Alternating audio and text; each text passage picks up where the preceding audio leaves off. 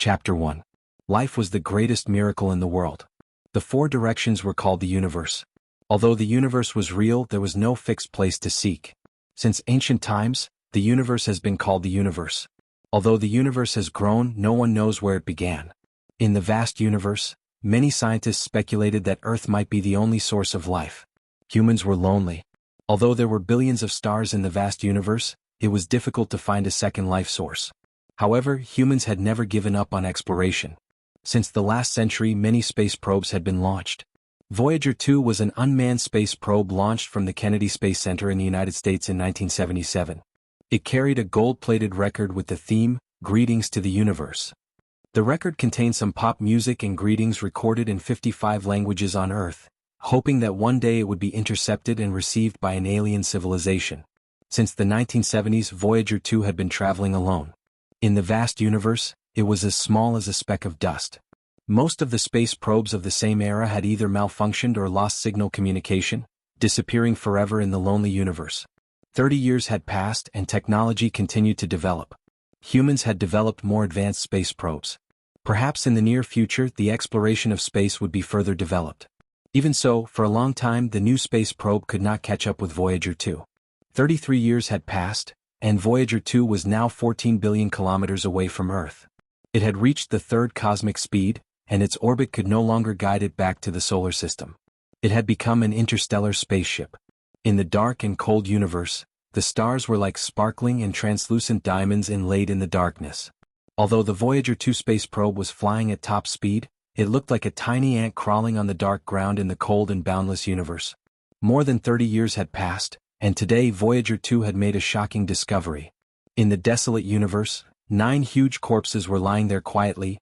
On May 22, 2010, NASA received a set of mysterious data sent back by Voyager 2.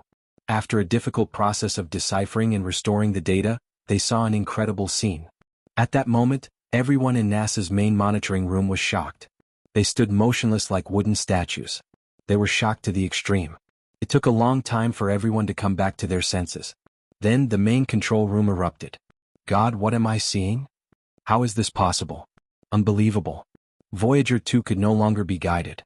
It could only move forward on its own. After sending back the mysterious data, it hurriedly flew through the pitch-black universe, heading towards the darker and more distant star field. Because that part of the starry sky was too far away, even if they made a major discovery and captured a shocking image, humans were currently unable to do anything about it. This set of mysterious information was not released to the public. Not long after that, Voyager 2 malfunctioned and lost its signal transmission with Earth. Perhaps this was the end of the story, but sometimes things would go beyond people's expectations. Whether it was the observation and exploration of space or the scientific research of life and physics, the space station had a unique and superior environment. Since the Soviet Union launched the first manned space station in 1971, 9 space stations have been launched worldwide. June 11, 2010. At this moment, inside the International Space Station, several astronauts' expressions changed at the same time, and their pupils contracted rapidly. Today, the existence of God has long been denied. If there were still people who continued to believe in God, it was only because of the emptiness in their hearts that they were looking for sustenance. However, at this moment, the minds of several elite astronauts received a strong shock. They saw an incredible scene. Outside the International Space Station, in the cold and dark universe, 9 behemoths were motionless, as if they had been there since ancient times. They gave off an endless sense of desolation and antiquity. Those were actually 9 dragon corpses. They were no different from the dragons in ancient myths and legends. Each dragon corpse was hundreds of meters long, as if they were cast from molten iron. They were filled with a shocking sense of power. The 9 dragon corpses were all 5-clawed black dragons. Other than the dragon horns that were crystal clear and shimmering with purple light, the dragon's entire body was black, and its scales flickered with a mysterious brilliance in the darkness. Dragons, legendary existences that stood side by side with God and were above the laws of nature. However, with the development of science, who would still believe that dragons really existed? The astronauts in the International Space Station received a strong shock. What they saw in front of them was unbelievable. In the lonely universe, the ice-cold dragon corpses were like an indestructible steel wall. One could even feel the terrifying power contained in the corpses. However, they had already lost their vitality and were forever resting in the cold universe. That is, After being deeply shocked, the pupils of the few elite astronauts contracted again. They saw an even more shocking scene. The 9 dragon corpses were all hundreds of meters long, and their tails were tied with black iron chains that were as thick as the mouth of a bull. They were connected to the dark universe behind the 9 dragon corpses, and there was a bronze coffin that was about 20 meters long quietly suspended there. The giant chains had been tempered hundreds of times, thick and sturdy. The spots of black light made it look extremely cold. The bronze coffin was simple and unadorned. There were some blurry ancient patterns on it, and it was filled with the vicissitudes of time. It was unknown how many years it had been floating in the universe. 9 dragons pulling the coffin. In this dark and cold universe, the 9 dragon corpses and the bronze coffin were connected by the thick black iron chains. It was an extremely shocking scene. After a moment of absent-mindedness in the face of the unbelievable surveillance image, a few elite astronauts immediately sent out a distress signal. Calling Earth. Chapter 2. The people of ancient times lived for 100 years in spring and autumn, but their movements did not decline. Yi Fan closed the inner canon of the Yellow Emperor, and was fascinated by the ancient times recorded in the Plain Questions chapter. There were no detailed and accurate written records about the ancient times. For modern people, it was an ancient history filled with endless fog, causing people to be lost in reverie. A cool breeze blew, and the parasol trees in the courtyard gently swayed. The lush branches and leaves made a rustling sound, and fresh air blew in from outside the window. Yifan liked to read strange books very much. He made a cup of light green tea and continued to read the ancient book in his hand. Mortals can live for 100 years, but their movements do not show signs of aging. The ancient times, what kind of mysterious ancient history is this? As a modern person, he naturally did not believe in the age of the ancients recorded in the Plain Questions chapter. What he was curious about was why the ancient era that the ancients yearned for was vaguely mentioned in many ancient books. It seemed that there was an ancient civilization shrouded in endless fog that disappeared in the long river of history. Could it be that there really was an unknown ancient history? After a short moment of reverie, he continued to read. The Inner Canon of the Yellow Emperor was a rare ancient book. It was written thousands of years ago and was one of the 3 great ancient books of China. Although the whole book could not be completely trusted, it could be said that it was extremely valuable. Raise the heaven and earth, grasp the yin and yang, breathe the essence, guard the mind independently and the muscles as one. Therefore one can live as long as the heaven and earth. There is no end, and this is the way of life. The Plain Questions chapter mentioned many times that in the ancient times, there were people who understood the changes of the heaven and earth, cultivated essence, and could live forever. Modern people simply could not believe it. Unknowingly, the red sun gradually set in the west, and the evening glow sprinkled down, dyeing the lawn and parasol trees outside the window with a faint layer of red. Yi Fan put down the Inner Canon of the Yellow Emperor in his hand and prepared to attend an important class reunion. It had been 3 years since he left the university campus. Yi Fan had stayed in this city after graduation. Looking back, the simple and pure school days were gone forever. 3 years wasn't a long time, but it wasn't a short time either. His former classmates had already gone their separate ways and everyone had their own paths in life. The melodious ringtone of his cell phone interrupted his train of thought. It was a call from his classmate Lin Jia. She was a very smart and beautiful woman. After graduation she went to a neighboring city. Relying on her extraordinary methods, she had been promoted to a department manager a year ago. Just as he pressed the answer button, he heard Lin Jia's teasing tone. Back in university, Lin Jia had displayed outstanding social skills, and it was very easy for her to get close to others. "What? Did you miss me?" Yifan easily countered. A melodious laughter came from the other side. "I'm not too sure about the location of the gathering. Let's go together later." After deciding on a place to meet, Yifan drove out. When he was in university, he had once pursued Lin Jia, but he was tactfully told that the two of them weren't suited for each other. Lin Jia was a very beautiful and moving woman. Moreover, her shrewdness and rationality far surpassed her beauty. She clearly knew what she needed and what she should do. Could be said that she was very realistic. There were still 10 minutes until the appointed time. Yifan found a parking space in front of the Parkson shopping mall, got out of the car, and went to the roadside to wait for Lin Jia. The entire city was bathed in the afterglow of the setting sun. Many of the buildings were covered in a layer of pale golden luster. The streets were filled with an endless stream of cars and streams of people. 7 or 8 minutes later, a Toyota stopped by the roadside, revealing a beautiful and delicate face. Lin Jia opened the door and walked over. Yi Fan greeted her with a smile. There's even a private car to pick you up. Don't be sarcastic. I don't have a private car driver. That's our classmate Lu Yunji. Although they had kept in touch from time to time in the 3 years since graduation, they had only met once 2 years ago. Lin Jia was as youthful and beautiful as ever. She was dressed very casually. Skinny jeans paired with a purple t-shirt outlined the curves of her slender and beautiful body, making her look even more graceful. It's been more than 2 years since we last met. How are you? Lin Jia's beautiful hair fell to her shoulders, black and supple. She was born with a pair of red phoenix eyes. Under the cover of her long eyelashes, they were slightly slanted upwards. Naturally, she had a special charm, charming and moving. I'm fine. Yi Fan smiled and teased, Lin Jia, you're a natural beauty. If you don't go into the entertainment industry, you'll be letting yourself down. You're asking for a beating, aren't you? Lin Jia's smile was very moving. Her red phoenix eyes were slanted, rippling with light. Her red lips were also very sexy and charming. At this time, the window of the Toyota stopped by the roadside rolled down. A familiar face appeared in the driver's seat. It was his former classmate Lu Yunji. Like Yi Fan, he stayed in this city after graduation. Thanks to the care of a relative with some background, he opened a small company and could be considered as someone with some achievements among his classmates. Although they were both in the same city, he had practically no contact with Yi Fan. The main reason was because of a conflict during their university days. Lu Yunji did not get out of the car. He faintly smiled and said, long time no see. Yeah. Let's meet up when we have time. Seeing that the other party had not even gotten out of the car, Yi Fan also calmly greeted him. You took a taxi here? Yi Fan was too lazy to bicker with this kind of natural contempt, so he casually responded with a grunt. Lin Jia was a very astute and quick-witted woman. Naturally, she could feel the atmosphere before her. She smiled at Yi Fan and said, this time I rushed here in a hurry. I called several of my old classmates who stayed in this city. Let's take Lu Yunji's car and leave together.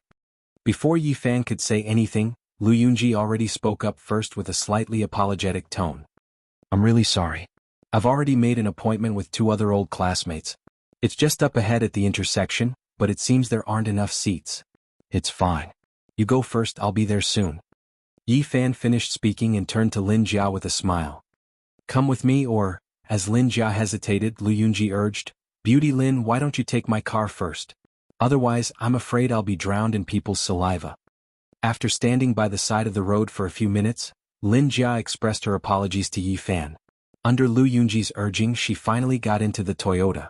The moment the car window was raised, Yi Fan could vaguely hear Lu Yunji's disdainful whisper. It's rush hour right now. It'd be strange if I could wait for a taxi. Then the Toyota sped away, leaving a trail of dust in its wake. In the past, Yi Fan could be considered an influential figure on the university campus. Today, however, he was thought to have taken a taxi here. Compared to Lu Yunji, he naturally appeared somewhat down and out. Regarding people like Lu Yunji, he simply ignored them. Instead, Lin Jia's performance surprised him. However, everyone had their own way of life. After all, people had to live in reality. Naturally, they would have their own utilitarianism, self-respect, vanity, and so on. Thus, Yi Fan didn't feel too disgusted. The red sun had already set below the horizon. The sky, which seemed to have been dyed red by blood, gradually darkened. The entire city seemed to have been draped in a thick layer of dusky clothing. The curtain of night was about to fall. At this very moment, 9 gigantic dragon corpses were pulling a giant bronze coffin across the pitch-black and ice-cold universe. This shocking scene seemed to be eternally frozen in time. Several astronauts aboard the International Space Station had already transmitted this world-shaking information back to Earth and were waiting for further instructions. Chapter 3. Although Yi Fan couldn't be said to be successful in his career, due to certain reasons and experiences, he now had some capital. Not long ago he had bought a Mercedes-Benz. In terms of price, it was more expensive than Lu Yunji's Toyota. However, if he were to use this to judge his status, he felt that it was rather vulgar. 10 minutes later, Yi Fan drove to the venue of the gathering, Moon on the Sea City. This was a super entertainment city that combined dining and leisure. It was located in a prime location, and the surroundings were very prosperous. From the various mid-range and high-end cars in the parking lot, one could tell that the main consumer was here. Having just graduated from university 3 years ago, most of his classmates couldn't be said to be successful in their careers. Yi Fan felt that choosing such a venue for the gathering was somewhat extravagant. When he walked out of the parking lot and arrived in front of Moon on the Sea City, he quickly saw a few familiar figures. They were all students who had come to participate in the gathering, some of whom he hadn't seen for 3 years. Yi Fan. At this moment, a delicate and refined young man noticed him. He came over with a smile and said, "This is your fault. As the host of this city, you took so long to show yourself. You should have been the one who initiated and organized this gathering." This refined young man was called Wang Ziwen, and he was one of the organizers and initiators of this gathering. He had been a very active person in university. It was said that he had been developing very smoothly in another city for the past 3 years, and his assets were already quite considerable. The others also came over to welcome him. Although they hadn't seen each other for a long time, everyone was very friendly. It was clear that Wang Ziwen was waiting for someone here. There were only 2 or 3 people who could make him stand in front of Moon on the Sea City to welcome them, so it was easy to guess. Wang Ziwen was a smart person. He didn't continue to wait here alone. Instead, he chatted and laughed as he led the way, accompanying everyone into Moon on the Sea City. There was a small business center on the 5th floor, which could accommodate 30 to 50 people for meetings. It had already been booked. At this moment, the sky outside had already darkened, and most of the students who had come to participate in the gathering had arrived. The arrival of these people immediately caused the atmosphere to become lively. Many people came over to welcome them. To be able to gather again, it felt as if time had passed, as if space had been misaligned. For a moment, it seemed to coincide with some scenes from their university days. It had been 3 years since graduation, and everyone was already 25 or 26 years old. A few of them were already married, and 2 of them had even become mothers. Everyone had their own path of life, but generally speaking, most of the students were ordinary people. The ideals and ambitions of the past had been polished by time to the point that they were about to completely disappear, returning to ordinary life. Their dreams were already far away, and most people clearly realized that they were just ordinary people. Yi Fan was brought to the other side by Wang Ziwen. After careful observation, he realized that the students here were either successful in their careers or people with some family background. "Yi Fan, you came so late. I must punish you with 3 cups. 3 cups is too little. You're all looking down on Yi Fan's alcohol tolerance too much." Lin Jia was also sitting beside them. Her red phoenix eyes slanted to the side. Her figure was tall and slender, her curves graceful and alluring. "Which beauty wants to punish me?" Yi Fan also categorized the male students as beauties. "You've just arrived and you're already taking advantage of us. Punishment, we must punish you severely." The group of men and women unanimously began to sharpen their knives. Lu Yunji had a certain background in this city, so naturally he was also in this small group. He casually said, "I thought you'd be delayed for a while waiting for a taxi." As soon as these words came out, the atmosphere became a little awkward. Everyone present knew of the grudge between Lu Yunji and Yi Fan during their university days. Now he was developing very smoothly in this city. At this moment, when he inadvertently pointed out that Yi Fan had come here in a taxi, his intentions were a little obvious. The other students also noticed the situation and looked over. However, Yi Fan only smiled indifferently, not saying anything. "I'll go outside to pick up Zhou." Wang Ziwen changed the topic, turned around and left. Lin Jia and the 2 female students began to talk about cosmetics and a few branded clothes. The others also talked about some interesting things from the past. Only then did the short awkward silence from earlier disappear, and the atmosphere became lively once more. However, after the incident just now, the atmosphere was somewhat delicate. No one mentioned punishing Yi Fan again, but the conversation around Lu Yunji had increased. Although Yi Fan was an influential figure in university, after leaving the campus, that was no longer important. Right now, success in one's career was the most important thing. From time to time, there would be gazes directed at them. This was a special small group. Those present were all students who were currently developing their careers well. At this moment, however, Yi Fan seemed to be marginalized. Regarding this, Yi Fan was very calm. However, in the end he still stood up and left, sitting together with some other students. He did not want to be labeled as a special group by the other students. Cosmetics and branded clothes were always the favorite topics of the female students. The male students, on the other hand, talked about everything from football to the news and current affairs. Half an hour later, all 25 people who came to the party had arrived. There were a total of 33 students in the class. Among them, 3 were studying abroad, while the other 5 were unable to make it due to some special reasons. The initiators and organizers of this party gave their speeches one after another. The atmosphere was very lively. Afterwards, everyone divided into several small groups and chatted freely. After a long time, everyone finally left the small business center and was about to raise their glasses to celebrate this reunion. There was no deliberate arrangement, but the seniority of each table was clearly displayed. Yifan did not sit together with Lin Jia, Lu Yunji and the others. Instead he sat at another table. After another round of speeches, the rest of the party was very casual. Some people toasted each other, while others were surrounded in front of the table, unable to move a single step. They were toasted again and again. Many things had happened in the past 3 years. Everyone had changed greatly. Perhaps it was because of the stimulation of alcohol. Many students began to talk about their own lives. Some were proud while others were disappointed. Some hated their boss for being extremely harsh, always demanding overtime, yet the pay was pitifully low. One female student said that her boyfriend was a department manager of some famous company. Another student said that her husband had been promoted to the position of vice president. Another said that his fiancée was the niece of some bank's senior executive. After listening to these stories, many people were silent. Many people's lives were not very satisfactory. One of the female students was particularly haggard. Some said that she had married someone she didn't like. Their marriage was not a happy one. Her husband drank all day long. When a classmate passed by her city to visit her, he saw that she had bruises on her body. If there's anything you need help with, feel free to look for me. Yifan felt pity for this haggard female student. He still remembered her bashful and innocent appearance in university, standing outside the football field and waving her hands vigorously to cheer him on. It was obvious that her life was not going her way. She nodded her head sadly and gratefully, whispering a word of thanks. Yifan, you should change yourself first. The female classmate who said that her husband had been promoted to the vice president of the company said rudely under the influence of alcohol. Look at how smoothly Lu Yunji is developing now. The students at this table all looked at Yifan at the same time, and then looked at the table where Lu Yunji was sitting not far away. There were students who were progressing well. Yifan, I don't mean to criticize you. You were indeed someone in university, but everything will change after you leave the campus. You have to work hard.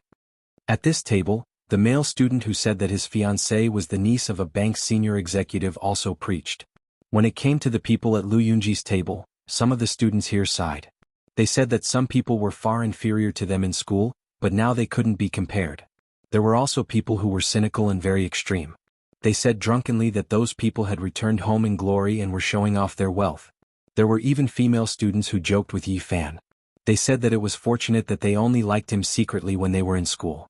Now they regretted rejecting Lu Yunji's pursuit. It was still the same city and the same people, but after meeting again, everyone's mood was very different. Chapter 4.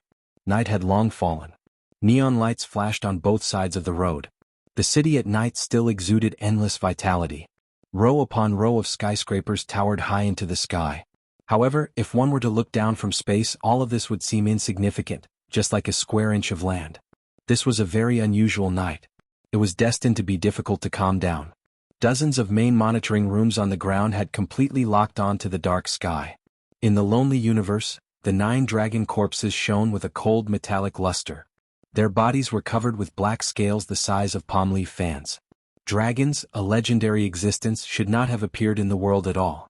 But at this moment they were really lying in the sky.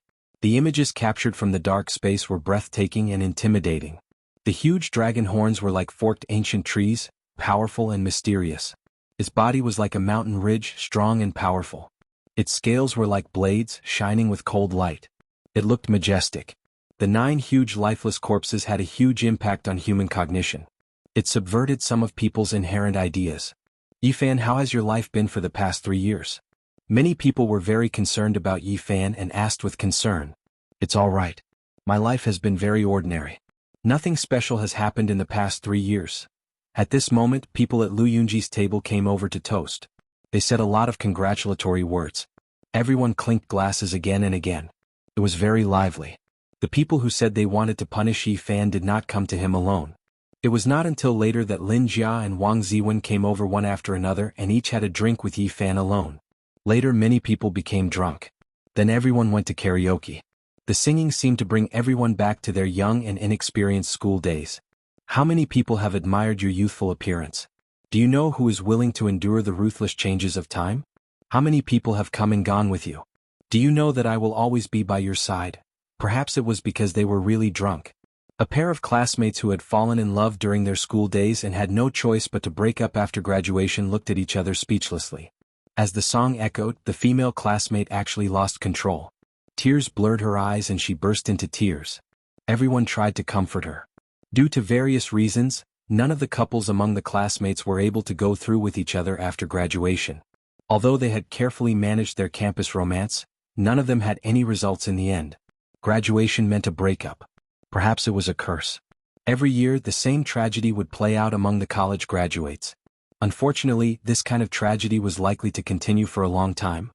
It was related to the impulsiveness of youth, the pressure of employment, the current state of society, and perhaps other factors. Almost everyone chose songs from 3 years ago. Some of them sang with great emotion, pulling everyone's thoughts back to 3 years ago. The scenes of their school days were still vivid in their minds. In the end, the microphone hog appeared. The drunk student occupied the microphone for a long time, but his voice was really unflattering. It could be said that the sky was falling and the earth was cracking, ghosts were crying and gods were howling. While destroying everyone's ears, it also brought a happy atmosphere and made everyone laugh. Only when it was very late did the group leave Bright Moon over the sea city. There was still an event the next day, so they would return to their alma mater to take a look. The students who came from afar were almost all booked in the same hotel, and the few students who had cars were responsible for sending them there. Linjia, I'll take you back to the hotel. Lu Yunji parked the Toyota next to Linjia. Some of the other students wanted to take a taxi, but the seats in the cars next to them were really limited. They were too embarrassed to take the initiative to take Lu Yunji's car. At this time, a Mercedes-Benz stopped by the roadside. Yifan got out of the car and walked over to the haggard female classmate. I'll take you back. Yifan sympathized with this female classmate. In college, she was a happy and simple girl who liked to cheer for her classmates outside the football field. Sometimes she would even shyly give them a few bottles of mineral water. But now that life was not going her way, she seemed very gloomy. Her face was pale and her complexion was very bad. She rarely spoke the whole night. At this moment, when she suddenly saw Yifan stop by the roadside and ask her to get in the car, she immediately felt grateful and at a loss. She hadn't received any attention the whole night, and at this moment she was not used to being stared at by the surrounding students. On the other side, when Lu Yunji saw Yifan drive over, he was stunned. Then, his expression suddenly became gloomy. The surrounding people all had different expressions. Some were puzzled, some were surprised, and some were complicated. Everyone looked at Lu Yunji intentionally or unintentionally. The reality in front of them was completely different from what he had said. At this moment, Lu Yunji felt his face burning, as if he had been slapped hard. The few students who had preached to Yifan in a high and mighty manner also felt extremely awkward. They wanted to say something but they didn't know what to say. There were also a few people who revealed playful and strange expressions, especially those who had been drinking with Yifan at the same table. They seemed to feel that such a scene had hurt the reputation of Lu Yunji's small group. At this moment, another 2 people walked over, opened the car door and got in. They were Yifan's classmates who couldn't be more familiar with him. The Mercedes-Benz gradually drove away with a few people, but many people still hadn't recovered from their shock. Lu Yunji's body was stiff. Facing the strange gazes of the crowd, he felt like there was a knife at his back. At this moment, in the distant space in the International Space Station orbiting the Earth, several astronauts had grim expressions. Their nerves were always in a state of tension, and it could be said that they were extremely nervous. In the dark and cold space, the 9 huge dragon corpses seemed to have existed since ancient times. Iron chains as thick as the mouth of a bowl stretched across the sky, connected to a huge bronze coffin, giving people a feeling of endless desolation and antiquity. The decision-makers on Earth had long agreed that if there were any major changes, they would immediately destroy the 9 dragon corpses and the mysterious ancient bronze coffin. But no one wanted such a thing to happen. The 9 dragons pulling the coffin came from the dark and lonely depths of the universe. Its value and significance were too great, and it was difficult to estimate. Suddenly, the main surveillance room in the International Space Station captured a set of mysterious signals. It was some kind of unusual fluctuation. The target was close at hand. It was the huge bronze coffin that the 9 dragon corpses were pulling. Mysterious fluctuations were emitted from the ancient and blurry patterns on it. Difficult to decipher. The signal was sent back to Earth and was deciphered by the most sophisticated supercomputer, but it still couldn't make any sense of it. The ancient patterns on the huge bronze coffin were covered in green rust, and it was difficult to see them clearly. After preliminary analysis, those bronze carvings are related to China's ancient legends. The surveillance rooms of various countries unanimously came to a similar conclusion.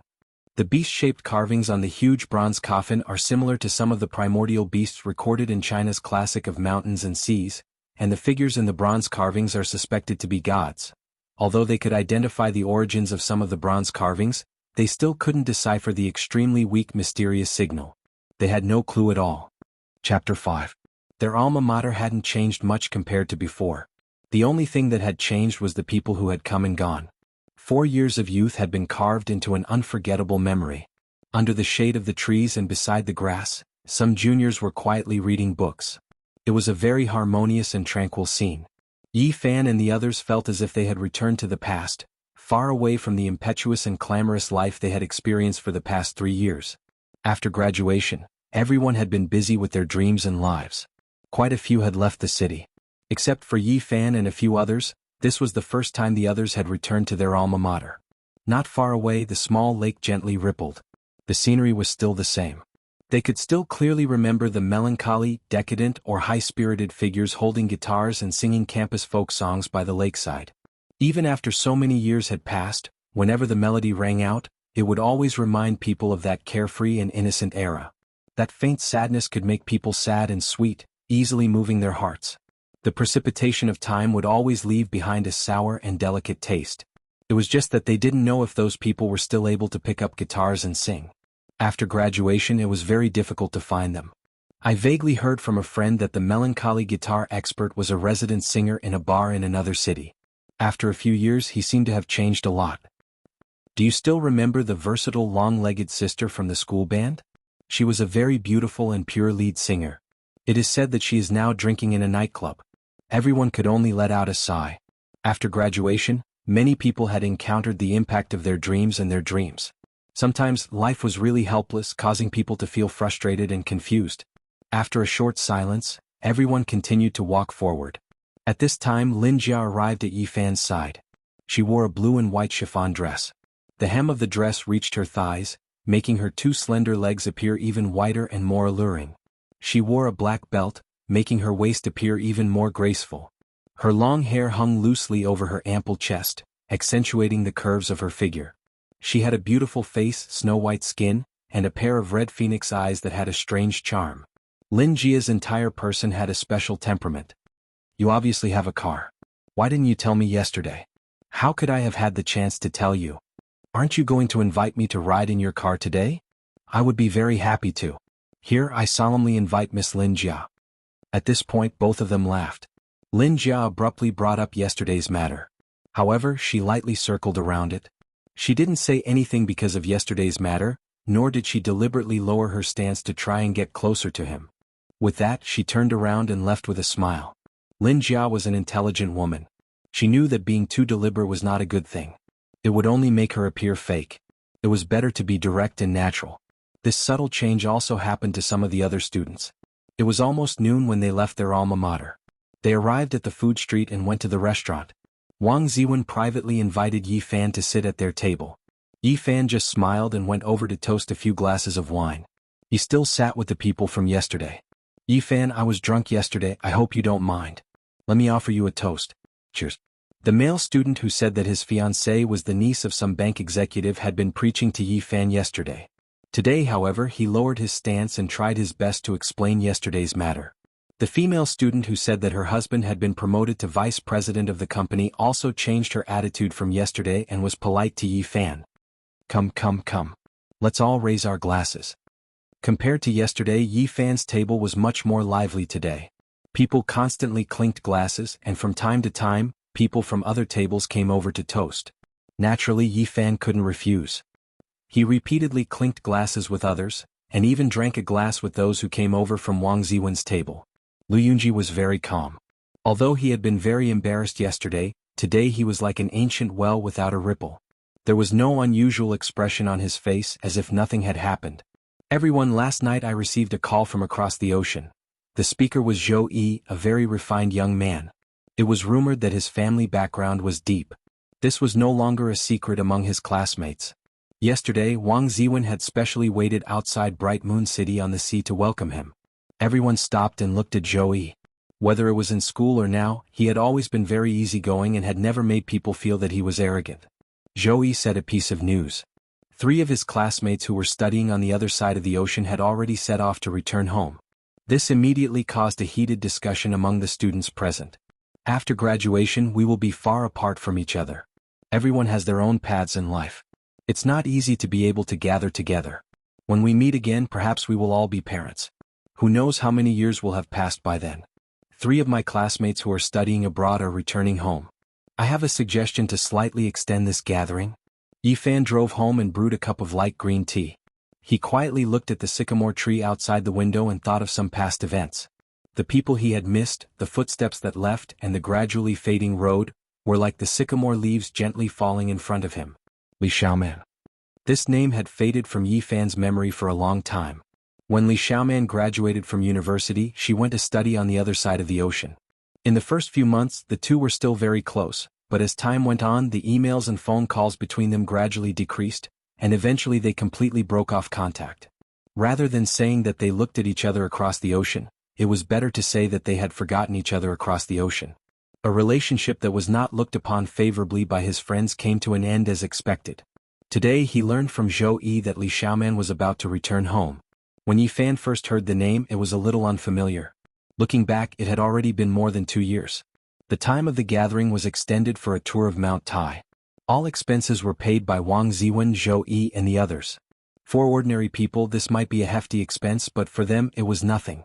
3 days later, Yifan once again saw that familiar figure at the foot of Mount Tai.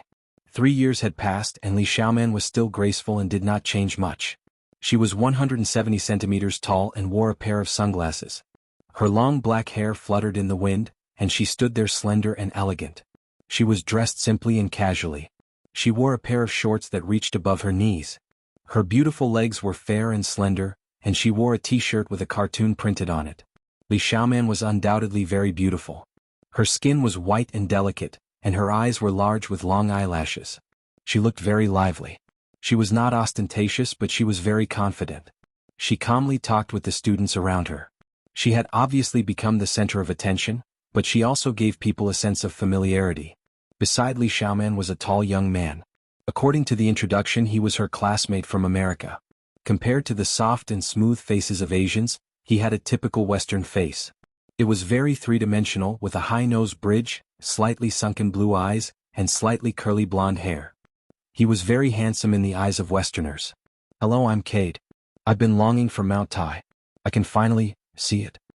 Although the American young man named Cade was not very fluent, he was able to express himself clearly.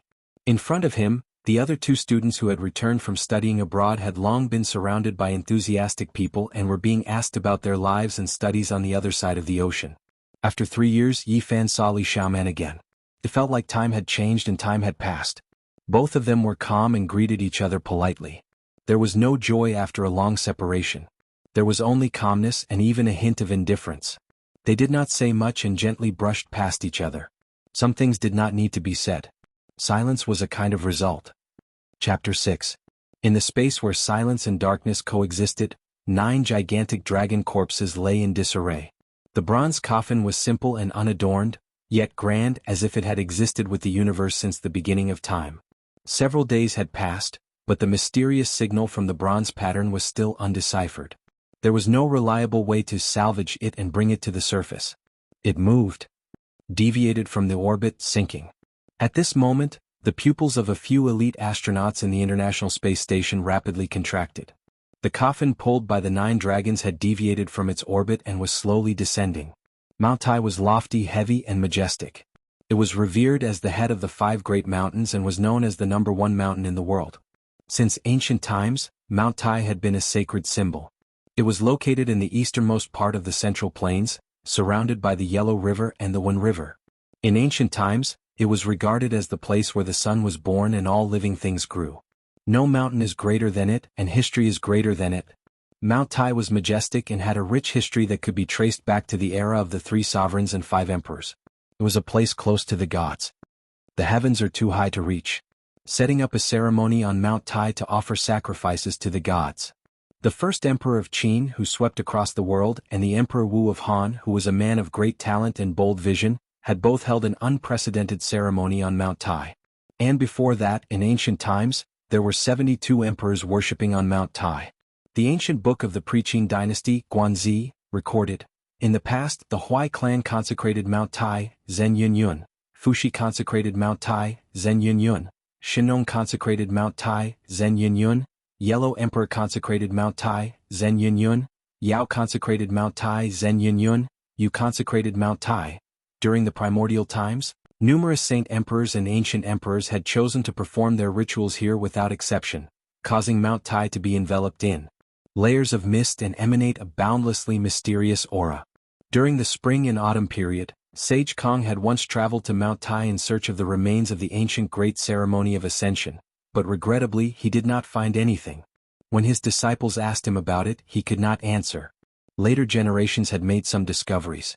In the 20th year of the Republic of China, General Ma Hongkue led his troops and was stationed at the foot of Mount Tai. By chance he discovered a 5-colored earthen altar with 2 sets of jade scrolls inside. The scrolls were sealed with stone, clay and golden rope, and hidden underground. In the Pre-Qin and ancient times, it was still a mystery to this day as to why all the ancient emperors consecrated here. Perhaps it would never be solved. Yi Fan and the others rested in the hotel for a night. The next day they began to climb Mount Tai. It was the first time for many people in the group to climb Mount Tai. Only when they were here could they feel the magnificence and majesty of the mountain. The mountain was divided into 3 layers of terraced geological structures. It was like a stairway to heaven facing south. The entire mountain was open, and a 10-kilometer-long path to heaven led to the vast mountain, extending to the peak. Be it from afar or up close, one could feel the majestic aura that stirred one's heart. In front of the majestic Mount Tai, one would have a strange illusion that one was as small as an ant.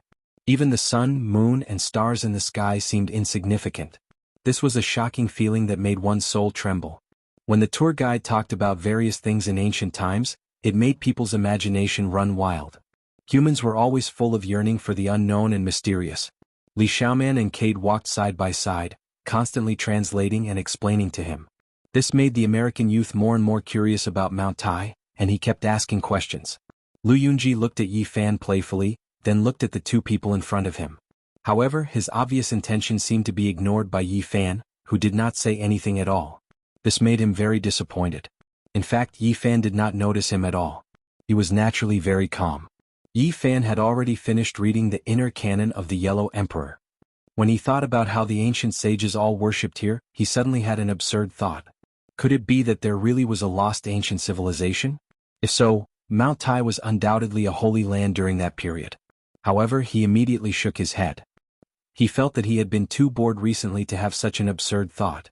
Mount Tai was lush with ancient pines and had many flowing springs and waterfalls. There was no lack of spirituality in its majesty. Coupled with the misty clouds, it naturally added a bit of mystery and profoundness. As they climbed up, there were countless places of interest and historical interest along the way. The cliff steels were breathtaking.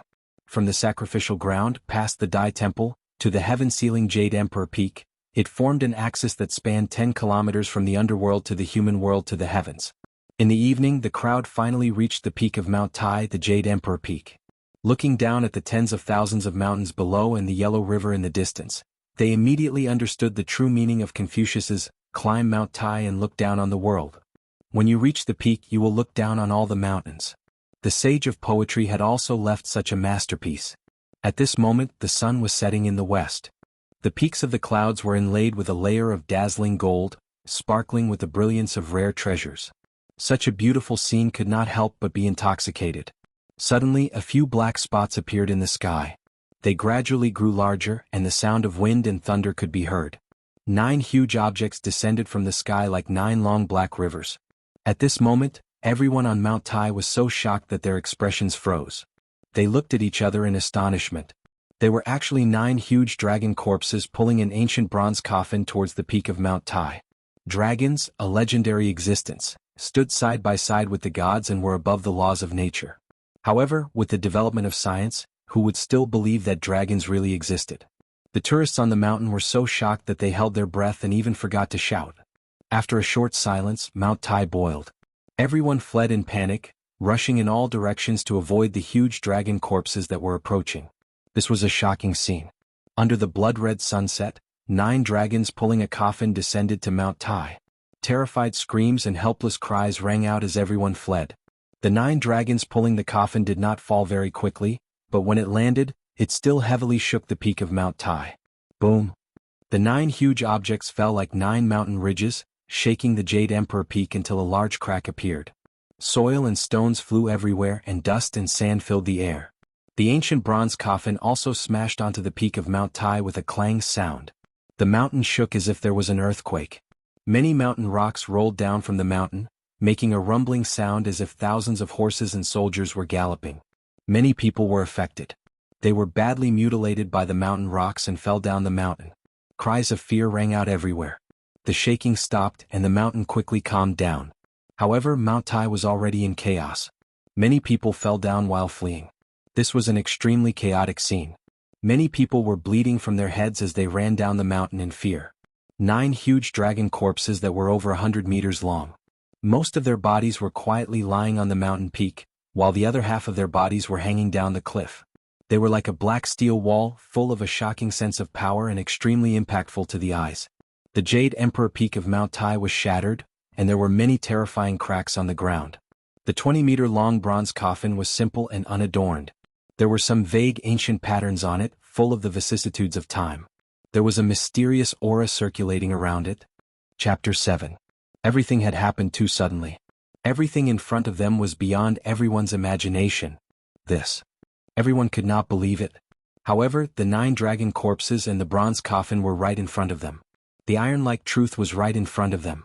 All of this went against common sense and subverted everyone's understanding. Everyone's thoughts were strongly impacted. During the chaos just now, Yi Fan's group did not flee. Everyone gathered together until Jade Emperor Peak calmed down. Although everyone had fallen to the ground, there were no major casualties. Only a few people had bruised arms. At this moment, shock was written all over their faces. The incredible scene in front of them was something they would never forget for the rest of their lives. 9 huge dragon corpses laid quietly in front of them. That huge bronze coffin was truly a visual shock. All of this was too shocking and mysterious. Everyone was speechless. Their hearts were in turmoil. Their faces were filled with shock, panic, fear, and other emotions. It was difficult for them to calm down. After a long time, Lin Jia said in a low voice, "Let's hurry down the mountain." Everyone nodded. They felt that they should leave this place immediately. No one was willing to stay a moment longer.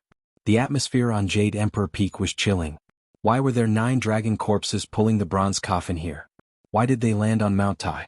Even though the truth was right in front of them, it was still difficult for them to accept. They felt extremely uneasy.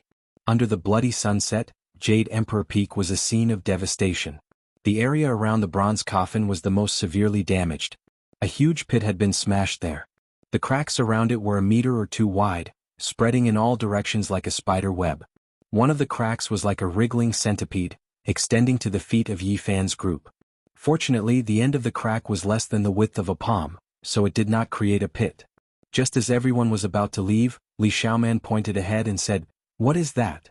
Half of a jade slip was exposed under the cracked ground, reflecting light under the setting sun. Although everyone was a little afraid, they still took a few steps forward. They saw a corner of a round altar under the 1-meter-wide crack. The broken half of the jade slip was displayed on it, shaped like a jade book. How can this be? Is there something buried down there? The round altar was not large. It was simple and unadorned. It was made of strange soil of 5 different colors. It was filled with the aura of time.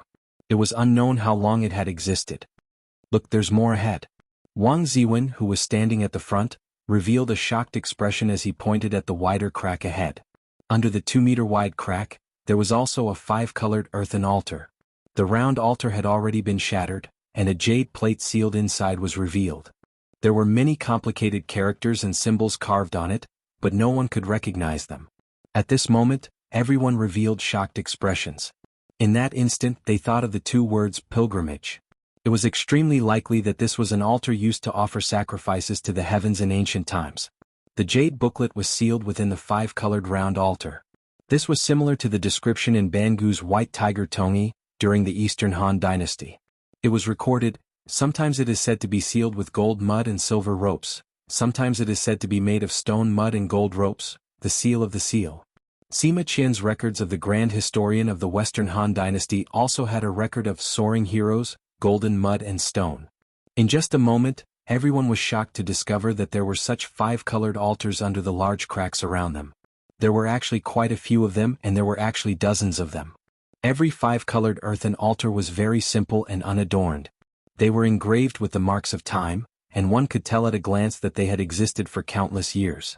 The 5-colored earthen altars were either sealed with jade plates or sealed with stone plates, and on them were engraved ancient symbols that were difficult to recognize. Everyone was deeply shocked. They vaguely felt that there might be some connection between the dragon corpses and the bronze coffin. Yi Fan liked to read strange ancient books, so he knew much more about the pilgrimage ceremony than the others. His heart was incomparably shaken. Could it be that the 3 sovereigns, 5 emperors and 72 kings had really carried out the pilgrimage ceremony here in ancient times? Perhaps the legend was true. Otherwise, how could there be so many 5-colored round altars? Judging from the characters on them, most of them were oracle bone script, which seemed to confirm this conjecture. Everyone should have immediately retreated, but they were unwittingly attracted. They had already circled around the bronze coffin. They were frightened by the 9 enormous dragon corpses, shocked by the 20-meter-long ancient bronze coffin, and shocked by the 5-colored altars underground. There doesn't seem to be any danger, but these dragon corpses. After circling around for a long time, the fear in their hearts gradually decreased, but they still felt a little uneasy. They decided to descend the mountain as soon as possible. Look, there is a giant sacrificial altar in the center of the huge pit. The ancient bronze coffin smashed a huge pit in the ground. Everyone had already turned to the other side of the huge bronze coffin, and when they looked down, they once again revealed a shocked expression. There was a super sacrificial altar in the deep pit. It wasn't made of mud, but completely made of 5-colored boulders. It steadily supported the 20-meter-long ancient bronze coffin without the slightest crack. This super-large 5-colored stone altar was clearly different from the other earthen altars. It was located in the center of the Jade Emperor Peak, and it was majestic and far larger than the other earthen altars. The impact of the bronze coffin that fell from the sky was enormous, but it unexpectedly didn't crack it in the slightest, nor was there any damage. It was hard to imagine what kind of strange stones it was piled up. On this super-large 5-colored altar, other than the ancient bronze coffin, there were many jade pieces and stone slabs piled up, all of them filled with an ancient aura. Whether it was the jade pieces or the stone slabs, they were all engraved with extremely mystical ancient characters. They were even more primitive than the oracle bone inscriptions seen on the earthen altars. Those were mysterious symbols that were almost like drawings from the heavens. On the super-large 5-colored stone altar, there was a large row of such jade pieces and stone slabs neatly piled up. They weren't destroyed by the bronze coffin, which was surprising. Let's leave this place quickly. Yi Fan and Zhou Yi spoke at the same time, urging everyone to leave. Everyone nodded. This place really wasn't suitable for them to stay for long. Even if there were endless secrets, it wasn't something they could explore right now. The 9 huge dragon corpses at the side made them feel uneasy, and the huge bronze coffin made them even more anxious. Just as everyone was about to turn and leave, a female student let out a scream. A large boulder under her feet rolled into the huge pit. She couldn't stand steadily and fell down. Be careful. A male student quickly grabbed her, and a few other students beside him also quickly helped pull her up. The boulder that was stepped on made a rumbling sound and rolled into the huge pit.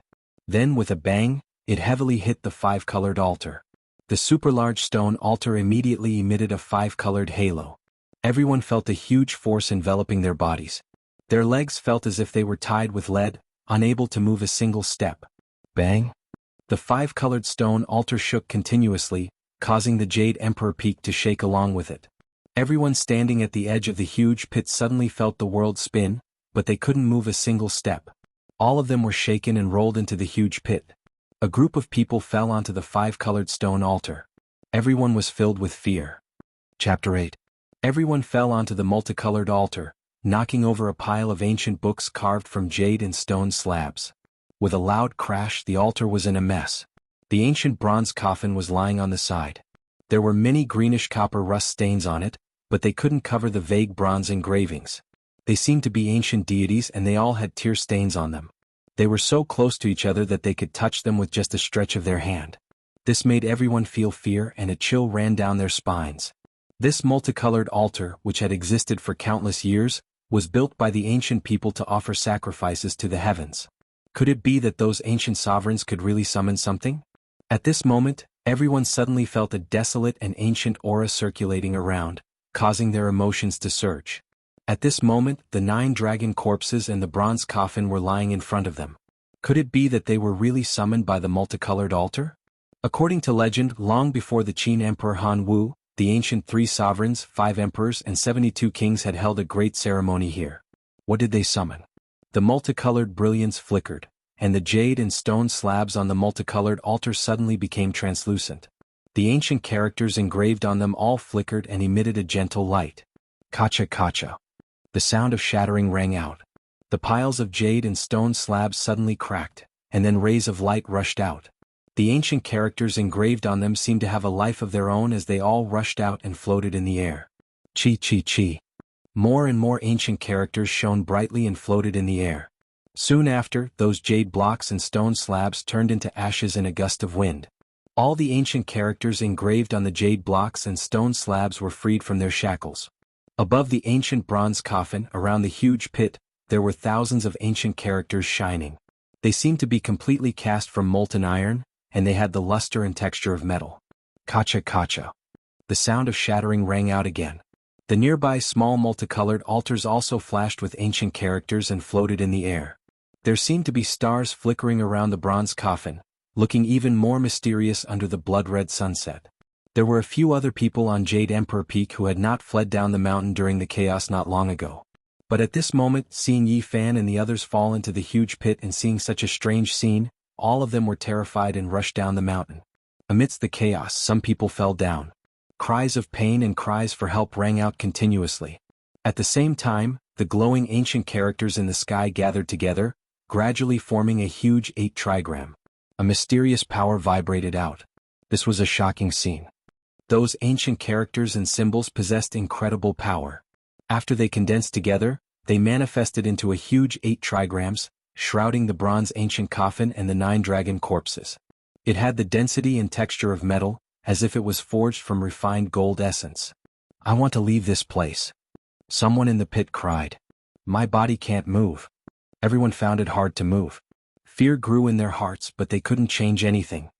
That is, at this moment, a Tai Chi diagram appeared in the center of the 8 trigrams in the air, with 2 yin and yang fishes hugging each other.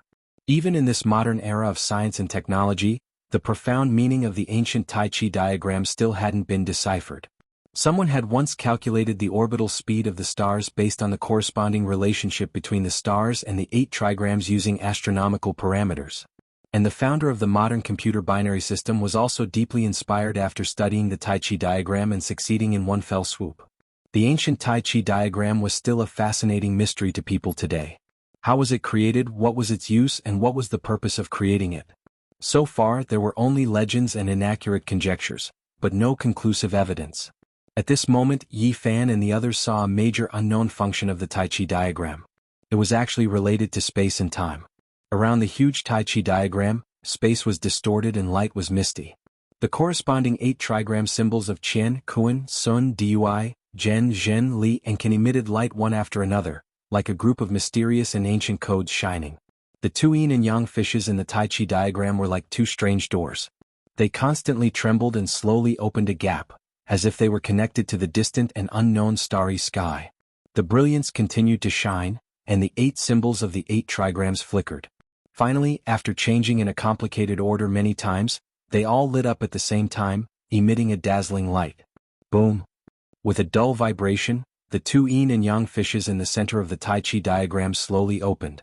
During this process, starlight flashed from time to time, and even an ancient starry sky path could be seen. Finally, the yin and yang fishes completely opened like a door, revealing a mysterious and huge passage. It was unknown where it led to, but it was pitch black inside. At the same time, on the peak of Mount Tai, the 9 huge dragon corpses actually trembled, and at this time the copper coffin also emitted a loud clang sound, shaking violently. Yi Fan and the others were very close to the copper coffin. Many people were so shocked that they shouted, and many female students even cried. What should we do? Help! In this kind of situation, everyone felt very helpless and many female students cried loudly. At the same time, some strong-willed people were bewildered as they stared at the huge ancient bronze coffin. The coffin lid actually deviated from its position in the shaking, revealing a large gap in the ancient coffin, and a strange aura spread out. Clang! The copper coffin shook again and the coffin lid almost fell off. An inexplicable invisible force pulled everyone. In the next moment, everyone felt the world spin and then everything went black. Everyone had entered the copper coffin. Ah, help! Some people were on the verge of breaking down, crying out in fear. Bang! The 9 huge dragon corpses hanging on the cliff were shaking. At the same time, the lid of the ancient bronze coffin made a loud sound, and then completely returned to its original position. Then, the 9 dragon corpses that were like mountains soared into the sky. Although they still did not show any signs of life, they pulled the bronze coffin and slowly entered the dark and mysterious passage constructed by the 8 trigrams of Taiji. Boom! The entire Mount Tai shook violently as if the sky was about to collapse. On the Jade Emperor Peak, a 5-colored divine light shot into the sky, connecting the heaven and the earth. Then, the moment the blood-red sunset disappeared, the peak of Mount Tai also dimmed in an instant. The huge Tai Chi diagram in the sky completely closed and slowly disappeared. The 9 dragons pulling the coffin disappeared without a trace. All the jade pieces and stone slabs on the 5-colored altar were turned into ashes. A gentle breeze blew, and the ashes were scattered with the wind. Everything that happened under the blood-red sunset was destined to cause an uproar that would spread to every corner of the world. Mount Tai would inevitably become the focus of the world, but all of this had nothing to do with Yi Fan and the others. The inside of the ancient bronze coffin was pitch black, and an icy chill permeated the air. Some female students were on the verge of breaking down. Their hearts were filled with helplessness and fear, but they did not dare to cry out loud. They all suppressed their emotions and voices and quietly whimpered. What should we do? Who can save us? Are we really inside the bronze coffin? Why is it like this? Is there any way to get out? People were constantly dialing with their phones, but they could not get through. They could not contact the outside world, and this was even more frightening. Everyone, don't be afraid. Although we can't contact the outside world for now, such a shocking event has happened on Mount Tai. The outside world will be the first to know about it. I believe that the rescue team will arrive soon. Zhou Yi appeared very calm. His words made everyone feel a little more at ease. Zhou Yi is right. Everyone, don't panic. We must remain calm. I believe that we will be safe. Wang Ziwen's voice was also very calm, and his words calmed everyone's emotions. That's right. Everyone, don't panic. It has already happened. No matter how much we fear, it is useless. The most important thing is to find a way to escape. Although Lin Jia was a woman, she was very calm at this moment. She did not panic. Yi Fan did not say anything. He sat there quietly. The dark and mysterious passage constructed by the Tai Chi diagram appeared in front of him from time to time. At this moment, was he still on the Jade Emperor Peak? He had a bad feeling about this. With the help of the weak light from the cell phone, he could see many terrified faces. Many of them were pale and some were even trembling. Li Xiaoman was not far away. She sat there hugging her knees. Although her face was a little pale, she appeared very calm. Next to her was the American youth named Cade. The two of them were talking in low voices in English. Lu Yunji's hands were clenched so tightly that his knuckles had turned white. He was obviously very nervous, but he did not show any signs of fear. In fact, everyone present was very uneasy. After all, they were inside an ancient bronze coffin. Has everyone fallen into the bronze coffin? Let's confirm the number of people present. 1, 2, 3, 28, 29, 30. When they reached the 30th person, the student in charge of counting the number of people said in a trembling voice, "How could there be 30 people?" There were a total of 33 students in the class. At the beginning of the gathering, 3 people were studying abroad and could not participate. The other 5 could not make it because of some special reasons. But this time, when they came to Mount Tai, the 3 students had already returned, but the other 5 students still could not make it. A total of 28 people had arrived at Mount Tai. If Li Xiaoman's American classmate, Cade, was included, there should be 29 people. At this moment, how could there be 30 people? In this cold and dark ancient coffin, at this moment, everyone felt their hair stand on end. Chills ran down their spines. Chapter 9. How could there be another person? Who is it? The person who asked the question had a trembling voice. All the cell phone screens lit up. Everyone looked at the people around them in fear, afraid that a strange face would appear in front of them. Those who were familiar with each other tried their best to gather together, looking around in fear. At this moment, everyone finally confirmed that there was indeed an extra person, leaning against the corner not far away. Who are you? Are you a human or a ghost? Being in the mysterious bronze coffin, anything could happen. Everyone felt extremely uneasy. Heavy coughing came from the dark corner. The black figure moved his body and then said in a low and hoarse voice, "Ghost, ghost." The hoarse voice echoed in the bronze coffin. At this moment, everyone felt a chill from head to toe. Their hair stood on end and an eerie chill filled the air. Everyone felt like they had fallen into an ice cellar. Many of them were terrified. Some of the female students even let out ear-piercing screams and cried loudly, almost paralyzed on the ground. Ghost place. The voice was slightly weak. It could be felt that the black figure was very tired. He swayed his body trying to stand up. What a ghost place. Are we in the bronze coffin? The black figure in the corner slowly stood up, asking this slightly confused question. His voice gradually became stronger. Seeing the tall black figure stand up, many people involuntarily retreated. The black figure moved over while continuing to speak. "It's me, Pang Bo. Stop, don't come over." Everyone raised their cell phones, using the weak light to look forward. Yi Fan separated the crowd, slowly walked forward and said, "Are you really Pang Bo? You can't even recognize my voice?" In the darkness, the cell phone screen lit up, and a familiar figure holding a cell phone appeared in front of them. He had thick eyebrows, big eyes, and a strong body. Pang Bo was Yi Fan's best friend in university. Due to some personal matters, he could not come to the gathering. Now that he suddenly appeared, everyone was suspicious. "I don't believe it. Pang Bo did not come to the gathering at all."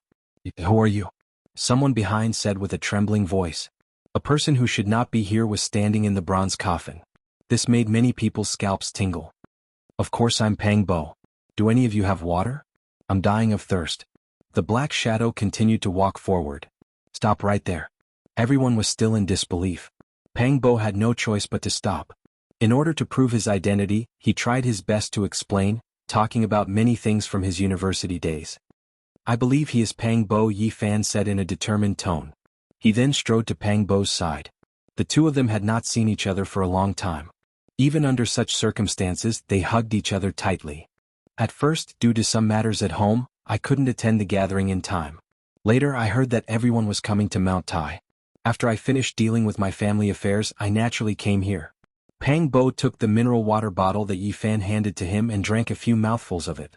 Only then did he tell the story of how he entered the copper coffin. When he arrived, everyone had already gone up the mountain. He took the cable car along the ropeway. Generally speaking, he was still considered lucky. Before the 9 dragon corpses and the bronze coffin hit Mount Tai, he happened to arrive at the Jade Emperor Peak safely from the ropeway. He did not flee down the mountain with the crowd. Instead, he tightly hugged a large tree and waited until Mount Tai calmed down. He was not injured. Then he saw from afar the scene of Yi Fan and the others falling into the giant pit. When he ran over, he saw ancient characters flashing in the air. He was fixed outside the giant pit, unable to move a single step, until the bronze coffin shook and the lid deviated from its position. He followed the crowd and was sucked into the coffin. Perhaps it was because he was outside the rainbow altar, but when Pang Bo fell into the bronze coffin, he immediately fainted. It was only now that everyone gradually dispelled their doubts. Their taut heartstrings finally relaxed. "We have to find a way to save ourselves. Being in this bronze coffin makes me feel uneasy. I have a bad feeling." Li Xiaoman's face was a little pale. Her beautiful eyes stared at the pitch-black depths of the bronze coffin. Compared to the other female students, she and Lin Jiao were both very calm. Hearing this, many people felt a chill run down their spine. "Everyone stay together. Don't separate," Zhou Yi suggested. Everyone huddled together and used the weak light from their cell phones to observe their surroundings. They stuck close to the side of the bronze coffin. They could see blurry bronze carvings. There was a ferocious 9-headed divine bird spreading its wings and flying high. There was also a huge beast with stiff bristles all over its body roaring at the sky. The bronze carvings were covered with green rust. Some of them were actually ancient beasts recorded in the classic of mountains and seas, such as Tao Tai, Cheongqi, and Baian. They were huge and their faces were ferocious. They were lifelike and intimidating. After walking along the inner wall of the bronze coffin for a while, the crowd also found many carvings of people. They seemed to be ancient people and some ancient gods. Then the crowd found a large number of strange carvings. They were densely packed and dotted like stars. It looked like a star chart. The bronze coffin was 20 meters long and 8 meters wide. The carvings that the crowd saw were just a corner of it. They did not continue to observe. At this time they sensed that there seemed to be something else in the depths of the bronze coffin. All the cell phones were raised together. The crowd gathered their courage and took a few steps forward. They could vaguely see the center of the bronze coffin. There was a blurry rectangular object in the darkness. It was obvious that it was not a corpse, nor did it look like a living thing. This made the crowd feel a little relieved. They continued to take a few steps forward. There's a coffin inside a coffin. It's actually another bronze coffin. After seeing the object in front of them clearly, many people gasped. In the centermost position was another bronze coffin. It was less than 4 meters long and less than 2 meters wide. It was simple and dull. There were ancient carvings on it. It was covered in green bronze. It was engraved with the wind and frost of time. It sent chills down people's spines. It's not a coffin inside a coffin. This is the real coffin. It's a tool to hold a corpse. The bronze coffin outside is called the outer coffin. It's a casket. When the two are put together, it's called a coffin. Pang Bo explained to the few people who did not understand the meaning of a coffin. Hearing that the coffin inside the coffin in front of them was the real tool to hold a corpse, many people immediately stepped back. They were extremely afraid. What kind of person was buried in such a mysterious ancient bronze coffin? Everyone's hearts were filled with bewilderment and fear. Compared to the bronze coffin in front of them, the secrets of archaeology and the ancient tombs of the imperial mausoleum were not worth mentioning. They were nothing. Who had ever seen a bronze coffin that was 20 meters long? Who had ever seen a mysterious coffin that fell from the sky? Who had ever seen 9 dragon corpses pulling a coffin? It made people wonder whether the corpse buried inside was the corpse of a person. It was simply impossible to imagine what was buried in the coffin. Chapter 10. The interior of the bronze coffin gradually quieted down. No one spoke anymore. Everyone was filled with fear as they stared at the coffin containing the corpses. Everyone was very nervous. The bronze coffin was mottled with green rust. What kind of person was inside? All of this should be related to the 5-colored altar on Mount Tai. After a long time, everyone began to discuss in low voices. They wanted to know why all of this had happened. It should be related to the 5-colored altar. It was the one that brought the 9 dragon corpses and the bronze coffin here. Everything they had seen was too unimaginable. It had seriously impacted everyone's cognition. The 5-colored altar was built by the ancient people and could be said to be endlessly mysterious. Yifan thought of many things. How many unknown secrets were hidden in the history? Since nothing dangerous had happened, everyone gradually calmed down and began to seriously speculate about what had happened. Maybe the 9 dragons pulling the coffin was called here by the ancient people. As soon as this was said, someone immediately retorted, "The ancient people have been dead for who knows how many years. What I mean is, the 9 dragons pulling the coffin was late and only appeared now. This is a response to the ancient people." When a female student said this, everyone was startled. The call from the ancient people, the late 9 dragons and the coffin, a response that spanned thousands of years. This was a bit unbelievable. What is the truth? We have no way of knowing. Everything is just speculation. There are many possibilities. Yes, maybe the 9 dragons pulling the coffin has nothing to do with the ancient people and returned on their own. Do you see those bronze engravings? There are ancient ancestors, primordial deities, and many of the engravings have tear stains on them. It makes one feel desolate and sorrowful, as if they are telling a story from long ago. Maybe it's true. The 9 dragons pulling the coffin broke through the natural barrier and returned to their homeland. It's a bloody past. Could it be that the ancient people really had some unknown method to explore an unknown and distant place? The 9 dragons pulling the coffin, returning to their homeland, returning to life, returning the bones and returning the corpses. In the midst of the discussion, everyone's fear lessened and they began to speculate about all kinds of possibilities. However, they were still full of reverence for the bronze coffin in the center. No one touched it, let alone opened it. I think the rescuers should have reached Mount Tai by now. Maybe they are not far away. Hopefully, nothing unexpected will happen and we'll be rescued as soon as possible. No one had a way to escape from the ancient coffin. The bronze coffin was 8 to 9 meters tall and it was sealed shut. There was no way to escape. Just as everyone was hoping to get out of danger as soon as possible, the bronze coffin suddenly trembled violently. Everyone lost their balance and swayed. Many people directly fell to the ground. What's wrong? What happened? Everyone was bewildered. Some of the female students even started to cry, tightly grabbing onto the people around them. Have the rescuers arrived? Are they here to rescue us? Amidst the worry and fear, the copper coffin began to shake even more fiercely. No one could stand still, and almost everyone fell to the ground, making intimate contact with the cold bronze coffin. Bang! There was another violent tremor, as if a plane was passing through the cold clouds at high altitudes, forming a thick layer of ice armor, constantly shaking. Boom! The final violent tremor was like a clap of thunder, as if it wanted to shatter all tangible matter. One could clearly feel that a great collision had occurred with the bronze coffin.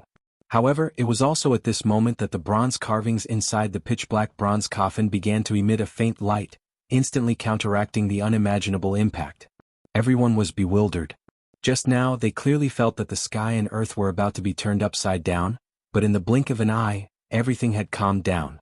It gave them a strange illusion. No, there was indeed a terrifying impact just now. Why did it suddenly stop? It was not an illusion.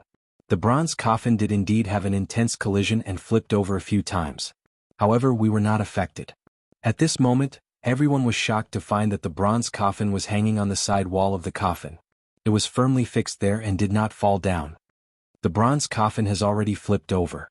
The small coffin holding the corpse must have been firmly cast at the bottom of the big coffin, and it would be difficult to move.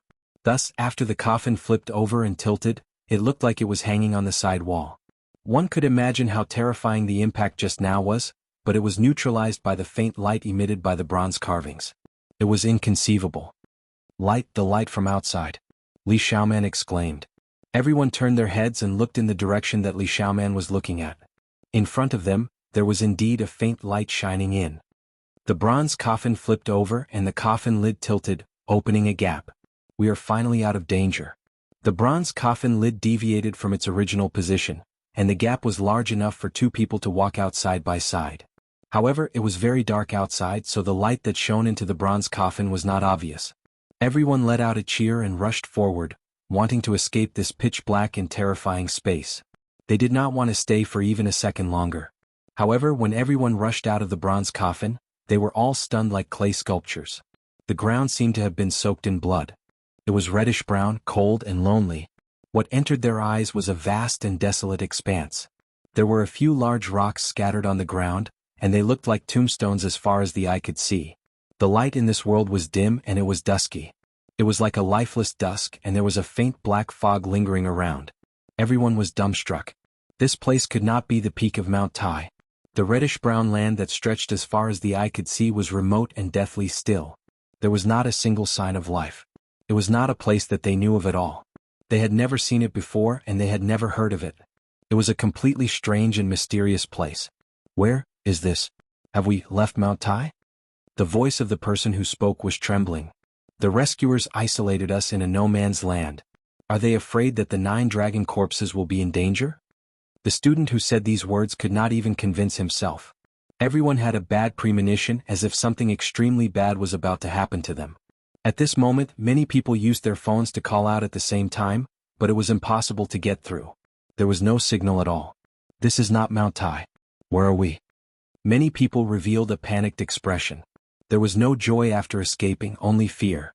From being trapped in the bronze coffin to walking out again, only a quarter of an hour had passed. However, the scene in front of them had completely changed. The majestic Mount Tai that could overlook tens of thousands of mountains had disappeared. In front of them was a boundless desert covered with gravel. Yifan watched all of this quietly. The bad premonition had indeed come true. When he saw the 8 trigrams of Tai Chi condense on Mount Tai and form a dark and huge passage, he had a bad feeling. Although he did not see the 9 dragons pulling the coffin into the passage that led to an unknown area, there was no need to think too much at this moment. The scene in front of him was enough to explain everything. This was not Mount Tai, and it was not even on Earth for a long time. Chapter 11. Where are we? I want to go home. Some of the girls couldn't help but cry. Another 5-colored altar. Pang Bo and Yi Fan stood together. They looked at each other and then shook their heads. They were best friends in university and often met after graduation, so they understood each other very well. Now both of them felt that the situation was not good. Everyone's situation was worrying, and it was full of unknowns and variables. At this time, the others also retracted their gazes from the vast desert, anxiously and frantically looking at the surrounding situation. The huge bronze coffin was overturned behind them, and under it was a grand 5-colored stone altar. It was very similar to the giant altar on Mount Tai, built with 5 different colored stones. The 5-colored stone altar covered a large area. It was easy to imagine that it must have been a huge project when it was built. However, after years of being attacked by sandstorms, the altar that should have stood tall above the ground was almost completely submerged. Now, it was level with the ground, covered with reddish-brown sand. Today, the 9 dragons pulled the coffin and slammed heavily on the ground, shaking off the surrounding sand and revealing a rough outline of the altar. Not only was the huge bronze coffin lying on the altar, but the 9 huge dragon corpses were also on top of it. One could imagine the grandeur of the 5-colored stone altar. "We are lost. We can't find our way back," a weak female student cried out. Her body swayed, and if it wasn't for someone supporting her, she would have already fallen to the ground. Many people's faces were pale. At this moment, everyone thought of all kinds of possibilities. The scene in front of them was very much like a strange world. No one was willing to accept this fact, but Mount Tai was gone. The empty desert was right in front of them, so they couldn't help but be silent. "Don't panic, don't be afraid. There will be a solution," Yi Fan shouted. "Oh, how do we go back? How do we get out of this strange world?" Even some of the male students' voices were trembling, filled with intense fear and uneasiness. The unknown would fill some people with awe and fear, but at the same time, it would also give birth to the desire to explore. Yi Fan and Pang Bo avoided the 9 huge dragon corpses and walked forward, wanting to see the situation nearby. Li Xiaoman was not far away. She seemed to be a little cold as she crossed her arms. Her beautiful face was a little pale, but she still appeared very calm, like a beautiful lotus flower blooming in the dusk. When Yi Fan passed by, he took off his shirt and handed it to her, but she only thanked him and shook her head to reject it. Yi Fan didn't say much. He wasn't trying to salvage anything. He put on his coat and continued forward with Pang Bo. Bypassing the gigantic dragon corpse and the bronze coffin, they saw Li Xiaoman's American classmate, Cade, who was also observing the situation nearby, exclaiming "God" from time to time. Not far from the rainbow stone altar, there was a huge rock lying there. It was more than 20 meters tall, but the slope was not very steep, so it could be climbed. Yi Fan was about 179 meters tall. Although he looked gentle and quiet, he was actually very strong. He was a key player in the school's football team and was often called a barbarian on the field. Pang Bo, as his name suggested, had a majestic aura, but he wasn't fat. He was really strong. He was a tall and sturdy man, and his arms were almost as thick as a normal person's leg. Both of them had excellent physiques. They ran quickly in front of the huge rock and didn't climb carefully at all. They directly rushed up. Standing on the huge rock and looking into the distance, they actually saw a faint light penetrating through the darkness, which made the two of them quite surprised. "We most likely can't go back." There was nothing that couldn't be said to his best friend. Yi Fan directly stated his speculation and judgment, saying, "This is definitely not the space-time we are in. This is indeed not the space-time we are in." Although Pang Bo was usually carefree, he never joked when it came to serious matters. He stared at the faint halo in the distance and frowned. "Do you think there really are gods in this world?" Yi Fan also stared at the faintly discernible light in the distance and said, "We even saw the dragon corpse. I think even if a living god appeared in front of us, I wouldn't be surprised." A living god appeared in front of us. What kind of scene would it be? Pang Bo whispered. A sound came from behind. Cade, who was 9 meters tall, had also climbed up the huge rock. When he saw the light in the distance, he immediately let out a cry of surprise. "Praise the merciful God, I saw the light," he said in not very fluent Chinese, then turned around and waved his hand behind him. He shouted at Li Xiaoman, who was in the crowd, "I saw the light." Then he climbed down from the huge rock and rushed toward Li Xiaoman. Cade's shout immediately caused a commotion in the crowd, and many people ran over. Pang Bo looked at Li Xiaoman and Cade, who were standing together not far away, and said to Yi Fan, "Is that foreign devil Li Xiaoman's boyfriend?" "How would I know? Are you really giving up just like that?" Pang Bo glanced at him. "Some things, even if you can start all over again, it's very difficult to go back to the beginning. Even if it's the same path, you can walk it twice in life, but it won't feel the same anymore. That's all in the past. People have to move forward." Yi Fan shook his head. Then, as if he had thought of something, he smiled and said, "You're still the coolest guy and your nightlife is so colorful. I despise you." How can my life be as rich as yours? Pang Bo looked at Yi Fan, then looked at Li Xiaoman who was not far away and said, based on a man's intuition, I have a feeling that something will happen between the two of you. Don't ruin my reputation. Yi Fan smiled and said, do you have a sixth sense like a woman? At this moment, perhaps only the two of them could still smile. Neither of them were pessimistic people and no matter what, it was difficult for them to frown. Not long after, many people climbed up the huge rock and looked into the distance. A faint light like a firefly flashing, penetrated the dark space, and was reflected in everyone's eyes. Although the light source was not very bright, it seemed to have ignited everyone's hope. Many female students cheered. There was a faint light ahead. Although it was still full of unknowns, everyone wanted to move forward. Perhaps this was human nature, to fear the dark and yearn for the light. Don't let us down. I hope a miracle will happen. Everyone climbed down the rock and came to the five-colored altar to discuss countermeasures. Everything here is very unfamiliar to us. Even if there is light ahead, it's better to be careful. Wang Ziwen was more cautious and made such a suggestion. Zhou Yi had been very calm. Hearing this, he nodded and said, that's right. Let's send a few people to scout the way. After all, that ball of light doesn't seem to be very far away. Just in case. Everyone expressed their agreement. No one could predict the unknown road ahead, and in an unfamiliar environment, it was better to be careful. Bang! Suddenly, a violent vibration was heard. The copper coffin on the five-colored altar made a metallic sound. What happened? I feel like it's coming from inside the copper coffin, a female student closest to the copper coffin said with a pale face. Hearing this, everyone's expression changed. One should know that there was a small copper coffin inside the giant coffin. Chapter 12. Don't talk nonsense. The coffin was flipped over, but the lid wasn't stable. There must have been some movement just now, Lin Jia said calmly, trying to calm the crowd. The 9 enormous dragon corpses were all over 100 meters long. They were covered in dense scales and specks of black light flickered as they rested not far away. The bronze coffin was 20 meters long. It pressed down on the five-colored altar, giving off a strong feeling of unease. I think we should all go and explore that ball of light in front of us. I also think we should all go together. Many people suggested this. It was obvious that they were afraid. Almost no one was willing to stay here any longer. In the end, everyone unanimously agreed to go and explore that ball of light together. This piece of land was made up of reddish-brown soil and sand. It was vast and empty, with only a few large rocks dotted here and there. When they walked past the boulder from which they had climbed, Lu Yunji exclaimed in surprise, there are words on that boulder. Circling to the side of the boulder that was facing the light source, he could clearly see 2 huge ancient characters engraved on the boulder. Each ancient character was 5 to 6 meters tall, with iron hooks and silver strokes. They were bold and powerful, as if they were formed by 2 raging dragons. For example, the characters were much more complicated. They were probably carved a long time ago and no one knew how long they had existed. The crowd gathered in front of the stone wall, staring at the 2 ancient characters. Many people frowned, unable to make out the meaning. This seems to be the Bell Cauldron script.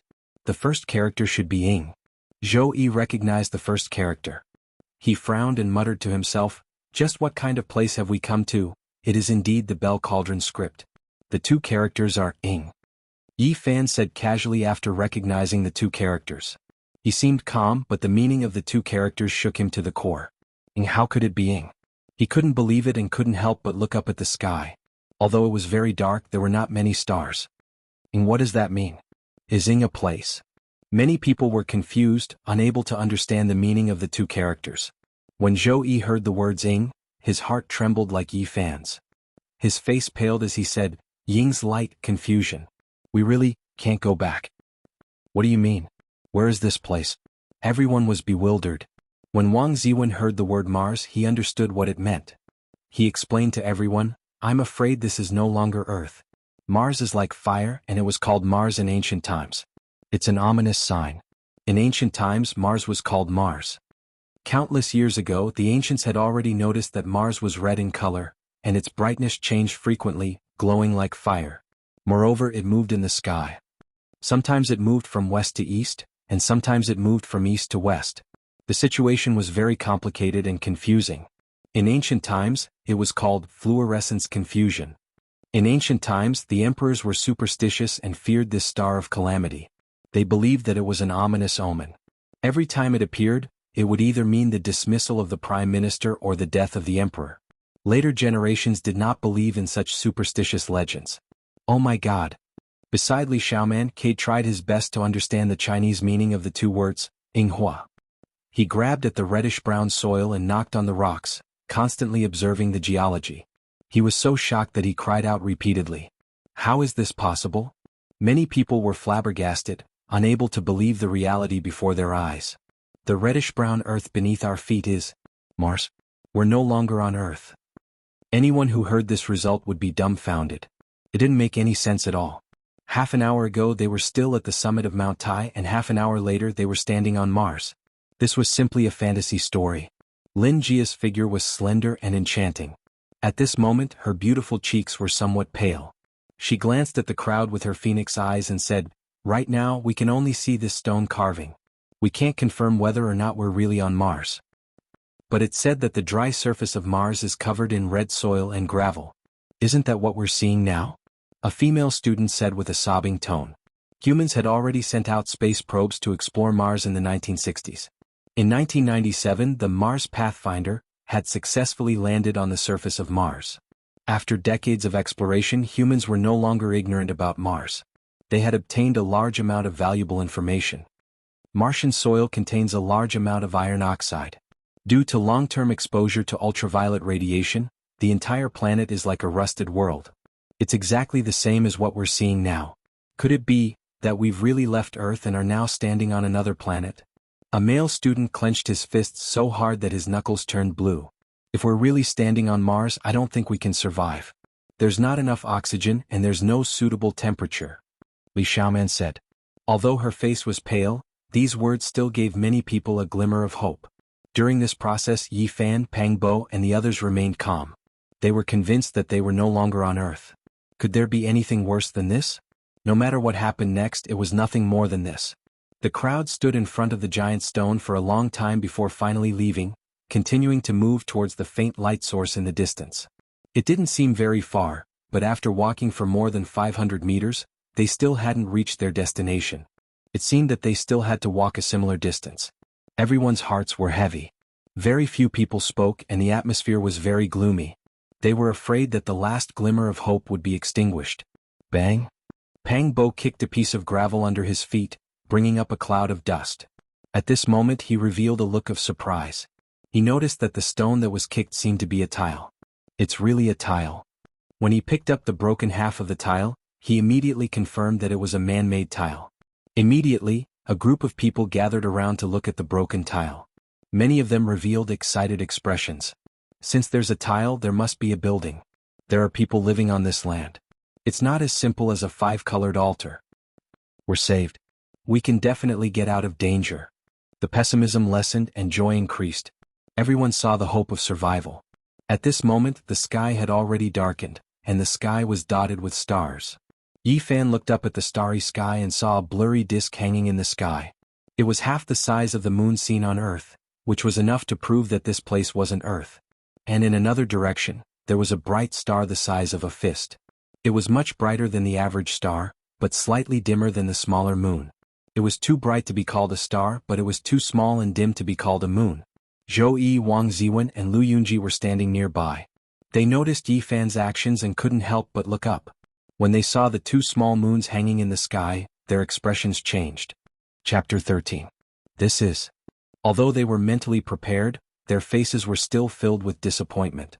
Influenced by these people, the others also looked up at the starry sky and soon discovered the fact that there were 2 moons hanging in the sky. How could this be? Many people could not help but scream. The last glimmer of hope of returning home had been shattered. They would never be able to see their loved ones again. Many female students burst into tears. Everyone had already understood that at this moment, they were really far away from Earth and could not return.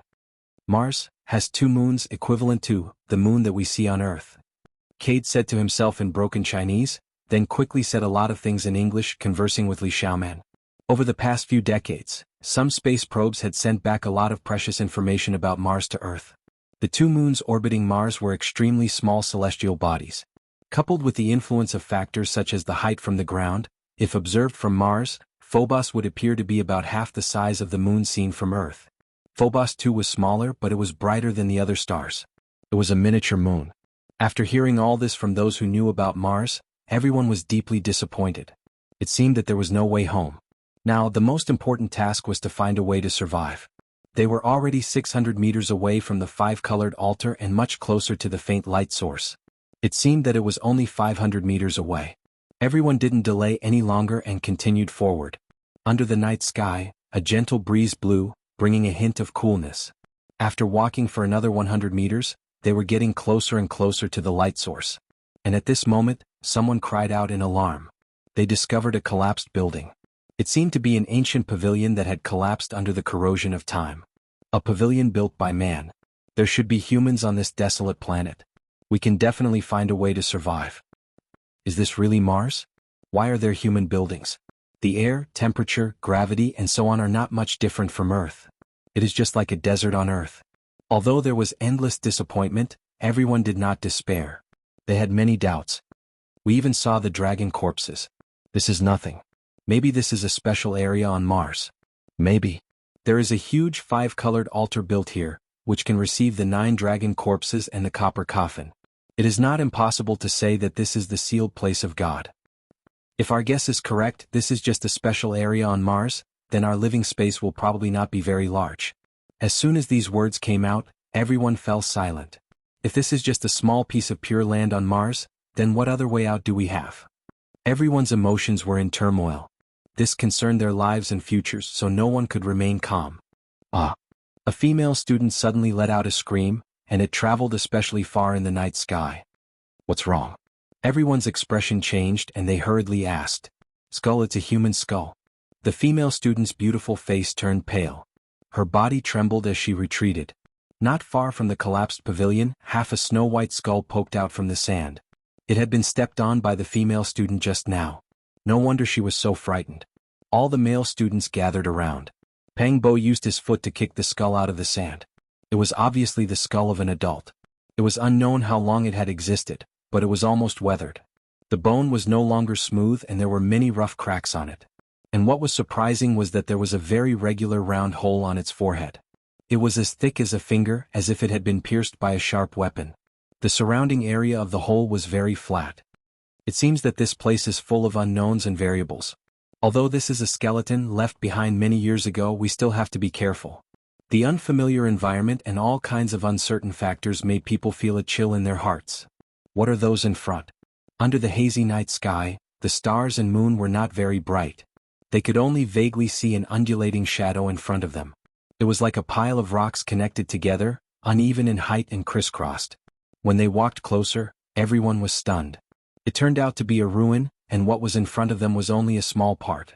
The larger ruins stretched horizontally into the distance.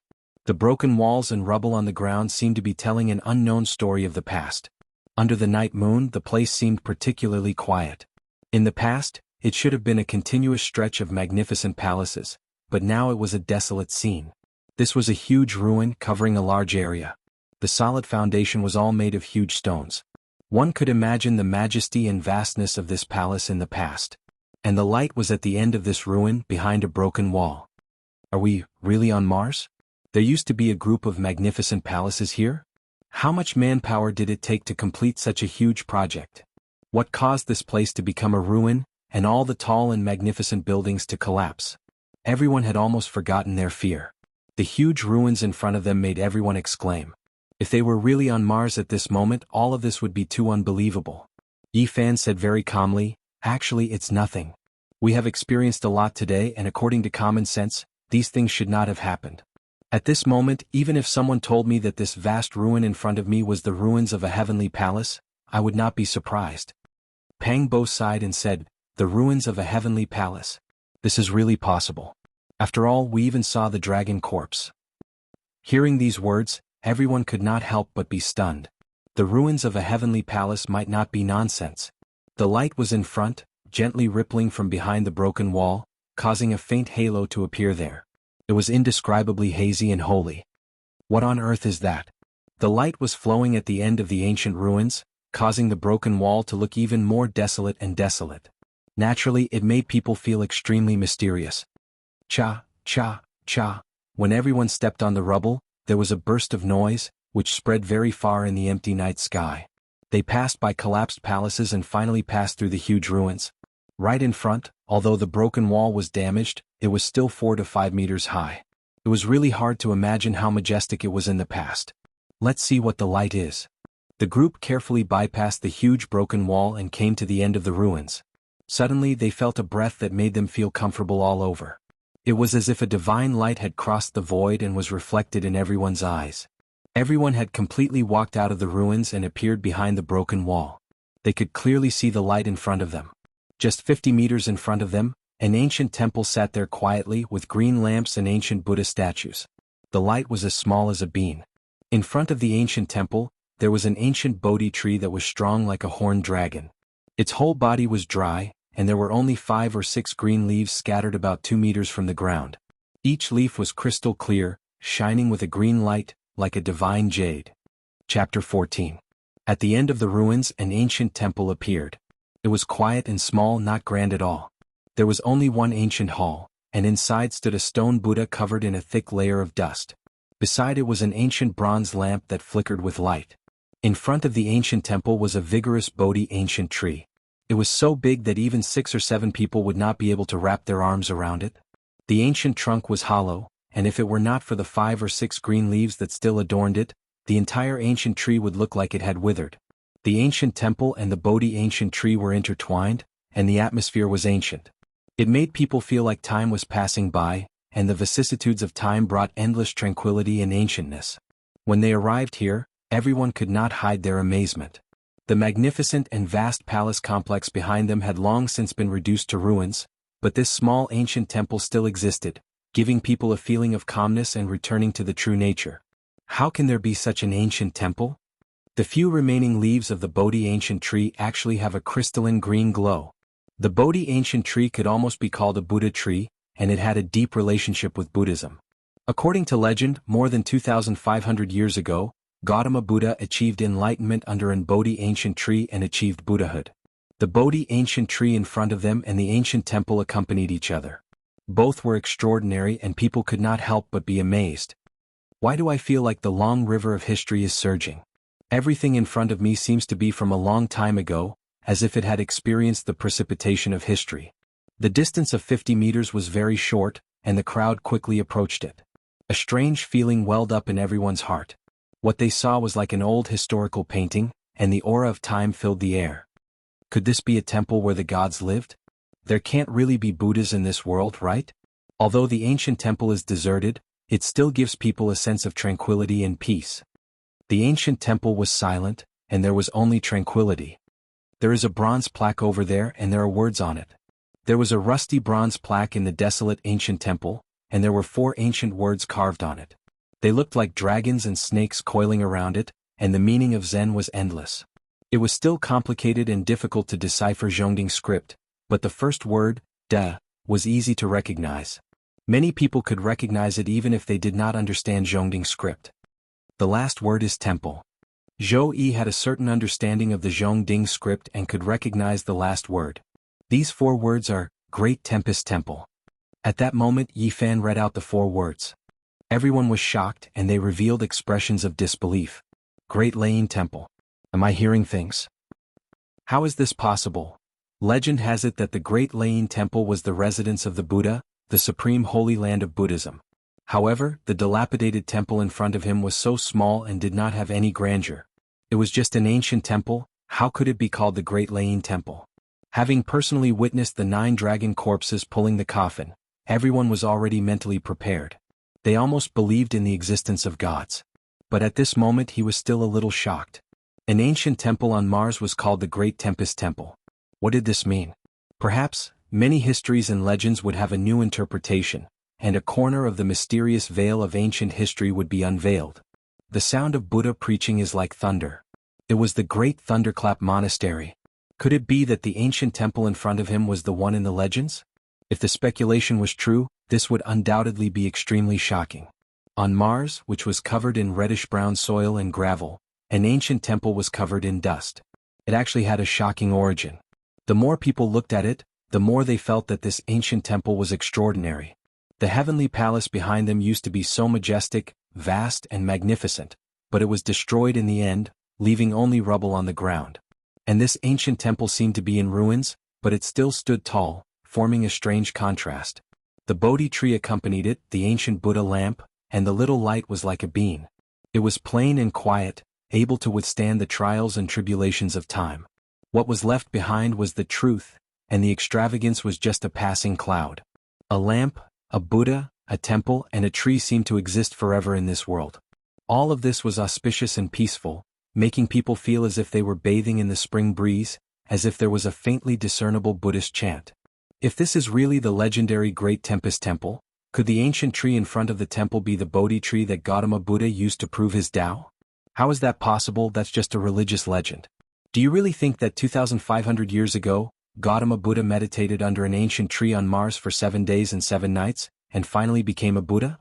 Based on our encounters and experiences, nothing is impossible. Everything that everyone had experienced today made them feel like a dream, but this was the hard truth. At this moment, Yi Fan suddenly walked forward and Pang Bo walked with him, and the two of them walked directly into the ancient temple. At the same time, Zhou Yi quickly followed, and Wang Ziwen followed closely behind, entering the ancient temple. Behind them, Lu Yunji seemed to have thought of something, and his expression suddenly changed as he quickly rushed over. The others also seemed to have woken up from a dream. If this was the Great Tempest Temple, then this would be the residence of the gods. Although it had long been deserted and covered in a thick layer of dust, it was still an extraordinary place. The ancient temple was very small, and it was only a Buddhist hall. It was empty and there was almost nothing else. Yi Fan went straight to the stone Buddha, and grabbed the bronze lamp that accompanied it. The bronze lamp was ordinary and its style was simple and unadorned, but it was warm to the touch without the cold and hard feeling of metal. Instead, it was like holding a piece of warm jade. What was surprising was that the ancient temple was full of dust, but the bronze lamp was untainted, as if it could isolate the dust. This temple had definitely not been cleaned for many years, and a thick layer of dust had accumulated, but the ancient lamp could avoid the dust and it was still bright. Yi Fan could not help but feel surprised. Could it be that it had been lit since ancient times until now? It's really clean. Other than the stone Buddha and the bronze lamp, there's nothing left. Pang Bo glanced around but regrettably did not see any other artifacts. At this moment Zhou Yi, who had followed the two of them in, stepped on the thick layer of dust, and with a clang he stepped out an alms bowl. At the same time, Lu Yunji and the others also entered the ancient temple. Everyone did not make a sound and they were all quietly searching.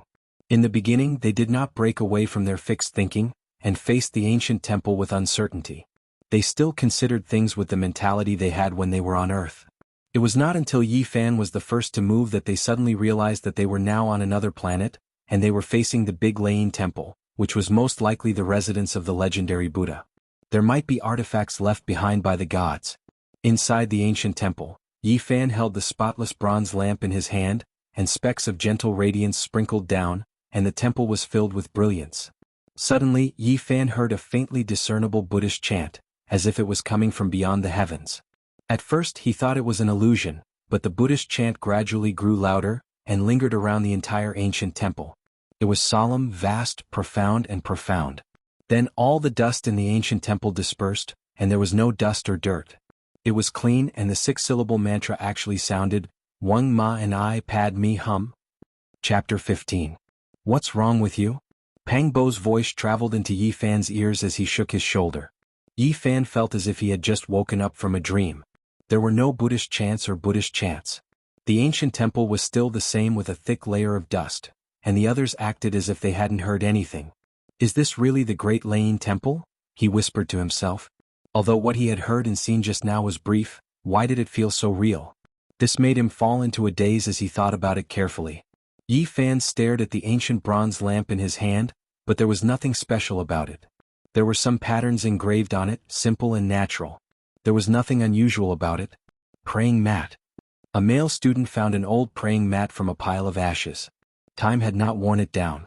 Not long after, another female student found a red sandalwood prayer bead from the thick layer of dust. It hadn't been damaged by the passage of time. After blowing away the dust, it still had a faint luster. At the same time, Kai found half a broken wooden fish in the dust in front of the stone Buddha. 3 bodhisattvas were engraved on it, either solemn or merciful.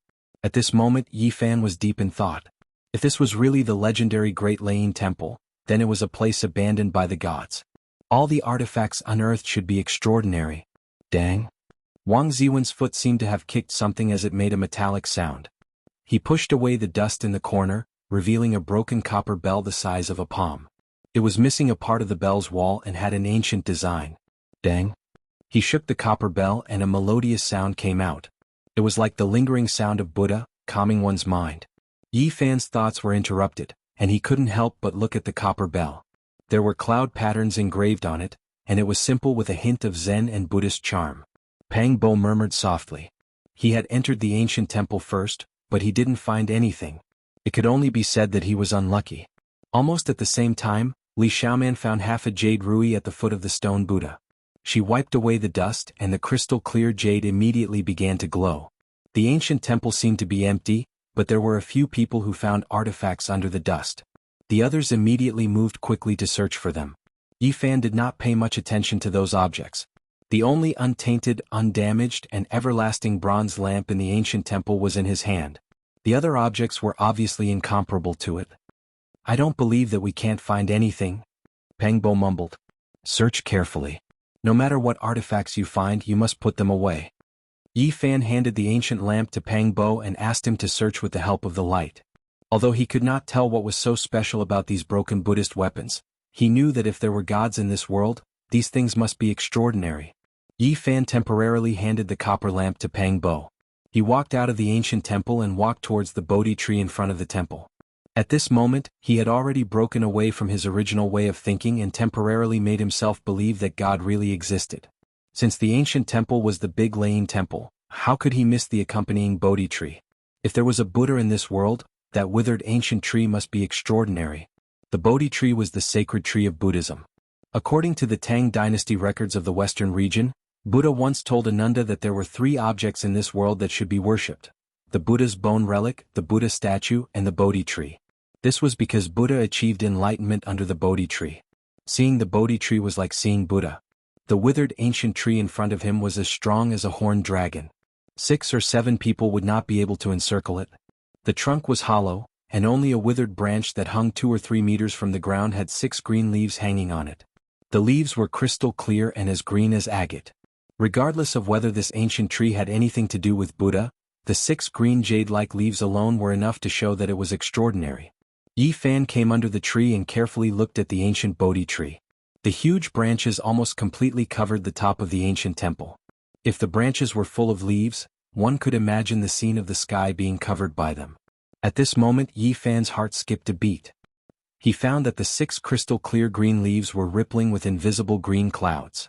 A small part of them floated towards the direction of the 5-colored altar in the distance, and most of them sank into the roots of the tree. The green clouds were shaped like threads, constantly overflowing from the 6 green leaves. It made people feel a breath of life as if there was endless vitality flowing.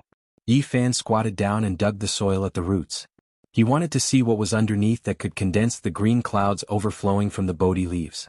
Under the soil he did not see anything magical. He only found a Bodhi seed. There was no light, no brilliance, no clouds, and its color was gray and ordinary. If one did not pay attention he would be mistaken for a lump of soil. The only special thing about it was its size. An ordinary Bodhi seed was only the size of a fingernail, but this gray Bodhi seed was as big as a walnut. Yi Fan was surprised. Could it be that the green clouds overflowing from the Bodhi leaves were absorbed by it? After observing for a while, he saw the green clouds flowing down and disappearing 3 inches away from the Bodhi seed. Although he did not see it absorb the essence of the Bodhi leaves, he was almost certain that it was caused by it. Yi Fan held the Bodhi seed in his palm. After careful observation he was shocked. The natural patterns on this gray and ordinary Bodhi seed were actually connected together to form a merciful Buddha. The Buddha was naturally formed. It was completely formed by the interweaving of natural patterns, but it seemed to have been carefully carved on it. The gray Buddha diagram was simple and natural, and there was a faint Zen rhythm coming from it. A natural Buddha diagram. Could it be that 2,500 years ago, Gautama Buddha really proved his Tao because of the Bodhi tree? The Bodhi tree had other names. It was the wisdom tree, the enlightenment tree, and the thinking tree. Legend had it that it could awaken one's divinity and enlighten oneself. Yi Fan raised the Bodhi seed high above his head, facing the 6 green leaves on it. The speed at which the green mist flowed out instantly increased, and the aura of vitality became denser and denser, all of it concentrated on the Bodhi seed. Of course, the light still disappeared 3 inches away from the seed. Pop! A light sound rang out. A sparkling and translucent Bodhi leaf flowed with the last strand of green multicolored light before shattering and turning into ashes that drifted down. At this point, Yi Fan was finally convinced that the Bodhi seed looked ordinary, but it was extraordinary. He carefully put it away. At this time he noticed that there was a lot of powder on the ground. It was the same as the ashes of the Bodhi leaf. Could it be that all the Bodhi leaves on the tree disappeared like this? This surprised Yi Fan. The Bodhi seed with the natural Buddha diagram was extraordinary. He vaguely felt that it was even more important than the bronze lamp that accompanied the stone Buddha. There were still 5 green leaves on the ancient Bodhi tree, but they were not as crystal clear as before. Yi Fan didn't pluck them. 1 Bodhi seed was enough. He didn't want to attract attention. At this time, no one came out of the big Lane temple. Yi Fan left the Bodhi tree and returned to the ancient temple. At this time, another 7 or 8 people found different Buddhist artifacts. Lu Yunji actually found half of a golden pestle behind the stone Buddha. Although it had been buried in the dust for many years, it was still shining brightly when it was unearthed. It gave off a heavy and condensed feeling. If not for the fact that one end of it was damaged, it could be called a perfect and powerful masterpiece of forging. This scepter-shaped pestle has a very powerful name in Buddhism. It is called Vajra pestle, which has the indirect meaning of destroying the enemy, symbolizing invincible, all-conquering wisdom and true Buddha-like nature. It is the scepter held by the venerable saints. If Buddha existed in this world, this Vajra pestle would undoubtedly be a holy object. It must be extraordinary. It wouldn't be surprising if it had the mysterious power to split mountains and rivers. However, at this moment, no one could see its wonders. Lu Yunji waved it hard. The half of the Vajra pestle flashed like a golden lightning. It was shining brightly and looked very imposing. Say, if these artifacts were used by the gods, what kind of earth-shattering scene would happen if we found out how to use them? Hearing Lu Yunji's words, all the people who found the Buddhist artifacts were fascinated. Chapter 16. Other than the Vajra, there were also a few people who found damaged incense burners, rulers, copper bells, and fish drums. Among them, the female student who was pitted by Yi Fan and looked haggard at the class gathering found a special artifact. It was a string of prayer beads. There were only 6 of them and they were glistening with a pale gold color. Each of them was the size of a longan fruit. Don't tell me it's made from a saraira? The person beside him said in bewilderment. These 6 beads were all light golden crystals that looked like magnificent gems. It was easy to associate them with the relics left behind by the ancient Buddha after he passed away. After all, they were artifacts that existed in the Great Lane Temple, so their materials were definitely not ordinary. This string of prayer beads was unusual. The female student accidentally found it on top of the stone Buddha's head. The 6 beads were threaded together by a transparent thread. On each bead was a blurry image of a human in different poses. This was the 3rd artifact to be found after Yi Fan's copper lamp and Zhou Yizam's bowl. Of course, the copper lamp was the most eye-catching. After all, it was the only ancient lamp that was not stained with dust. It was eternally bright and anyone could tell that it was extraordinary. Inside the ancient temple, several beams of hot light would occasionally glance at the copper lamp. Although Yi Fan sensed it, he did not say anything. He faced it all calmly. The Tempest Temple's hall had been searched thoroughly. There were no other artifacts, so the group retreated. Peng Bo was the most depressed. More than a dozen people had found ancient artifacts, and he was the first one to enter the temple. However, he had not found anything. Peng Bo's eyes lit up as he stood in front of the temple and re-examined it. He strode back and moved a few big rocks to the side. He took down the bronze plaque with the words Big Lane Temple engraved on it. Many people were dumbfounded at the sight of it. Then everyone realized that this bronze plaque was extraordinary. It had been baptized by wind and frost, and had been tempered by time. There was not a single speck of dust on it and it was very clean. One had to know that among all the artifacts in the ancient temple, only the ancient bronze lamp was untainted by a speck of dust. The same went for the bronze plaque. Clearly it was extraordinary. It's really heavy. Peng Bo dragged the bronze plaque and walked back. Just as he left the temple, the entire ancient temple began to shake. The stone Buddha inside suddenly cracked, producing a kacha-kacha sound. Then the 6-syllable mantra of Buddhism rang out, Hum Ma and I Pad Me Hum. A majestic Buddhist voice resounded through the universe, shaking the heavens and the earth. The benevolent, solemn, exquisite, and profound Zen sound was incomparably vast, cleansing all impurities and mortal dust.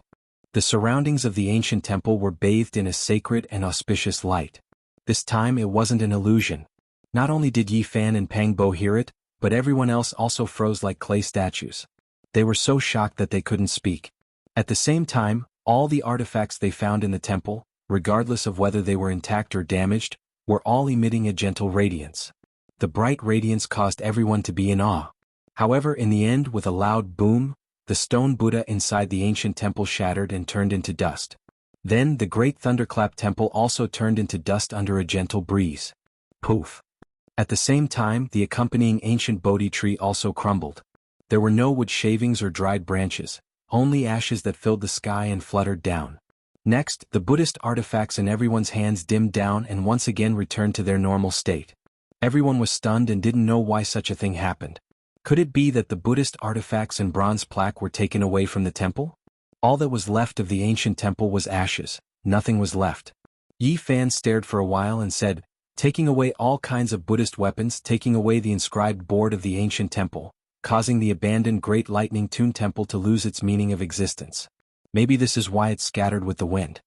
Zhou Yi was usually gentle and refined, but at this moment he was very excited. His eyes shone with a strange light as he said, I'm even more certain that there really are gods in this world. Perhaps we can follow the footsteps they left behind and move forward. What we've encountered today may be a great opportunity for us. Gods, Buddha, immortality. These absurd legends were now brought up, but no one would find it too absurd. The facts before their eyes indicated that many common sense could be subverted, and that gods did not absolutely not exist. Follow the footsteps left behind by gods. It's easy to say, but I don't see any hope. Pang Bo glanced at Zhou Yi and said, right now the most important thing is to find a way to survive. There are no villages or shops in this desert, no water source, no food. In another 7 or 8 hours, the situation will become extremely bad. All the signs show that this planet is most likely Mars, and we all know that it's impossible for Mars to have a habitable environment. Li Xiaoman was beautiful and moving. After a series of events, she had become calmer and calmer. She continued, if gods really exist, then perhaps all of this can be explained. This is just a small piece of pure land on Mars. As soon as she finished speaking, a series of rumbling sounds suddenly came from the reddish-brown ground. The vast land began to shake as if there were thousands of soldiers and horses galloping, or as if there were raging waves surging in the sea. Sandstorm, a superstorm on Mars. Beside Li Xiaoman, Cade's expression changed drastically as he shouted in broken Chinese. Every year, a quarter of Mars would be shrouded in violent sandstorms. A typhoon on Earth could reach speeds of more than 60 meters per second, but a storm on Mars could reach speeds of 180 meters per second. A superstorm could sweep through the entire planet. Even a heavy tank would be swept into the sky, let alone a human. In just an instant, the stars and moon that filled the sky disappeared, and endless reddish-brown sand completely covered the sky. A huge storm that swept through the entire Mars had begun. No, we don't have a storm here. Just a moment ago, many people were terrified, thinking that a catastrophe was about to befall them. However, at this moment, everyone realized that the storm was raging in the distance, but it was calm and peaceful in front of them. With the 5-colored altar and the Tempest Temple as the axis, a hazy round cover with a diameter of more than 1,000 meters was formed, covering the sky above this area and isolating this place from the outside world. Li Xiaoman's words had come true. This was indeed a small piece of pure land, and a supernatural force had blocked the storm. This indirectly proved that gods might exist, and this might be a place protected by gods. Oh no, that hazy light cover is dimming and it's about to disappear. A female student who was looking up at the sky turned pale. The dim light barrier in the sky was gradually melting, and it wouldn't be long before it completely disappeared. After seeing this scene, everyone's expression changed. With death so close, no one could remain calm. What do we do? Are we really going to die here? Some people's voices were trembling. I don't want to die. Some of the female students cried out. If the light cover disappears, we'll be crushed by the superstorm. Even the male students were terrified. This piece of pure land on Mars would no longer exist, and there would no longer be a place for survival. Rumble, the storm was like muffled thunder, and the entire land seemed to be trembling. The sky was covered in a hazy haze, and there was violent sand everywhere. Fear was spreading among everyone. Yi Fan's eyes were still clear, and he looked at the overwhelming sandstorm. He said calmly, "Perhaps there's only one way out now. We can escape? What's the plan? This piece of pure land will no longer exist. Where else can we survive?" At this juncture of life and death, everyone was extremely anxious and many people were panicking. "Follow the path that the gods have taken and leave this uninhabitable environment," Yi Fan said. Instantly, some people understood what Yi Fan was thinking, but there were still many who were puzzled. "That's right, this might be the only way out." Zhou Yi nodded in agreement. According to Yi Fan's speculation, in the distant past, there were gods who opened up the ancient starry sky path from Earth to Mars, but this might not be the final destination. There was also a five-colored altar on Mars, and it was very likely that it led to an even more distant starry sky. This was the path that the gods had taken before, and now that they were forced into a desperate situation, the only way to survive was to follow this ancient path and leave Mars. At this moment, everyone understood, and they quickly rushed toward the five-colored altar. Although it was only a distance of 1,000 meters, everyone felt as if they were separated by an ocean. This distance concerned their life and death. If the light cover in the sky was shattered before they reached the five-colored altar, everyone would die without a doubt. The vast ruins of the heavenly palace were filled with rubble.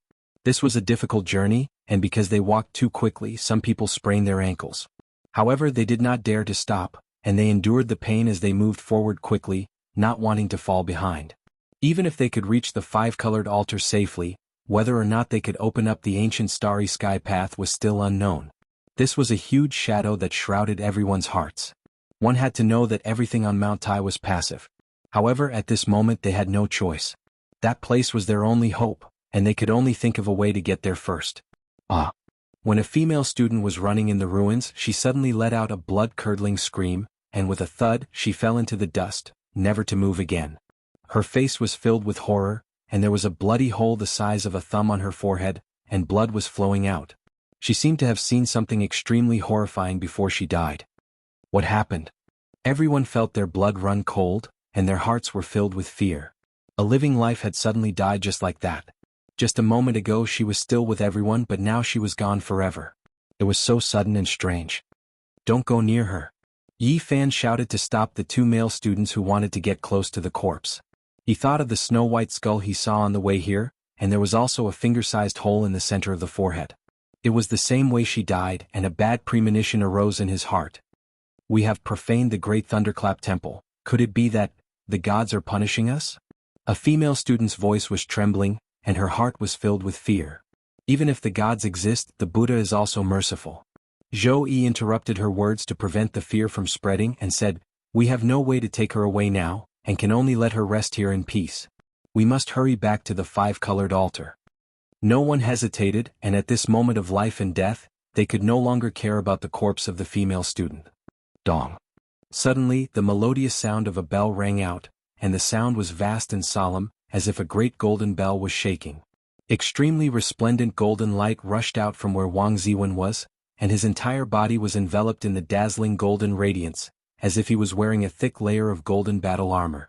It was extremely dazzling, and it was as if a golden divine flame was burning. In Wang Ziwen's hand, the broken bronze bell was gently shaking, and the grand sound was produced by it. The resplendent golden light also came from it. What happened? Lu Yunji was the closest to him and asked very nervously. "Something attacked me just now." Wang Ziwen was usually gentle, but at this moment he was enveloped by the golden divine flame, and it was as if he was wearing a golden battle armor. He was very imposing, and it was as if a god had descended to the mortal world. Chapter 17. "Did you see clearly what it was?" Peng Bo asked. He wanted to figure out the source of the danger. He was usually careless, but he was always calm during critical moments. "I didn't see anything. I only felt a terrifying aura envelop my body, and then the bell started to shake." At this moment, Wang Ziwen was enveloped by the golden light, but he still felt a lingering fear. After hearing these words, everyone who had obtained something from the Tempest Temple tightly grasped the broken Buddhist tools in their hands. These things were proven to be extraordinary. They must have been used by the gods. The broken bell stopped shaking, and the melodious bell sound gradually faded. The burning golden divine flame on Wang Ziwen's body disappeared, and the golden light returned to the bronze bell. "Let's go, let's leave these ruins quickly." Yi Fan held the bronze lamp in his hand, sprinkling some divine light as he led the way to the five-colored altar. Everyone followed closely behind. There had to be something terrifying in the vast ruins of the heavenly palace. Every second that they stayed here would increase the danger they would face. Ah! Another scream rang out. As they approached the edge of the ruins, a male student fell to the ground on his back. There was a finger-sized hole in the middle of his forehead. Fresh blood flowed out of it. He died the same way. He died with everlasting regret. His eyes were wide open, and the terrified expression on his face before he died was frozen in place. At this moment, many people were terrified. Another student suddenly died. They could only watch helplessly, but they couldn't do anything to stop it. They didn't even know what killed him.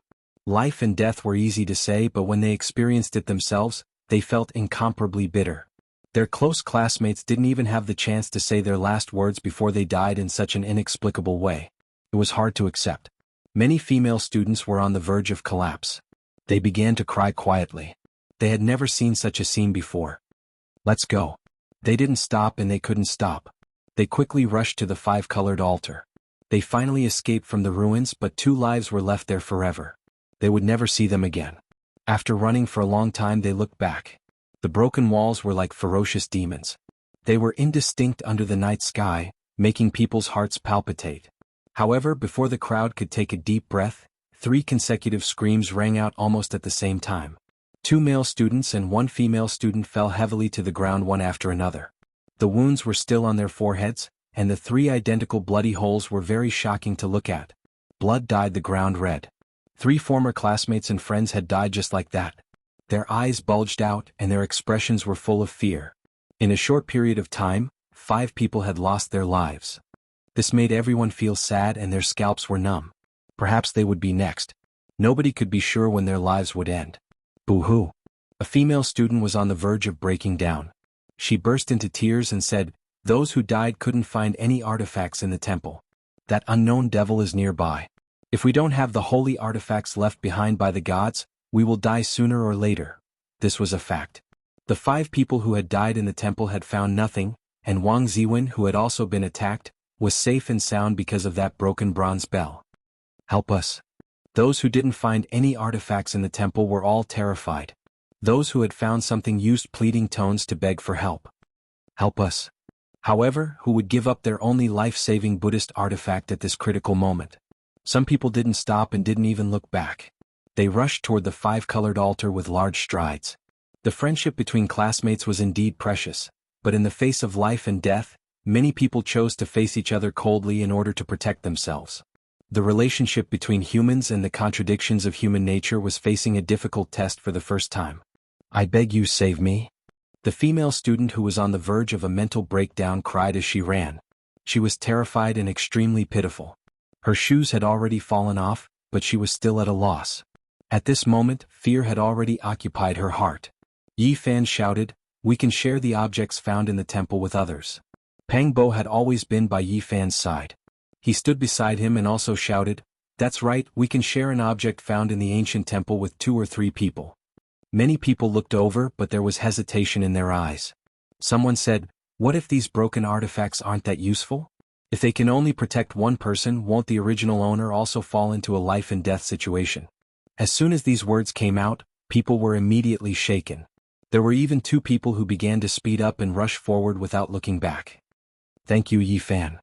The pitiful female student who had lost her shoes and her face was covered in tears stumbled to Yi Fan. She had an extremely grateful expression on her face. Mixed with the tears rolling down her face, it made people feel pity for her.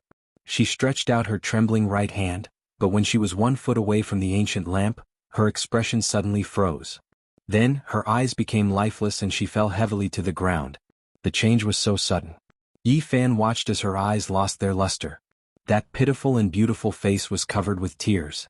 That smile of gratitude that had just appeared was forever frozen there, making people feel very uncomfortable. Yi Fan wanted to help her up, but in the end he only stretched out his hand and then retracted it. The back of the poor female student's head was pierced. This time it wasn't her forehead. Blood flowed out from her long black hair. She was only 1 step away, but she still died in front of Yi Fan. That frozen smile stung Yi Fan's eyes. He slowly retreated, leaving the gradually ice-cold corpse. "What is that thing?" This was everyone's question. With death so close, everyone became even more terrified. 3 or 4 people quickly surrounded Yi Fan and Pang Bo. They impatiently tried to grab the ancient lamp and bronze plaque. It was as if they were fighting over it, wanting to take it for themselves. "What are you doing?" Pang Bo glared at them and shouted, "We are saving you and sharing these things with you. We are not giving up our lives to give you the bronze plaque and the ancient lamp."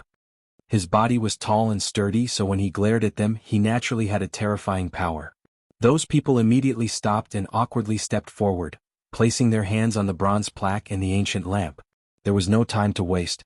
Everyone quickly ran, but at this time, there was a restless feeling spreading. Some people's eyes were burning and they wanted to steal the Buddhist treasures. As for those who had broken Buddhist treasures, they were filled with vigilance and regretted sharing them with others. "We come from the same place and we have been classmates for 4 years. Don't let you live the rest of your life in shame and regret your choice today," Yi Fan shouted. His voice was even more intimidating than Pang Bo's, and many people immediately calmed down. Boom!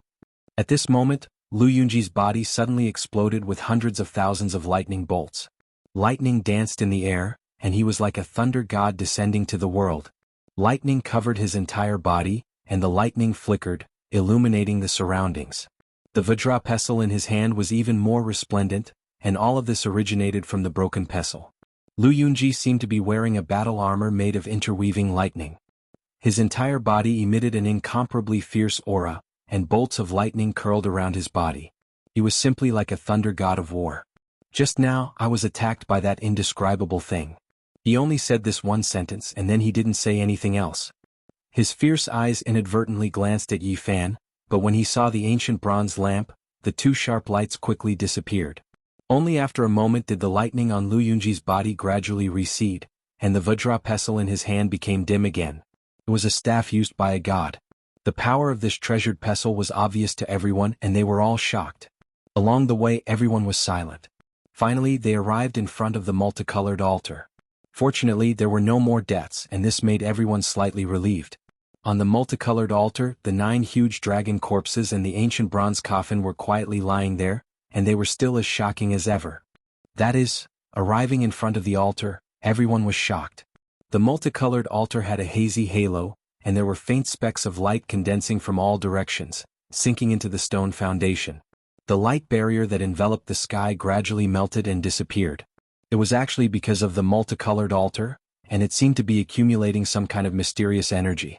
Everyone was shocked at first and then they revealed expressions of joy. This was because the multicolored altar was glowing, and just like on Mount Tai, it was very likely a sign that the ancient path to the stars was about to open. However, this time the energy source was not the stone book, but a hazy and huge light barrier. Rumble.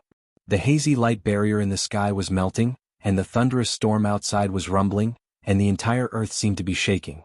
The light barrier was dimming, and everyone climbed up the multicolored altar, watching everything anxiously. That unknown and terrifying existence in the dark was like a shadow lingering in everyone's hearts. Although it didn't appear for the time being, as long as they didn't leave this place, it would still be a great threat. Everyone was eager to escape Mars. This lasted for half an hour, and the dim light barrier continued to shrink. In the end, it was only able to cover the multicolored altar, and its diameter had shrunk from over 1,000 meters to less than 200 meters. It was almost pressing down to the ground, and all the mysterious energy had been absorbed by the multicolored altar. Pang Bo lowered his voice and whispered in Yi Fan's ear, "Lu Yunji's eyes have inadvertently swept over us a few times. This fellow is very scheming, so we have to be careful." Pang Bo's sharp senses allowed him to detect this situation. "Don't worry, I know." Yi Fan turned to look at Lu Yunji and a warm smile appeared on his face. Lu Yunji was very calm, and he nodded in a friendly manner, as if nothing out of the ordinary could be seen. There were 2 people beside him, and one of them was the male student who had just arrived safely thanks to the protection of Yi Fan's bronze lamp. This made Pang Bo very dissatisfied and he said in a low voice, "This ungrateful thing, he's always around Lu Yunji when we were in school. Just now we were the ones who protected his life, but now he's with Lu Yunji again." Half an hour later, the hazy light barrier outside gradually shrunk, and it was about to press down on the multicolored altar. One could clearly feel the terror of the storm outside. Whoa! The wind sounded like the wailing of ghosts and the sand and pebbles hit the light barrier, producing a thunderous sound. Even some of the sand and pebbles had been blown into the barrier. It was easy to imagine how weak the light barrier was, and it could completely disappear at any moment. Everyone was shocked and they quickly retreated. If they fell out of the altar, they would immediately be swept up into the sky by the storm. At this time, the male student that Pang Bo said was ungrateful slowly moved from Lu Yunji's side, and he suddenly grabbed the bronze lamp in Yi Fan's hand with one hand, while his other hand fiercely pushed towards Yi Fan, wanting to snatch the bronze lamp and push him out of the multicolored altar. Chapter 18. Yi Fan held the ancient bronze lamp in his left hand and took 2 steps back. His right hand grabbed the collar of the male student and almost lifted him off the ground. Pang Bo, who was beside him, was furious. He shouted, "You heartless bastard! You're really an ungrateful ingrate. Have you forgotten who shared the bronze lamp with you just now? Who protected your life and sent you here safely?" Pang Bo reached out and grabbed the male student's collar. He wanted to throw him out of the rainbow altar. The scene before him was truly infuriating. Cough. The male student's face was pale. He began to struggle when Yi Fan grabbed him with one hand, but he couldn't escape from Yi Fan's grasp. Now that Pang Bo had grabbed him by the neck, he almost fainted. The expressions of the people around him were different. Some of them were already restless, but they didn't expect that someone would actually make a move. Furthermore, the target was Yi Fan, who had helped him before. "You ungrateful ingrate, do you still have a conscience? If it wasn't for Yi Fan saving you, you would have died outside." The more Pang Bo thought about it, the angrier he became. He was a temperamental person, and he felt that throwing the other party out like this wasn't enough to appease his anger. He raised his right hand and slapped the other party 4 or 5 times. A male student behind him came forward and tried to mediate. "We've been classmates for 4 years. Don't be like this. Pang Bo, let go." Pang Bo glanced at him and said, "Do you think I'll let go just because you want me to? Didn't you see that he wanted to kill Yi Fan?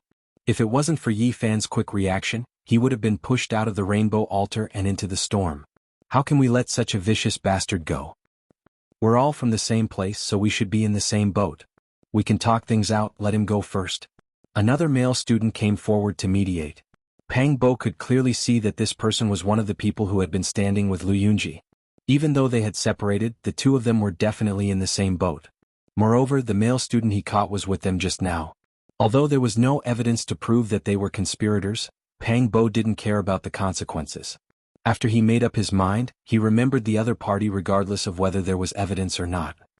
"That's easy for you to say. If someone wanted to kill you, would you still be able to remain calm?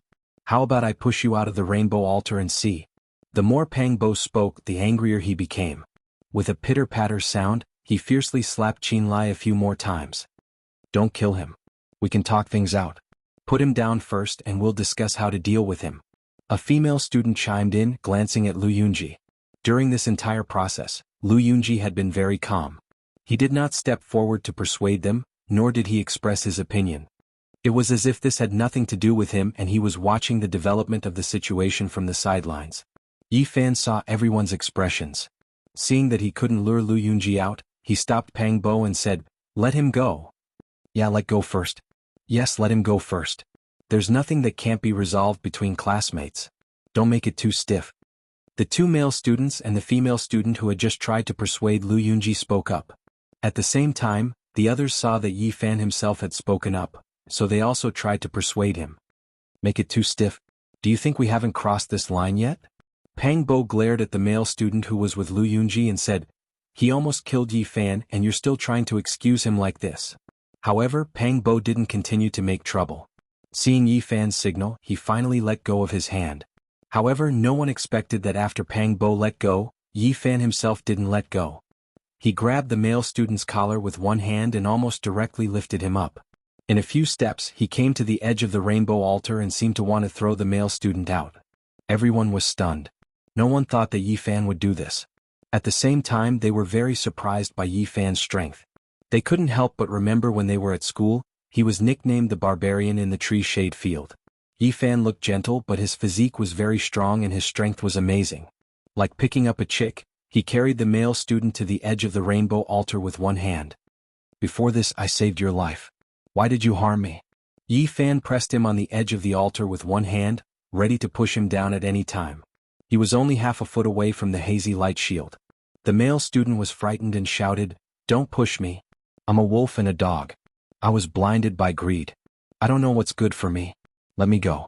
I won't dare to do it again. Yi Fan smiled, revealing a mouth full of white teeth. He looked very bright and said, no matter what people do, they have a motive. Don't you want to say it? I really don't want to see you being swept up into the sky by the storm. After saying that, he pressed the student with one hand and pushed him out of the rainbow altar. Help. The male student was really frightened. He shouted loudly, let me go, I'll tell you everything. As a modern urbanite, he had never experienced such a scene. The male student collapsed on the spot. In the face of the storm close at hand, his face was pale, without a trace of blood.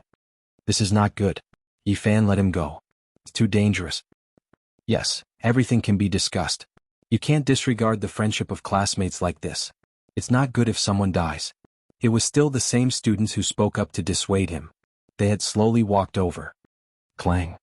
Pang Bo placed the bronze plaque of the Great Lane Temple, which was half the height of a human, on the ground. He glared at them, causing them to stop in their tracks. Yi Fan turned around and smiled warmly, saying, it's okay. He is willing to tell me the reason. I also want to hear what I did wrong. I won't have any conflict with him. You guys can rest assured.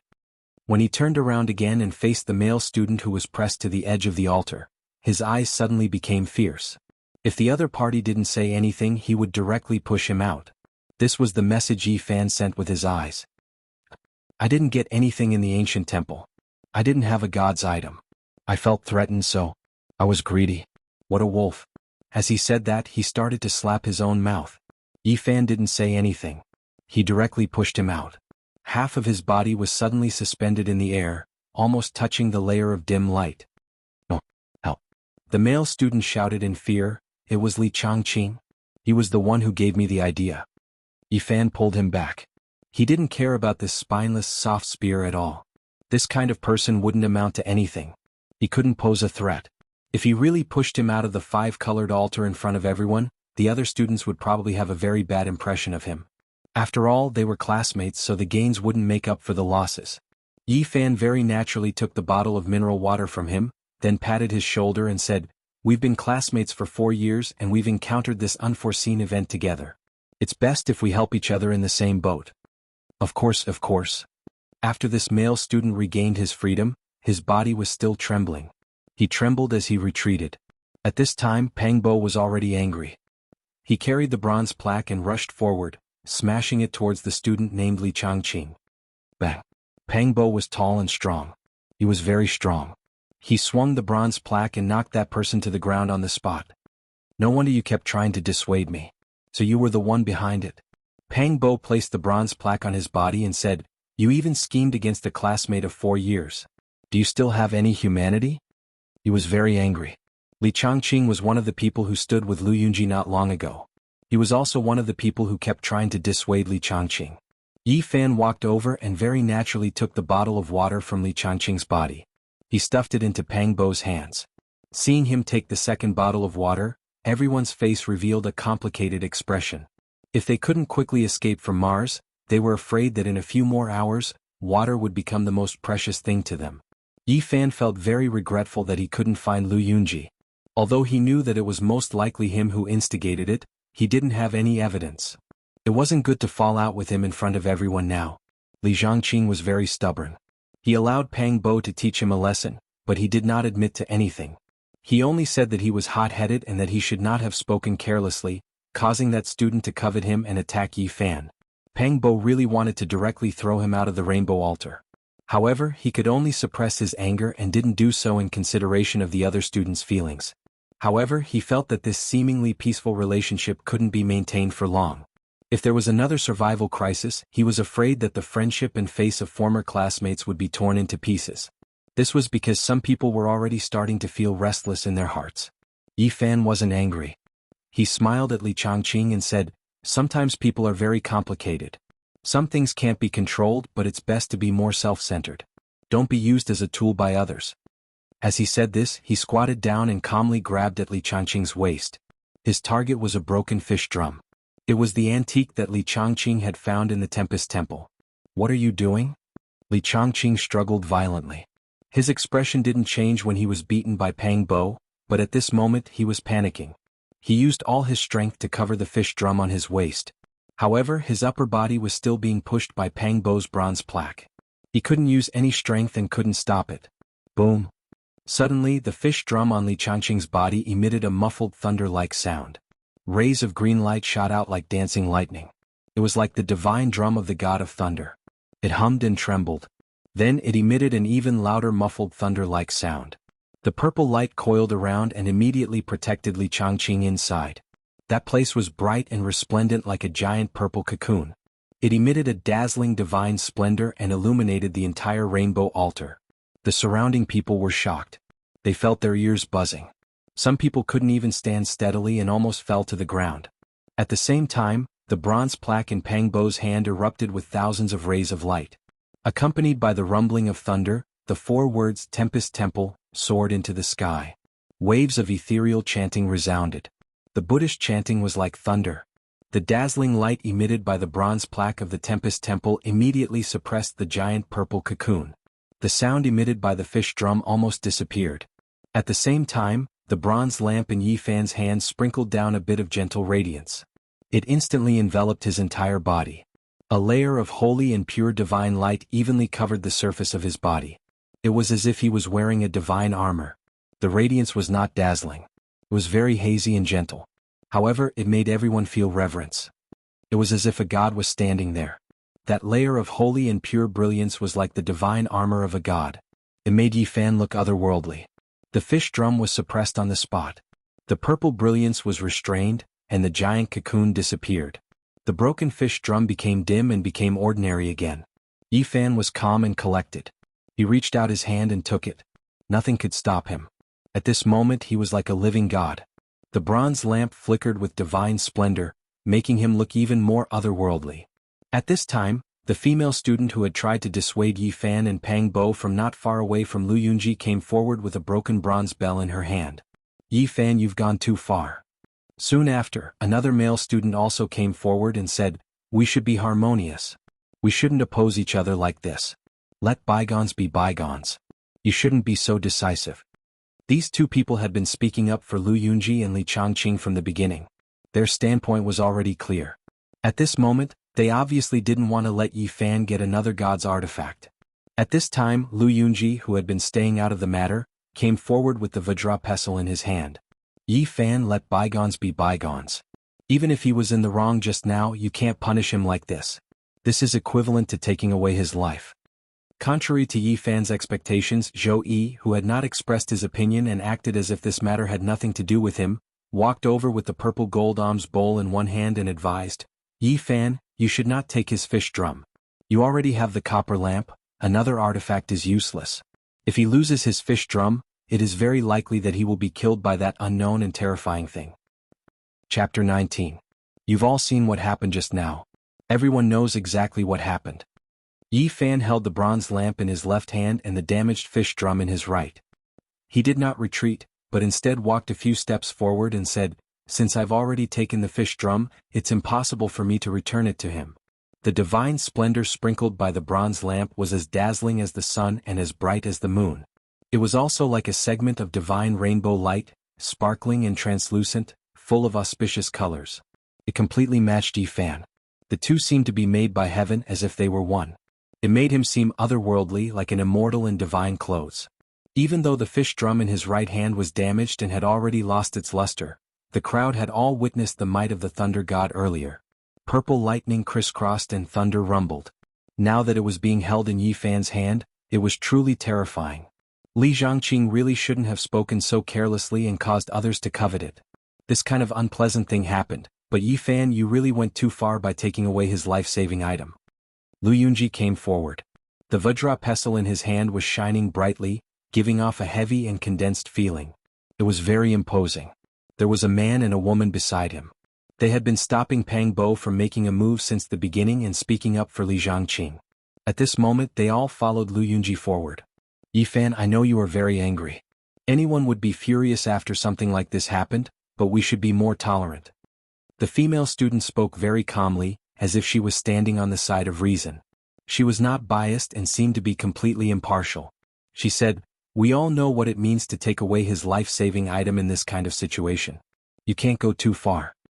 At the tip of her finger was a worn-out bronze bell. It seemed to have been covered in dust for many years. It was gray and without light. Although it looked ordinary, it couldn't help but attract attention. As she spoke, her slender fingers unconsciously moved, occasionally making one or two chimes.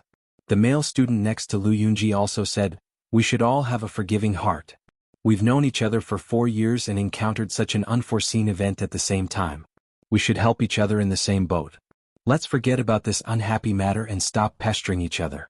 Yi Fan returned his life-saving fish drum. You don't want to watch him lose his life, right? In his hanging right hand was a rusty incense burner. It was only the size of a palm and was somewhat damaged. Part of the furnace wall was broken, but it still looked simple and natural. The three stood together. Moreover, they had all gained something from the Thunderclap Temple. They each held an item abandoned by the gods. At this moment their words naturally had weight. Clang. Pang Bo took a large step forward and heavily placed the Great Thunderclap Temple's bronze plaque on the ground. He said, "Your words are even better than singing. I've discovered that your ability to distort black and white is very profound. First of all, you have to understand what just happened. Secondly, you have to know that people should be more upright." It was clearly Li Zhangqing and others who wanted to harm Yi Fan. How did it become Yi Fan who was not magnanimous enough? What kind of logic was this? In the end, why was it Yi Fan who was in the wrong? Someone wanted to kill him, so Yi Fan took away the thing he was relying on. What was wrong with that? According to what you said, Yi Fan seems to have become a villain, and Li Zhangqing seems to have done nothing wrong. Don't pretend to be righteous, it disgusts me. At this moment, the radiance on Pang Bo's body still hadn't dissipated. The 4 ancient words, Great Laying Temple, on the bronze plaque emitted rays of light that shot up to the sky. The Buddhist chants sounded like thunder, and faintly discernible Buddhist chanting could be heard. His entire person was like a blazing sun, extremely imposing. Once these words were spoken, the expressions of the man and woman who spoke just now became extremely unsightly. We are not saying that Yi Fan is in the wrong. We just want Yi Fan to remember our friendship and not take away Li Zhangqing's fish drum so that he can preserve his life and live. They were completely avoiding the important and dwelling on the trivial. Not only did they not mention that Yi Fan was almost pushed out of the 5-colored sacrificial altar and was almost swept away by the storm, they also mentioned that Yi Fan's actions were equivalent to harming his classmate's life. After listening to them, Yi Fan calmly smiled and said, "Actually, you three don't have to worry. I don't want to argue with him." His entire body was wrapped in a divine radiance, giving others a hazy feeling. His surroundings were spotless, making everyone feel tranquil and auspicious. However, I have to correct you. It was Li Zhangqing and others who almost killed me. It's not me who wants to harm his life as you guys always say. This matter is obvious to all. Yi Fan swept a few glances at Lu Yunji and the others and said, "There are many students here who didn't obtain anything from the Great Thunderclap Temple, but they are still alive and well. What? Because not long ago, everyone was sharing the god's relic in their hands. I took away Li Zhangqing's fish drum because I don't want him to have something to rely on. He can instigate people to steal my things and he can also do the same to others. You guys don't have to worry about his safety. We are all classmates so we can share the divine objects in our hands and support each other. You will definitely be safe and sound. Of course, if you guys don't want to share the copper bell, incense burner and Vajra pestle with him, then let him stay by my side. I definitely won't disregard our friendship." Yi Fan first pointed out the root of the matter and went straight to the point. After that, he mentioned sharing the god's relics. Although he didn't say much, everyone could naturally relate that it was his suggestion not long ago that allowed many people to escape the calamity. After that, he lightly cut Lu Yunji and the other 2 students, making everyone speechless. Joey was also standing at the front. Other than the initial objection to Yi Fan taking away the fish drum, he had been listening quietly throughout the whole process and didn't express any opinion. Only now did he speak again and said, "Li Zhangqing is indeed in the wrong. It's not too much to punish him. But Yi Fan, isn't it a bit of a waste for you to have 2 gods' relics? You should know that there are many students here who don't even have a single remnant." Zhou Yi's family had a certain background, but he had never made people feel that he was arrogant. He had always been scholarly and easygoing. Now that he pointed out this problem, Pang Bo immediately frowned, but he couldn't refute anything. "I'm even willing to share the ancient bronze lamp in my hand with everyone. Now that I've taken this fish drum, I naturally have to consider things from this aspect." Yi Fan smiled and waved to a male student behind him, saying, "I'll give you Zhang Xiling. If there's any danger, you must remember to share it with the person next to you."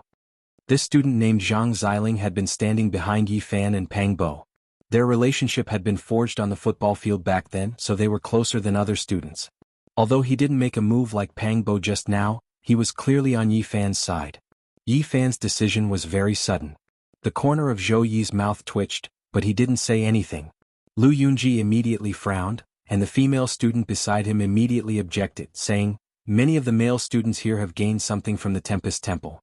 Comparatively speaking, there aren't many female students who have found Buddhist artifacts.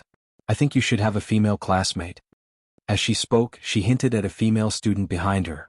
Pang Bo revealed a sarcastic expression and said, "What's the difference between classmates?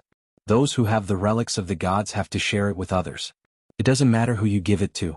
Are you not willing to help others?" Selectively ignoring and focusing on offensive things, Pang Bo gave her a taste of her own medicine. With a mocking expression on his face, the female student choked and became angry.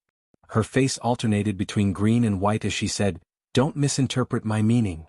Zhang Xiling very naturally stepped forward and took the fish drum from Yi Fan. Both of them didn't say anything. Everything was understood without words. Yi Fan directly ignored Lu Yunji and didn't even look at him. He asked Zhou Yi, "What do you think?" "I don't have any objections. We're in trouble now, so we should help each other. I hope there won't be any more unpleasant things happening." Zhou Yi said these words very calmly and then said nothing else. The surrounding students saw all this and experienced the subtle situation just now. Although it seemed peaceful, there were a few invisible confrontations, but all of them were easily resolved by Yi Fan. This reminded people of Yi Fan when he was still a student. Back then he was very easygoing and indifferent when it was time to be peaceful, and when it was time to show off his abilities, he was not careless. He never caused trouble, but he was even more unafraid of trouble coming to him.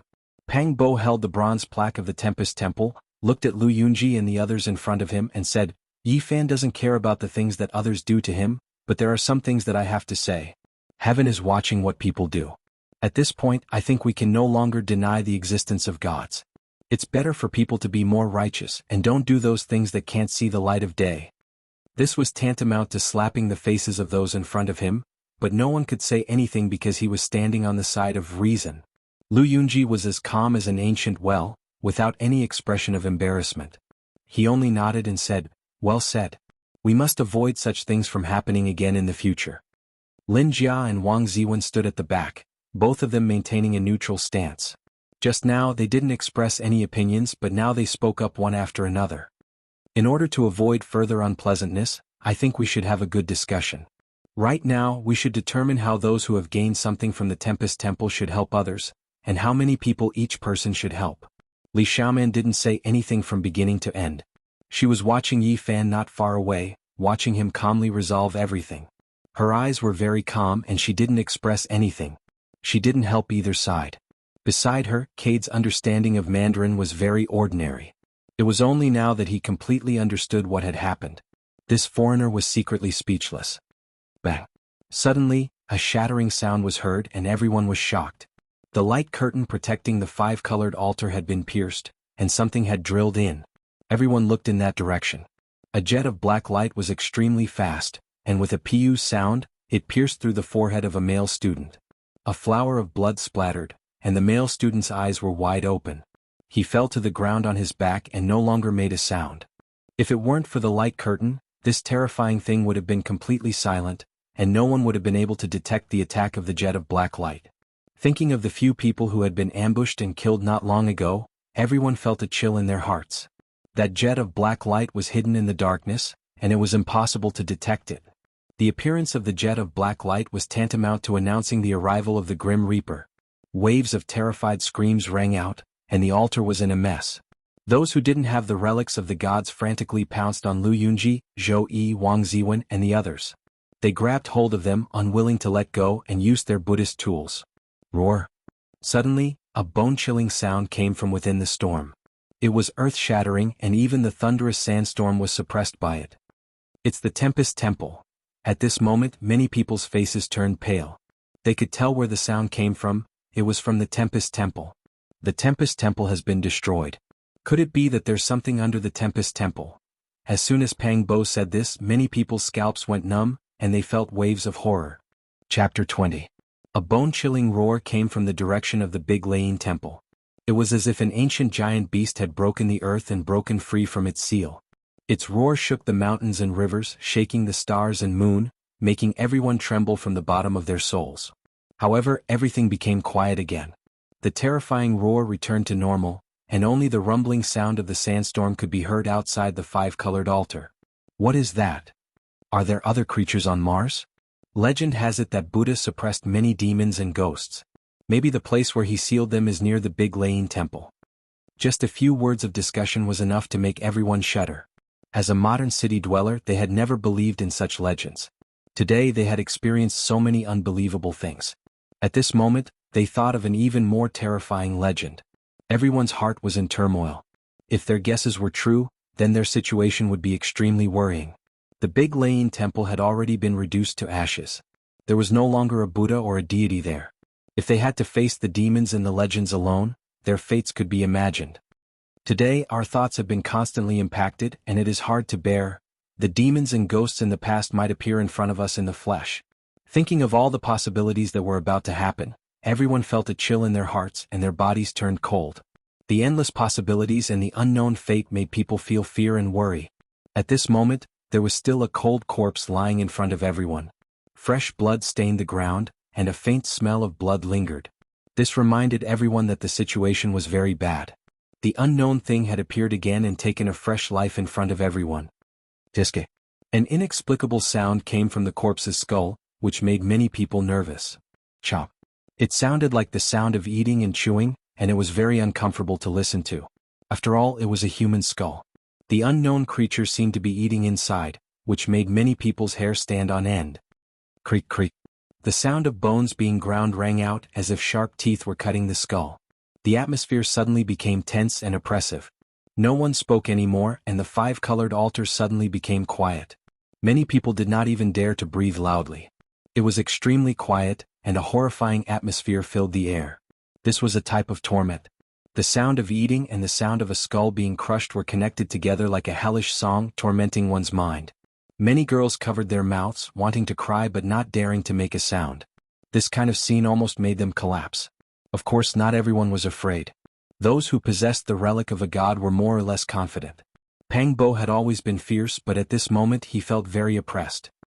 He dragged the bronze plaque of the Tempest Temple and was about to smash the head open. Yifan stopped him and said, "Don't act rashly."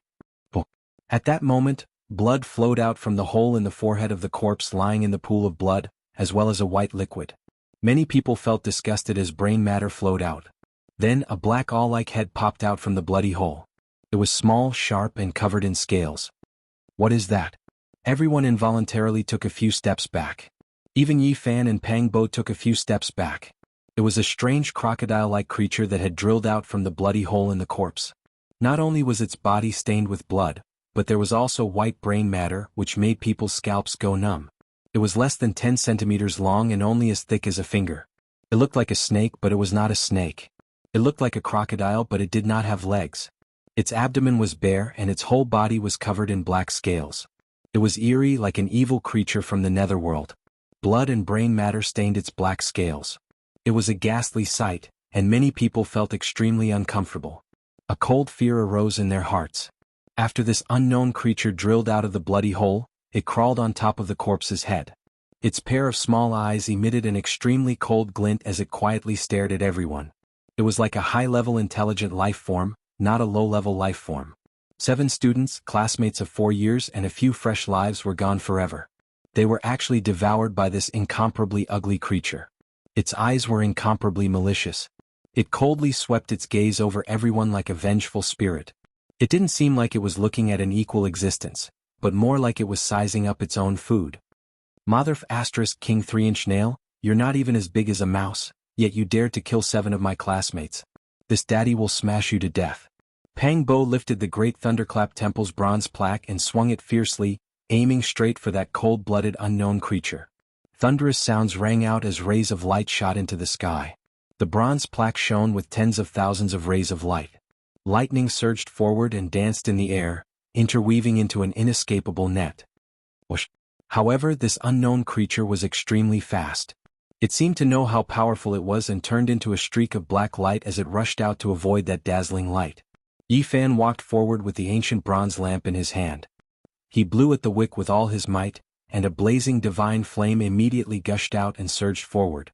That malevolent creature, which was only as thick as a finger and 10 centimeters in length, let out a mournful cry. Its voice was so loud that it shocked everyone. It was like the scream of a malicious spirit, causing people's eardrums to ring and chills to run down their spines. It was hard to imagine how such a small-scaled body could emit such a loud and terrifying sound. The flame from the wick that Yi Fan blew out pounced out for 3 meters, but it didn't truly engulf that unknown creature. It only slightly brushed against its tail, causing its scales to fall off on the spot, and half of its scorched tail to fall off. It viciously stared at Yi Fan with an expression like a human. It was incomparably malevolent, and it opened its mouth to reveal dense, sharp teeth that flickered with a cold, snow-white light. It continuously growled at Yi Fan in a low voice. "What the hell is this thing?" Many students at the back were very afraid. Even though they had divine artifacts, they didn't dare to go forward. "You 3-inch nail, your eyes are so vicious. I'm going to smash you into pieces." Pang Bo wasn't afraid at all. He was very fierce. He raised the Great Thunderclap Temple's bronze plaque and rushed over, saying, "You killed 7 of my classmates and now I've only broken one of your rotten tails. Go to hell." Pang Bo's entire body was enveloped by the glaring light emitted by the bronze plaque. He was like an enraged god of war and his aura was oppressive. The bronze plaque vibrated, and Buddhist chants shook the sky, emitting rumbling sounds. Meanwhile, Yi Fan was on the other side of the terrifying creature that only had half of its body left.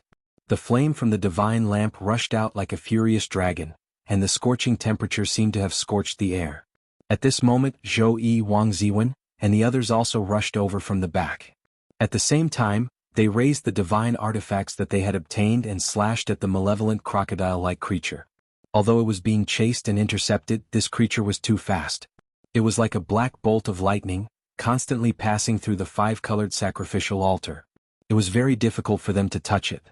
Mournful cries rang out. This malevolent and terrifying creature was being chased by everyone.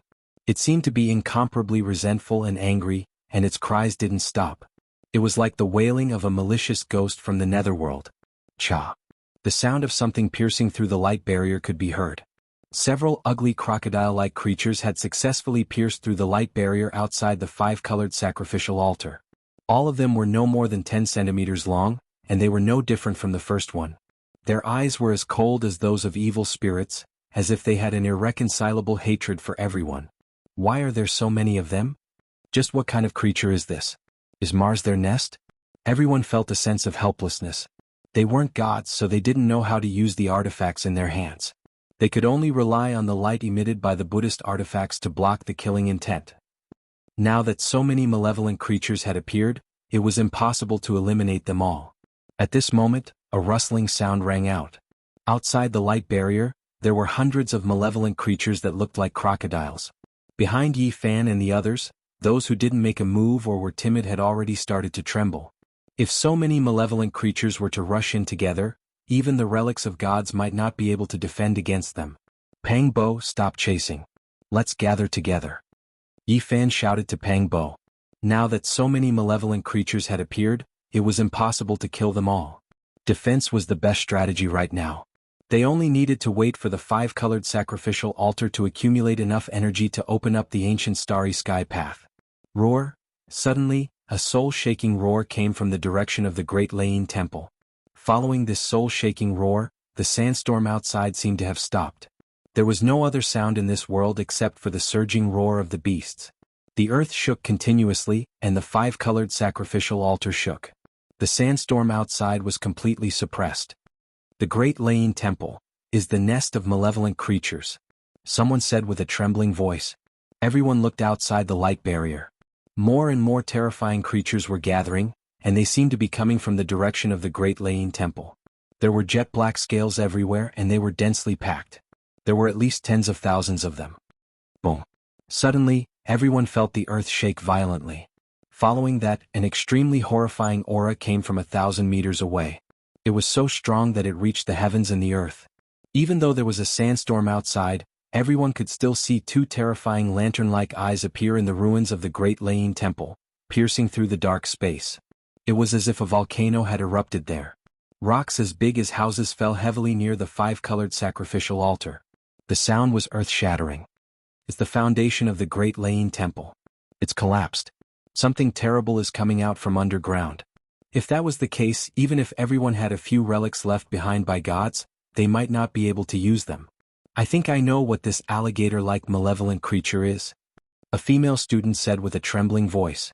Buddhism was the most revered in the Tibetan area. Almost everyone believed in it.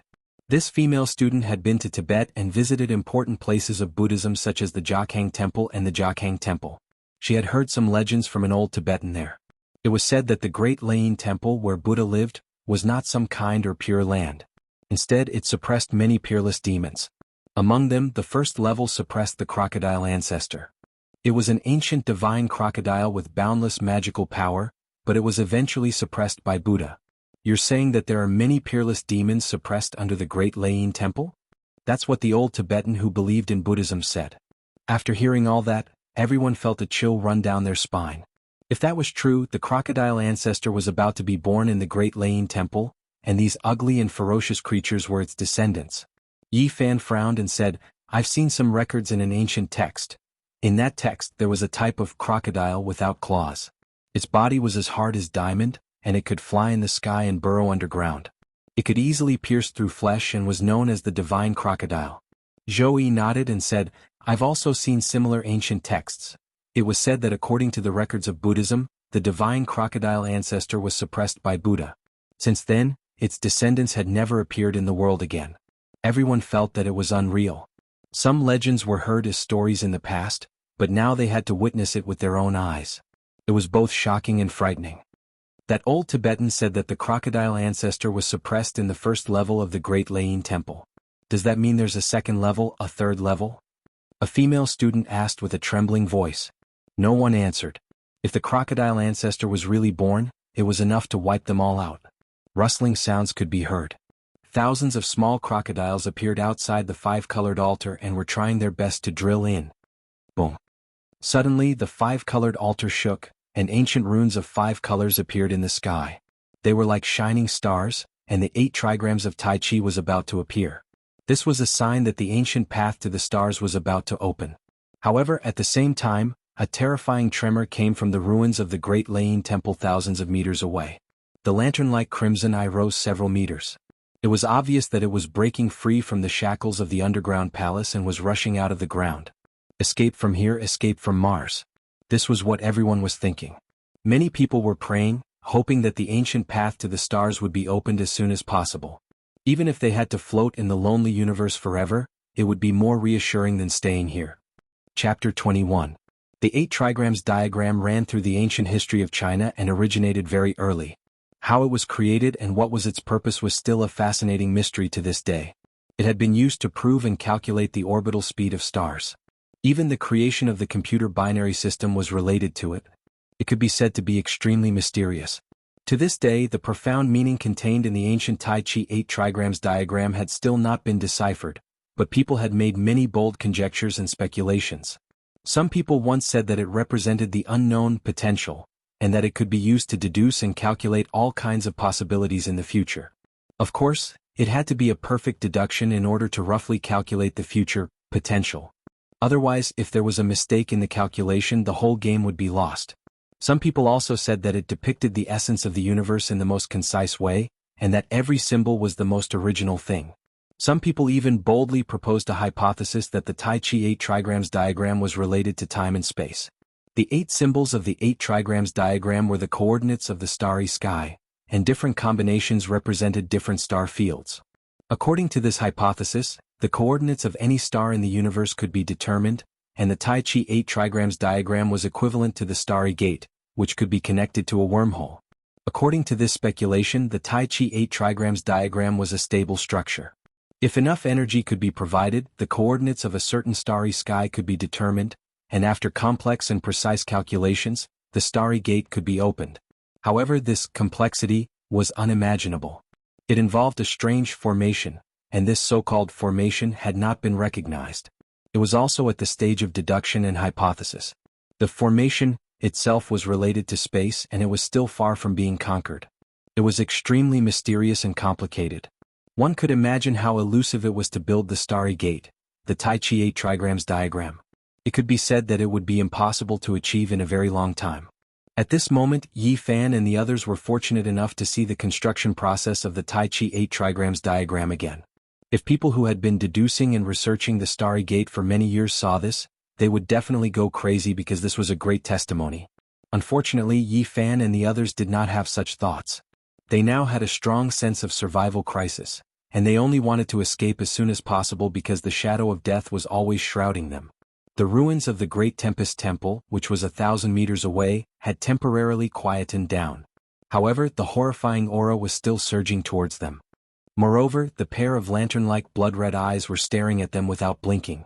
It was especially terrifying in the darkness, causing people's hearts to tremble. The 8 trigrams diagram in the sky had already taken shape. It had the density and texture of metal, as if it had been forged from refined gold essence. Around it, the space was distorted and the light was misty. The 8 trigrams corresponding to Qian, Kun, Sun, Dui, Zhen, Zhen, Li, and Qin emitted light one after another. It was like a set of mysterious and ancient codes were flickering. The 8 divinatory symbols had already flashed hundreds and thousands of times, carrying out complicated arrangements and combinations, but they still couldn't light up at the same time. In the end, they actually slowly dimmed. The huge Tai Chi diagram was trembling, showing signs of collapsing. How could this be? Many people were terrified. If they couldn't open the ancient starry sky path, it would mean death for them. The light curtain covering the 5-colored altar was so dim that it almost didn't have any light. Only a faint multicolored light flowed towards the 8 trigrams diagram in the sky. Seeing this scene, everyone knew why. Constructing the 8 trigrams diagram or opening the starry sky door requires a sufficient and stable supply of mysterious energy. However, we don't have enough energy right now. What should we do? Are we really going to die here? The crocodile ancestor was far away and the small crocodiles were close by. A huge death net had already spread out towards everyone. Bang! More than 10 small crocodiles had already drilled into the light curtain and started to attack everyone. The incense burner, the vajra, the copper bell, the fish drum, and the other relics of the deities all shone with dazzling light, resisting the attacks of the divine crocodiles. However, the power of the crocodiles was so strong that everyone couldn't help but retreat. Crack, crack, crack. Outside the 5-colored altar, the ground was covered with scales. Tens of thousands of divine crocodiles were continuously attacking the light curtain. More cracking sounds were heard. In just a short moment, more than 100 small crocodiles had successfully broken through. These seemingly small but extremely ferocious species were extremely terrifying. They could fly in the sky and burrow into the ground. Each of these divine crocodiles was like a sharp sword with extremely powerful penetrative power. We can't go on like this. If we continue to defend passively like this, we will die here sooner or later. Peng Bo shouted. The bronze plaque of the Great Thunderclap Temple shook continuously with thousands of lights forming a light curtain that protected 3 or 4 people. Although it could temporarily ensure their safety, no one could predict what would happen in the long run. You don't move for now. I will go out and try first. Yi Fan warned Peng Bo while he himself no longer passively defended. He held the ancient lamp and strode forward. Immediately, dozens of divine crocodiles pierced towards him. Dozens of black lights were like bolts of lightning. They were extremely fast and ruthless. They were like nails hammered into the light curtain of the ancient lamp and forcefully squeezed in. Whoosh! Yi Fan quietly waited for the dozens of divine crocodiles to get close before blowing towards the wick of the ancient lamp.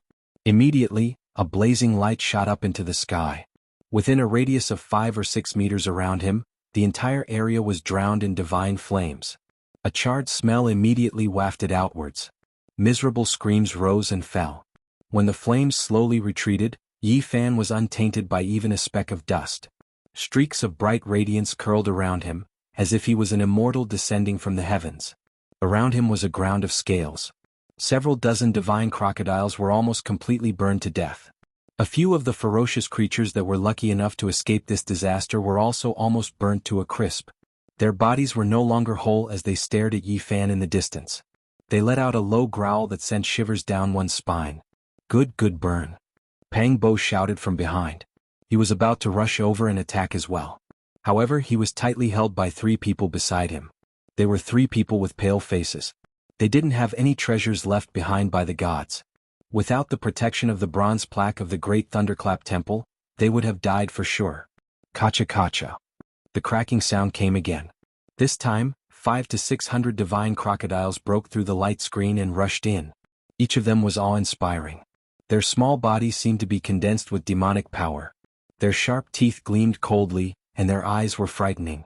All of them fearlessly rushed over and circled around Yi Fan. No, Yi Fan alone can't deal with so many black nails. I have to go help him. Pang Bo wanted to go over again. But, what should we do? The three people beside him looked pale as they looked at Pang Bo with a pleading expression. Of course I won't let you guys die.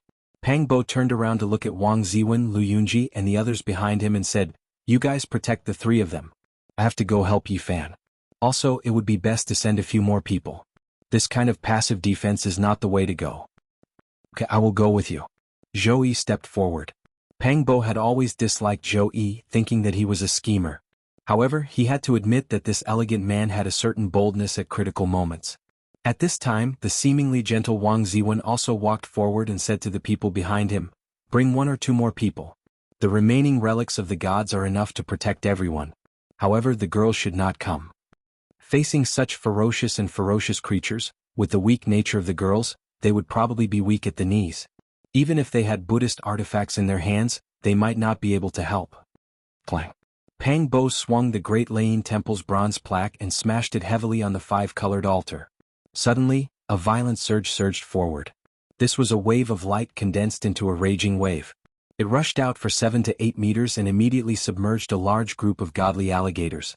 The cries of the divine crocodiles made one's scalp go numb.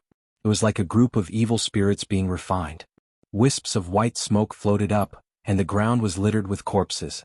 This was a large-scale attack. It was not like the first time he faced a divine crocodile alone and could not catch up with its speed.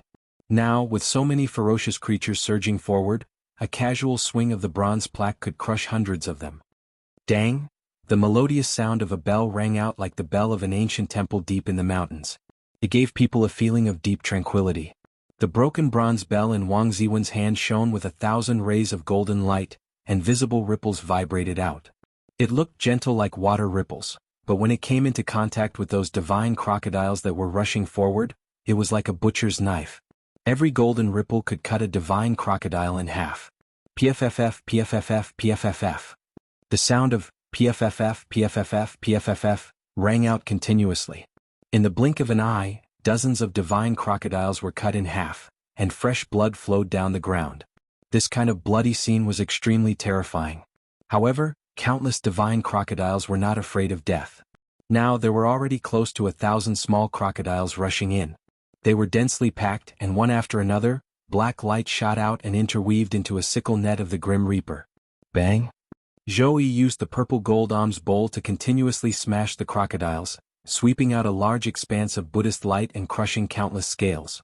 A large number of corpses were left on the ground. It was a tragic sight to behold. Many of the small crocodiles had already been turned into minced meat. This was an extremely tragic scene. In order to survive, everyone was willing to risk everything. Soon the altar was dyed red with blood, and the pungent smell of blood permeated the air. A faint mist of blood floated up as if it was an Azura's field. Ah, ah! At this time 2 screams suddenly came from behind. 2 students were lying in a pool of blood. Each of their heads had many bloody holes, and their bodies were covered with ugly little crocodiles. Everyone felt a wave of sorrow. Life and death were no longer in their control. Even though they were struggling bitterly, 2 more students had died tragically. The 2 of them were holding the relic of a deity, but just now, there were 300 to 400 divine crocodiles rushing at them. The impact was so great that the 2 of them were directly sent flying. They lost their grip on the Buddhist tool and fell to the side. The 2 of them were immediately drowned by the small crocodiles, dying tragically on the spot. Don't let go even if you die. Lin Jia shouted, reminding everyone. Many people were already rolling back and forth from the impact. Moreover, because they were holding the Buddhist tool together, their movements were restricted, and it was extremely dangerous. Ah, ah! Another 2 screams were heard. A male and female student were lying in a pool of blood, drenched in fresh blood. It was a tragic sight to behold. Their eyes were wide open and they died with remaining grievances. The people in the rear hurriedly gathered together and began to attack while defending together. They held the relic of a deity and hacked at the divine crocodiles. The situation finally stabilized for the time being. Kill. Lu Yunji's complexion was somewhat pale. His character was gloomy and he was not very courageous. However, at this time he also rushed out with the Vajra staff in hand. In Buddhist legends, this was an extremely powerful sacred object that could destroy the enemy as easily as killing chickens and dogs. It was indestructible and it symbolized invincibility. It was a scepter that was used by venerable saints with a true Buddhist nature. Lightning danced in the air and brilliant lights flickered. The divine radiance around Lu Yunji was glaring. The Vajra staff swept across as if it was sweeping away 1,000 soldiers. Immediately, blood and countless broken scales were left on the ground, and a large number of divine crocodiles were crushed. The power of the Vajra staff was evident. At this time the foreigner, Cade, also rushed over. His mouth was shouting non-stop while holding a broken wooden fish, and he was beating it randomly. God is merciful. Although he was shouting like this, his hands were not careless. The broken wooden fish looked like it would fall apart at any time, but it had a mysterious power. There were 3 bodhisattvas engraved on it. At this time, all of them had manifested into light and shadows. They appeared around the foreigner Cade and swept away the surrounding divine crocodiles. Lord, are these the angels you sent? Quickly kill these devils from hell. At this incomparably tense moment, the foreigner suddenly spoke fluent Chinese and shouted non-stop. Yellow-haired devil, what you are holding is the object of Buddha. Don't talk nonsense. At this moment of life and death, Pang Bo was actually amused by him. After Cade shouted for a while, he said, God said that all living beings are equal. My Lord is merciful and bodhisattvas are angels. Bulsh * T, all living beings are equal. My Buddha is merciful. That's what Buddha said. Okay. The conversation between the two also created a different atmosphere on the altar, which was filled with the aura of death. The blood on the altar turned into spots of blood light, broke through the light curtain and floated toward the sky. They gathered toward the already unstable Tai Chi 8 diagrams, causing the disintegrating starry gate to flicker with brilliance again. Obviously, everyone had noticed this situation, and they immediately showed a look of excitement. Kill, the more we kill, the better. This kind of divine crocodile is the descendant of a great demon. In essence, there is divine blood flowing in its body, condensing divine power, and through the altar, it can be transformed into the mysterious energy needed by the Tai Chi 8 diagrams. That's right, this 5-colored stone altar is originally an altar. In the distant past, it must have considered the situation of blood sacrifice. The Tai Chi 8 diagrams in the sky became clearer and brighter, as if it was cast from metal. The brilliance continued to shine, and the 8 symbols of the 8 diagrams flickered. After changing countless times in a complicated order, they were all about to light up and open the ancient starry sky road. But it was also at this time that the Tempest Temple's horrifying aura shot up to the sky. The ground completely cracked and a giant creature soared into the sky, shaking the sky. Almost instantly, everyone felt as if their souls were about to leave their bodies, and everyone almost collapsed on the altar. 2 giant eyes that looked like lanterns approached from afar, and they were closing in. That's the crocodile ancestor that was suppressed by Buddha under the Tempest Temple. Now that it has escaped, who in this world can suppress it? Everyone felt like they had fallen into an ice cellar, and they felt completely hopeless.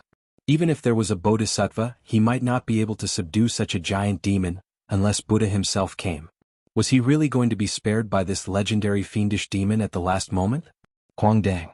At this moment, the bronze coffin on the 5-colored altar suddenly let out a trembling sound. The 2 eyes that looked like lanterns suddenly froze, as if they were surprised and did not move forward. Chapter 22. Everyone's spirit was exhausted. Just now their souls almost left their bodies. The roar of the unparalleled crocodile ancestor had an incredible power. It seemed to be able to absorb people's souls. If it wasn't for the strange metallic sound from the ancient bronze coffin, perhaps everyone here would have died. A tragic aura surged over from afar like a tsunami.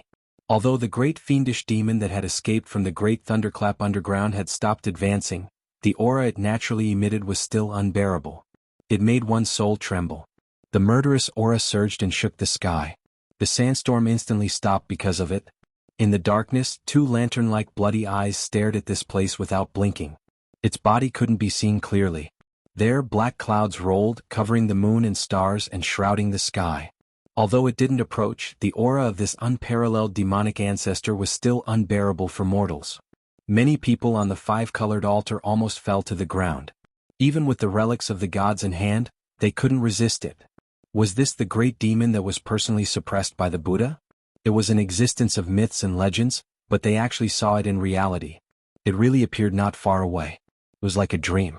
As a modern city dweller, they had never seen such a terrifying scene. Everyone felt it was so unreal. What they saw and heard at this moment was really shocking. Now that the crocodile ancestor had escaped, countless years had passed. The heavenly palace had collapsed, and the great thunderous sound temple had long been abandoned.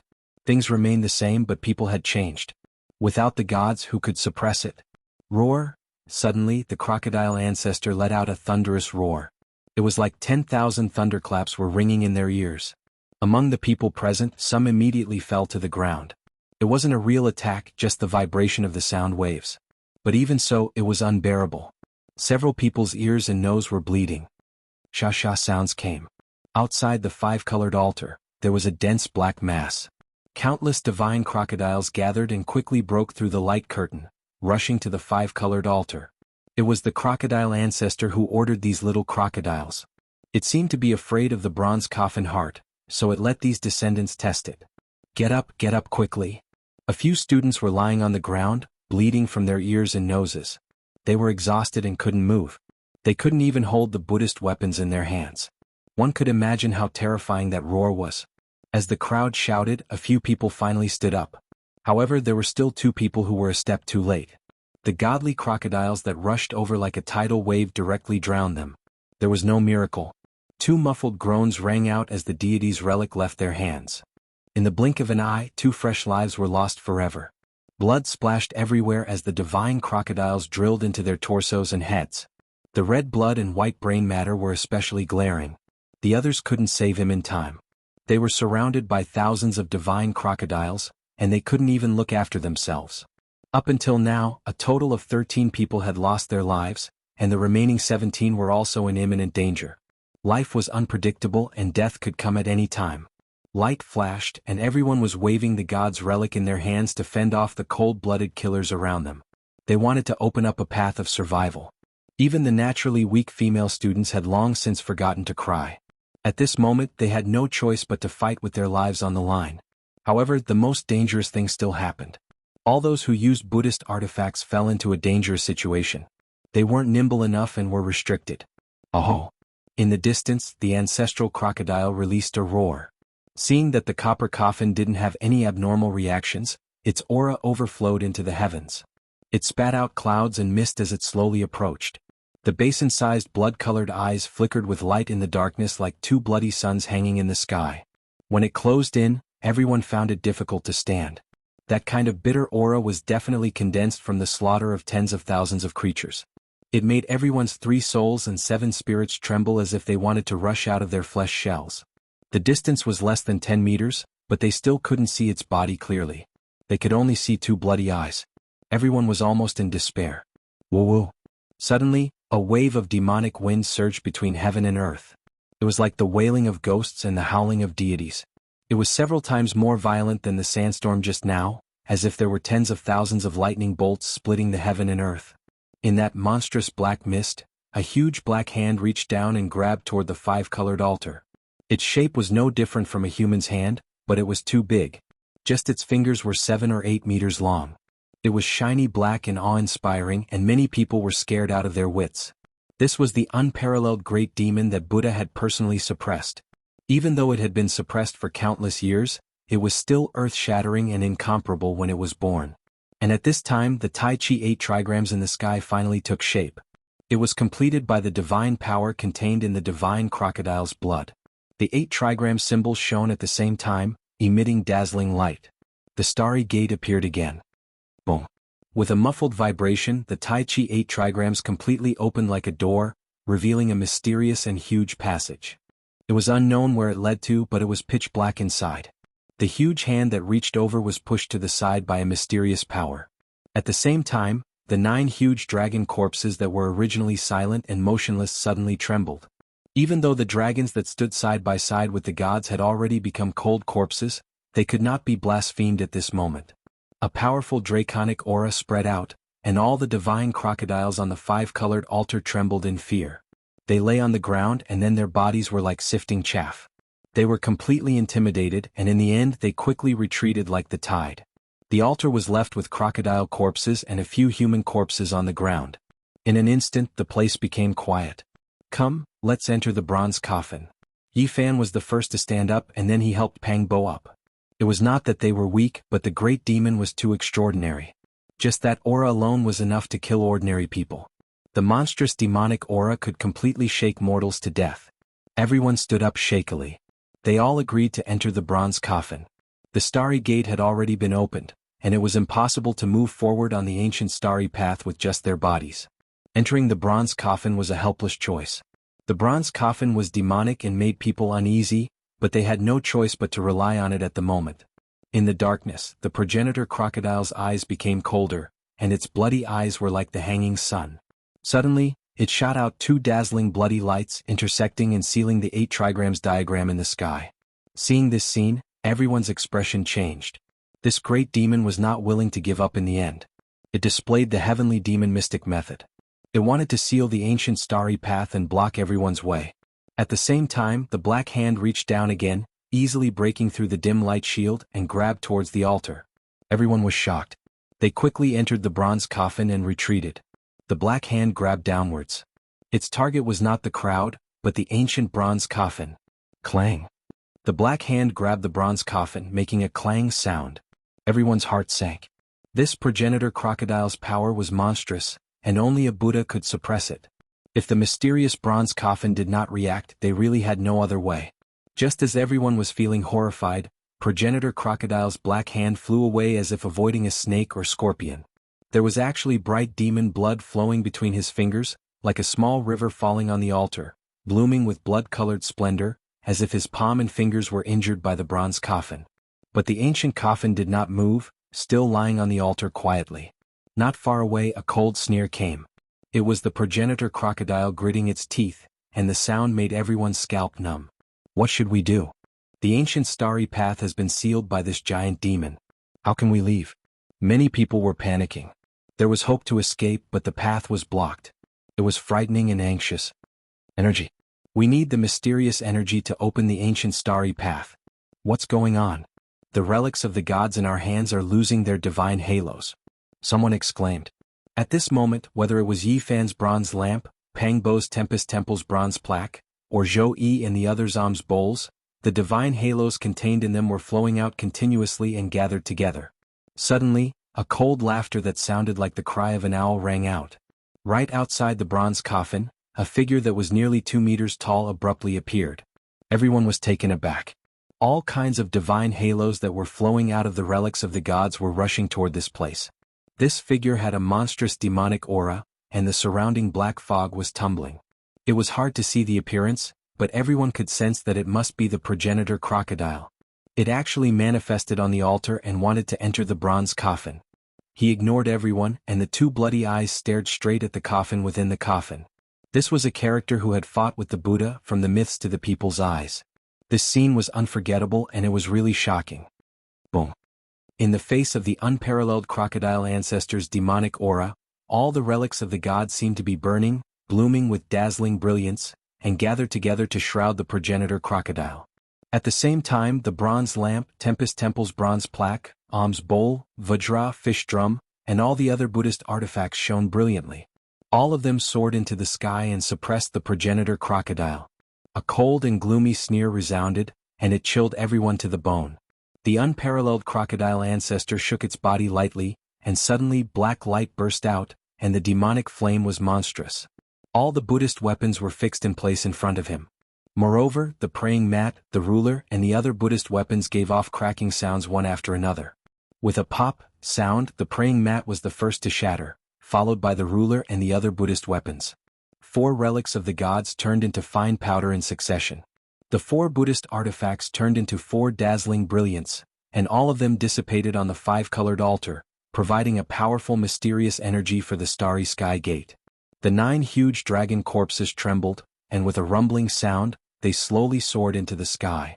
The progenitor crocodile was shocked, and it avoided the ancient bronze lamp and the other relics of the gods. It soared into the sky, and its right hand quickly enlarged, covering the heaven and earth, and grabbed the 9 huge dragon corpses. At this time the ancient bronze lamp, Tempest Temple's bronze plaque, and other relics seemed to have a spirit, and each of them rushed out the most blazing divine light, so bright that people couldn't open their eyes, and swept toward the progenitor crocodile. Endless light flickered in the sky, and it was so dazzling that people couldn't look straight at it and no one could see it clearly. The 9 dragon corpses were temporarily stopped by the progenitor crocodile. Dang, dang! A crisp sound came from the altar, and the Buddhist relic prayer beads, Tempest Temple's bronze plaque, alms bowl, and other relics all fell to the ground, and even the ancient bronze lamp was extinguished. The 9 dragon corpses are stopped, what should we do? Everyone was anxious. The giant bronze coffin didn't rise into the sky, and the 9 dragon corpses were blocked in mid-air, and it was difficult for them to enter the starry sky gate. Everyone walked out of the bronze coffin, and quickly picked up the dim Buddhist artifacts. Pang Bo, on the other hand, was very agile in collecting the mineral water bottles on the corpses. Yi Fan, on the other hand, took off his shirt, and collected the crocodile corpses on the ground. At this moment the sky shook violently and everyone was shocked and hurriedly rushed back to the bronze coffin. The giant bronze coffin let out a metallic sound, and the 9 dragon corpses swung their giant tails, and with a bang, they all hit the big black hand of the progenitor crocodile, causing it to fall back. Boom! There was a loud noise in the sky, and the 9 huge dragon corpses slowly flew toward the starry sky gate. Clang! The giant bronze coffin shook and turned over, and everyone suddenly felt dizzy. The bloody eyes of the progenitor crocodile were extremely cold. Before the coffin lid closed, it was about to rush in, and its target was still the coffin within the coffin. But at this moment, on the rusty coffin walls, the carvings of ancient ancestors and gods, as well as the bronze patterns of primitive birds and beasts, all flowed with a hazy brilliance, stopping the progenitor crocodile's footsteps. It seemed to suddenly think of something, and 2 cold bloody lights burst out of its eyes. Dang dang dang! It quickly took a few steps back in the void. Clang! With a loud noise, the bronze coffin lid closed, and the 9 huge dragon corpses pulled the bronze coffin slowly into the sky, breaking through the bloody seal laid by the progenitor crocodile, and entered the starry sky gate. Chapter 23. In the darkness, some people were weeping softly while others were shivering. Every time they closed their eyes, they would see the terrible scene of their foreheads being pierced, blood splattering and brain juices flowing out. It was like a nightmare but also like a ghost, lingering in their hearts. It was hard to forget the tragic deaths of his classmates. The ghastly blood, the unwillingness and despair, the eyes that couldn't close, the youthful faces that kept appearing before his eyes. His classmates of 4 years, 13 fresh lives, all passed away on the same day. Although they were temporarily safe, many people couldn't calm down. In fact, they were even more afraid. The tragic death of their classmates and the ferocious divine crocodile appeared in their hearts from time to time. Perhaps they would never be able to forget it in this life. It was pitch black inside the bronze coffin. Some female students were sobbing, and some male students were sighing. Although they had escaped, the road ahead was boundless and unpredictable. Where were the 9 dragons pulling the coffin? Where was the other shore? Where was the heaven? There was no light, but the sea of bitterness was boundless. Were they following the ancient road that the gods had walked? The destination of the gods? What kind of place was that? After a long time the bronze coffin finally quieted down. According to the time on earth, it was already late at night. Everyone was exhausted and dispirited, falling into a deep sleep. Many people were still anxious and fearful in their dreams. They tightly grasped the relics of the gods as if they wanted to rely on them. This was a torturous night. Many people couldn't sleep peacefully. They were awakened by nightmares from time to time, and some girls even woke up crying. It wasn't because they were weak, but because the experience was too terrifying. Many things, no matter if they were true or false, were just rumors. No matter how frightening it was just a story. But if they experienced it themselves, it would be a completely different matter. A group of urban men and women lived a very comfortable life. Suddenly experiencing such a tragic event was an unimaginable shock to their minds. They had seen the legendary demons gnawing on the corpses of their companions, and the people around them dying one by one. How could they not be afraid? Even a carefree person like Pang Bo found it hard to sleep. It wasn't because he was afraid, but because he was constantly awakened by the people around him. Yi Fan was just like him. It was difficult to fall asleep. The people around him would occasionally talk in their sleep or cry in their nightmares, making it difficult for him to sleep. After only 5 or 6 hours, most people woke up. It wasn't until another 2 hours passed that everyone's mood slightly calmed down. At this moment, they didn't know where the bronze coffin was heading. Everyone started to think about reality. The bronze coffin was very stable and didn't shake at all. It was as if it had already stopped. Was there a next stop? Perhaps they would forever drift in the depths of the desolate universe. What kind of place will we reach? After crying and venting, even the weak-natured female students couldn't help but think about this problem. Will we reach the final destination of the gods? The ancient starry sky path was created by the ancestors. In the distant future, there might really be gods, and they might arrive at a mysterious world. Gods really exist? We've seen the 9 dragons pulling the coffin, the legendary Tempest Temple, and the legendary crocodile ancestor. There's no reason for us not to believe it. However, I still find it hard to accept this reality. According to my understanding, the gods might just be a race and they might have once lived on Earth with us. As a modern person, almost no one believed in the existence of God, but now they had no choice but to face it.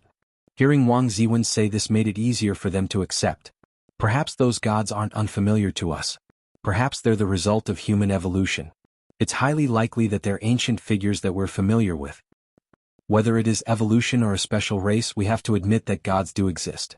Obviously, the ancient people have been dealing with them for a long time. There was a 5-colored altar at the top of Mount Tai. It was built by the ancient people. Many years ago, the 3 sovereigns, 5 emperors, and 72 kings climbed Mount Tai. Maybe those gods are our ancestors. The 3 sovereigns and 5 emperors were ancient figures like gods. It was said that they were gods themselves. So, it was not easy to imagine that the pilgrimage on Mount Tai was not that simple. There were many possibilities. Maybe they were calling for life in the starry sky and sending some kind of message to the lonely universe. Maybe they could really fly. The ancient Earth had already made them feel that it was not vast enough. So, they climbed Mount Tai, left Earth, and entered the vast universe. Perhaps the Earth was just a relay station, a temporary stop for those existences that were both human and God, a journey in their long lives. Maybe. No one could say for sure what happened in the distant ancient times. Everything was just a maybe. Only one thing was undeniable. The ancient people had already opened the starry gate and explored the boundless universe. Why aren't you talking? The bronze lamp had already been extinguished. It was dark inside the bronze coffin. No one was too scattered. They were all very close to each other. Beside Yi Fan there was a man leaning against the coffin. He did not make a sound, and this attracted his attention. What's wrong? Are you still jealous that I beat you up? Peng Bo was very dissatisfied. He sneered. You almost pushed Yi Fan out of the 5-colored altar and killed him.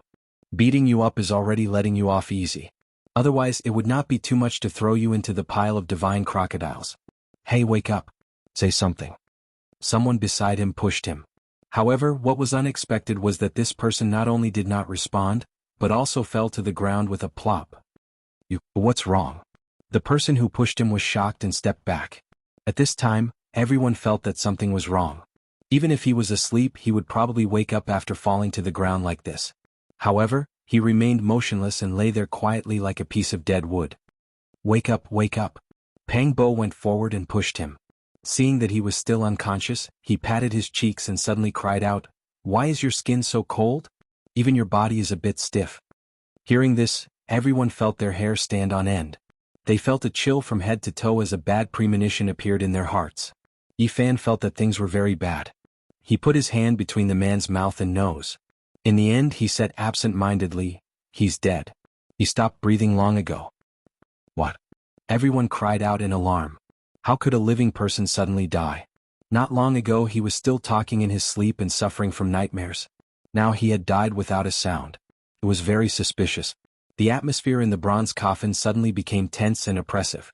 In the darkness, everyone panted heavily and felt cold all over. This was too sudden and evil. There was no way to explain it. Everyone tightly grasped the god's relic in their hands. Turn on your phone. Let's see how he died. Yi Fan said as he raised his phone and looked forward with the help of the weak light. It was a deathly pale face. His eyes were protruding and wide open. His mouth was slightly open, and a bit of blood flowed out from the corner of his mouth. He's really dead. Everyone was dejected and terrified. The sudden death made everyone feel a chill down their spine. There seemed to be something terrible in this bronze coffin. A few courageous students began to check his body, wanting to find the cause of death. Quick, look, his neck. There was a bruise on his neck. It was full of bloody marks as if he had been strangled to death. The purplish-red marks were shocking. Ghost, there's a ghost in the bronze coffin. A girl was terrified and said with a trembling voice. Hearing this, many people felt their scalps go numb. The purplish-red bruise was extremely similar to the fingerprints left behind by a malicious spirit. It was very much like he had been strangled to death.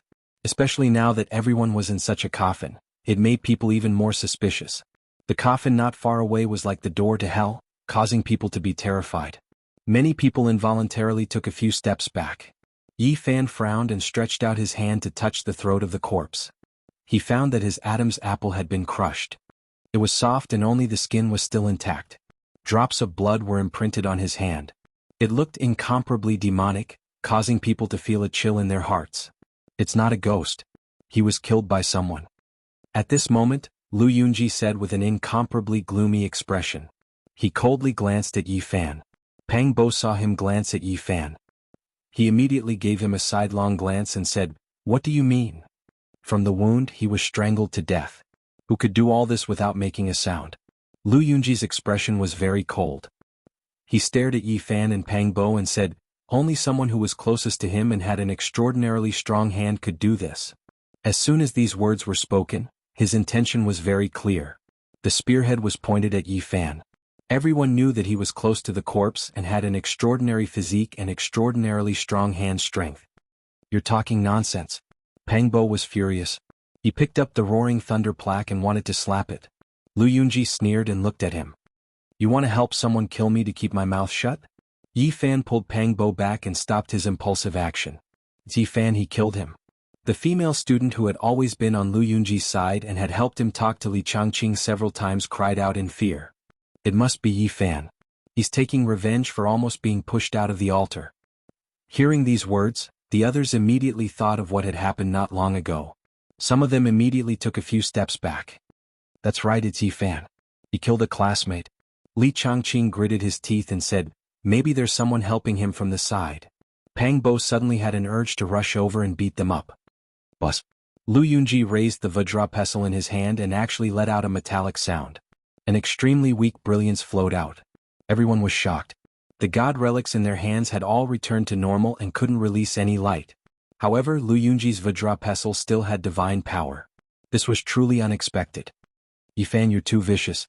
Even if he was in the wrong, you shouldn't be so ruthless in taking revenge." Lu Yunji held the Vajra pestle and took 2 steps forward. "If I said I didn't kill anyone, would you believe me?" Yi Fan swept his gaze over everyone. "Of course I believe you." Pang Bo was the first to stand out. "I also believe you." Zhang Xiling also walked forward. Yi Fan looked at the others and said, "You guys don't believe me?" Then his eyes fell on Li Xiaoman. Chapter 24. It's not a question of whether I believe it or not. It's just that you are indeed a major suspect. Kate, who was standing beside Li Xiaoman, stuttered. Pang Bo's eyes widened. "Yellow-haired devil, what do you mean? What makes you think that Yi Fan killed her?" "No, I'm not thinking. I'm saying the objective truth. I'm not saying that he's the murderer. I'm just stating a fact. He's a major suspect." Cade analyzed the situation with a serious and old-fashioned look. What Lu Yunji said makes sense. Yi Fan had a conflict with the deceased. He has a motive for murder. Moreover, it's very close. He has the conditions to make a move. Although he didn't speak fluently, everyone understood what he meant. Just like many simple-minded Westerners, he spoke of facts. "Devil, you really don't know the ways of the world. It's obvious, but you have to make it sound like a mathematical theorem. You're so simple-minded." "What's a devil?" The foreigner Cade was puzzled. "I heard you say it a few times." "What do you mean?"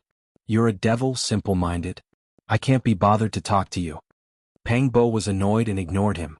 He then turned to look at Li Xiaoman. "Why aren't you saying anything? You should know Yi Fan very well, right?" Li Xiaoman was slender and elegant. Under the dim light from the phone, she was like a fresh and beautiful lotus flower, blooming a delicate fragrance in the darkness. Her expression was calm and natural. She said softly, "From the bottom of my heart, I don't believe that Yi Fan is the murderer. But now he is indeed a suspect. Li Xiaoman." Pang Bo was very angry and emphasized her name. He interrupted her words and said, "You are really heartless. I never thought that you would say such words." It's fine if you don't believe anyone but not you. Others might not understand Yi Fan, but don't you understand him? Even though you've broken up, you can't be so heartless. Are you trying to sprinkle salt on Yi Fan's heart? I don't mean anything else. I'm just stating a fact. Li Xiaoman was very calm. Her face was beautiful and fair like jade. She frowned slightly and said, I'm not targeting anyone. I just want to say that if the murderer dares to kill, then there's nothing he wouldn't dare to do. We're all in danger now. I hope to be more objective and not subjective. In fact, Yi Fan is the biggest suspect and everyone else here is also a suspect. Pang Bo sneered, in the end Yi Fan is the biggest suspect. If you don't believe him, why bother saying so much? He turned his head heavily and said, I really misjudged you. In the past, it was very difficult to change your mind once you decided on something. None of your friends could persuade you. Only now do I understand that your character is not resolute but heartless. At this moment, a nervous, almost timid voice whispered, I believe in Yi Fan. I believe that he is not the murderer. It was the female classmate who had an unhappy life. Her body was thin and very weak. She walked out with her head lowered, looking nervous and uneasy. The originally pure and happy girl had become very unconfident due to the unhappy life in recent years. She was no longer as bright and cheerful as before. She couldn't even speak smoothly in front of everyone, looking very uncomfortable. This was also the main reason why Yi Fan sympathized with her during the class reunion. Pang Bo was the same as Yi Fan. He sympathized with this timid girl. In the past she was clearly not like this in school. She often joked around with Yi Fan and him. The three of them had a very good relationship. It was easy to feel happy when they were together. Louis, thank you. Yi Fan smiled and nodded to her. No need to thank me. I believe that you wouldn't kill anyone. Louis's voice was soft and weak. This made people feel pity for her as she stood there uneasily. Who else could it be? Li Zhangqing was furious and said, other than Yi Fan, who else would have a motive to kill? He is taking revenge. The female classmate standing beside Lu Yunji also spoke again. Yi Fan, how can you be so heartless? That's a classmate you've known for 4 years. I'll say it again. I didn't kill anyone. Yi Fan was very calm in the face of responsibility. He was very calm and said, you can suspect me, but before the matter is investigated clearly, please don't throw dirty water on me. The facts are right in front of us. You and the deceased were almost next to each other. There's no way for others to bypass you and kill him without being discovered. Only you have a motive to kill him. Pang Bo was very hot-tempered and couldn't take anger. He said angrily, can you be more reasonable? Before the matter is concluded, don't put sh*t on others. I really don't understand. When you graduated, you and Lu Yunji parted ways. But to put it bluntly, Lu Yunji dumped you in disdain, which made you hate him. Why are you so eager to stick to him and cheer for him now? This is a vicious personal attack. The female classmate was so angry that her face was pale. Her body was trembling as she pointed at Pang Bo. Attack? Yes, attack a chicken. Pang Bo was someone who refused to suffer losses. Sometimes his mouth was very poisonous. He said, this is called fighting poison with poison. When I see a person, I speak the human language. When I see a ghost, I speak the ghost language. When I see a toad, I just casually spit it to drown it. The female classmate's body trembled. She was so angry that she couldn't speak. Lu Yunji's face was gloomy. He said, enough Pang Bo, are you still a man? What's the point of saying these things? The Vajra pestle in his hand was surrounded by a few fine rays of light. It was especially eye-catching in the darkness, reminding everyone that it possessed an absolute deterrent force. If a conflict were to break out, perhaps no one would be able to resist. Pang Bo's face also darkened. He said, because the murderer isn't Yi Fan and you all are pestering endlessly. I'm giving you a taste of your own medicine. Yi Fan's gaze swept over Li Xiaoman before turning to the others. At this time, 3 students stepped forward and said, we believe that Yi Fan didn't kill anyone. In addition to Lu Yi, Zhang Xiling and Pang Bo, there were suddenly 6 people standing on Yi Fan's side. Including himself, there were a total of 7 people. And now there were a total of 16 people who had survived. Almost half of the people here believed in Yi Fan. Lin Jiao was extremely beautiful. Her figure was lithe and graceful, and her naturally red phoenix eyes gave her a natural charm. Even in this kind of atmosphere, although she was speaking calmly, she still appeared somewhat enchanting and bewitching. I also feel that it can't be Yi Fan. We all understand his character. He isn't such a ruthless person. He would never haggle over every little thing with others. Li Zhangqing was displeased. He interrupted her words and said, "Who else could it be other than him? Among us, who would kill someone? Who would have such thoughts?" Pang Bo was immediately enraged. He glared at him and said, "Li Zhangqing, can you be even more wicked? Can't you find more reasons to pour more dirty water? I really want to press this bronze plaque on your face. How can you say such arbitrary words? I can't be bothered with you." Li Zhangqing angrily turned his head away. Even now, his nose and face were still swollen. On the rainbow altar, he had not been lightly beaten by Pang Bo. "I also believe in Yi Fan. He isn't that kind of person. He wouldn't do such a ruthless thing." At this time, Wang Ziwen walked over and chose to believe in Yi Fan. From beginning to end, Zhou Yi was like a bystander. However, at this time he also made a choice. He looked at the glowing Vajra pestle in Lu Yunji's hand, and then looked at the calm and composed Yi Fan. He said, "We can't easily come to a conclusion as to who the murderer is. I believe that Yi Fan wouldn't harm a fellow student." At this moment, the majority of people stood on Yi Fan's side. He knew that some people were sincere, while others, through observation, believed that he must have a so-called trump card to be able to remain so calm in the face of Lu Yunji's Vajra pestle. It was almost an opportunistic choice. If it isn't Yi Fan, then who is it? Could it be that the murderer is someone else among us? Lu Yunji's face was cold. He stared at Yi Fan and then looked at Pang Bo. "Put away your attitude. Don't think that others will be afraid of you just because you're holding a glowing pestle." Pang Bo didn't care at all. He was very fierce and said, "I can still use this bronze plaque that doesn't glow to smash you." Lu Yunji's expression immediately became gloomy. He gripped the Vajra pestle tightly and took 3 steps forward. Yi Fan pulled back Pang Bo, who was about to rush over. Then, he faced everyone and said with incomparable seriousness, "I can tell everyone that the murderer is not anyone among us." Chapter 25. What? Everyone was shocked. They believed that Yi Fan did not speak without thinking. He must have found something. Even Li Changqing and the female classmate next to Lu Yunji, who specifically targeted Yi Fan, changed their expressions and looked around nervously. Just now, Yi Fan had seen everyone's reactions. Throughout the entire process, his expression was as calm as still water in a lake. He also understood who was sincere and who was pretending. Only now did he begin to prove his innocence and directly pointed out a key point. "You can touch his throat with your own hands." His Adam's apple was crushed. No matter how strong a person is, it is impossible to do that. Someone squatted down and touched it with his own hands to confirm Yi Fan's words. More people took a few steps back. Facing the unknown corpse, their hearts were full of chills. If it was not caused by humans, then what was it? Everyone felt a chill down their spine. "Yi Fan, do you know what it is? Will it find us too?" Someone asked with a trembling voice. The purplish-red bruises on the corpse's neck were like fingerprints left by malicious spirits. Thinking of this, many people could not help but look at the coffin within the coffin. "We did not get rid of the divine crocodile." When they heard Yi Fan say such a sentence, everyone was horrified. They firmly grasped the relic of the god in their hands and nervously glanced around. A female classmate said with a sobbing tone, "Did the ancestor crocodile suppressed under the Tempest Temple follow us in? It was a great demon that was suppressed by the Buddha himself. Although everyone had only seen its glory for a moment, it was enough to be unforgettable. The terrifying power that shook the sky was unparalleled. Impossible, it didn't follow us in. It's not it." Li Changqing's face was pale.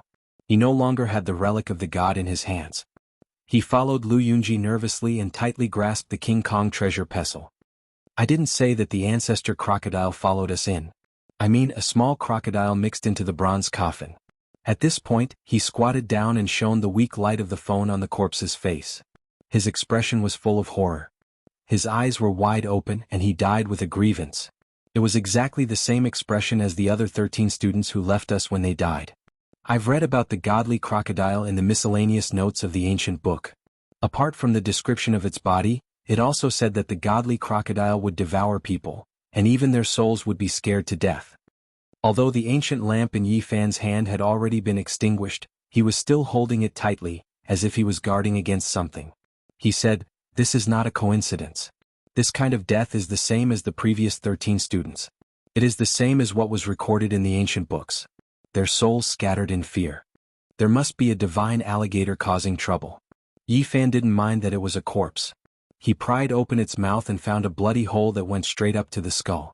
Everyone immediately felt a chill run down their spines. The tiny bloody hole was exactly the same as the wounds on the dead students. Only a terrifying creature like the divine crocodile could easily penetrate the human body. It was naturally not a problem for it to crush the Adam's apple from the inside. There were actually divine crocodiles that entered the bronze coffin. How many were there? Could the relics of the gods still resist after losing their divine light? This made everyone anxious. So, the divine crocodile is still inside his body? It's hard to say. Yifan shook his head. It's still inside his body. There is something wriggling in his chest. Zhang Xiling suddenly shouted as he pointed at the chest of the corpse. A flower of blood appeared. A familiar ferocious creature revealed its sharp head from the chest of the corpse. It was a 10-centimeter-long divine crocodile. It turned into a jet of black light and rushed towards Yifan's forehead. Bang! Yifan reacted quickly. He used the bronze lamp to block in front of him. A few weak sparks shot out in all directions. The divine crocodile screamed miserably as it was hit by one of the sparks. It was almost pierced through and was sent flying. Clang! Pang Bo was also quick to react. He swung the Tempest Temple's bronze plaque and slammed it on the ground. Strands of divine light shot out as the bronze plaque smashed the divine crocodile into meat paste. Lu Yunji, what else do you have to say? Pang Bo held the bronze plaque and questioned Lu Yunji. I was too impulsive. Who would have thought that a divine crocodile would enter the bronze coffin? Lu Yunji didn't say anything else. He didn't even apologize. Things had developed to this point. It was almost tit for tat. There was no need to be humble anymore. Slap. Right at this moment, Pang Bo suddenly made his move. A large palm fiercely slapped over, landing solidly on Lu Yunji's face. During this process, the King Kong treasured pestle and the bronze plaque of the Tempest Temple emitted dim lights at the same time. They collided and enveloped the two of them. However, none of this could stop the slap. Lu Yunji's face was firmly slapped. Blood trickled down from the corner of his mouth. Sorry, I was also too impulsive. Pang Bo mocked Lu Yunji. You. Everyone hurriedly stood between the two of them to prevent them from fighting. Lu Yunji's expression was extremely gloomy. He was about to rush over with the King Kong treasured pestle in his hand. However, he remembered that the bronze plaque had also emitted some divine radiance. In the end, he restrained himself.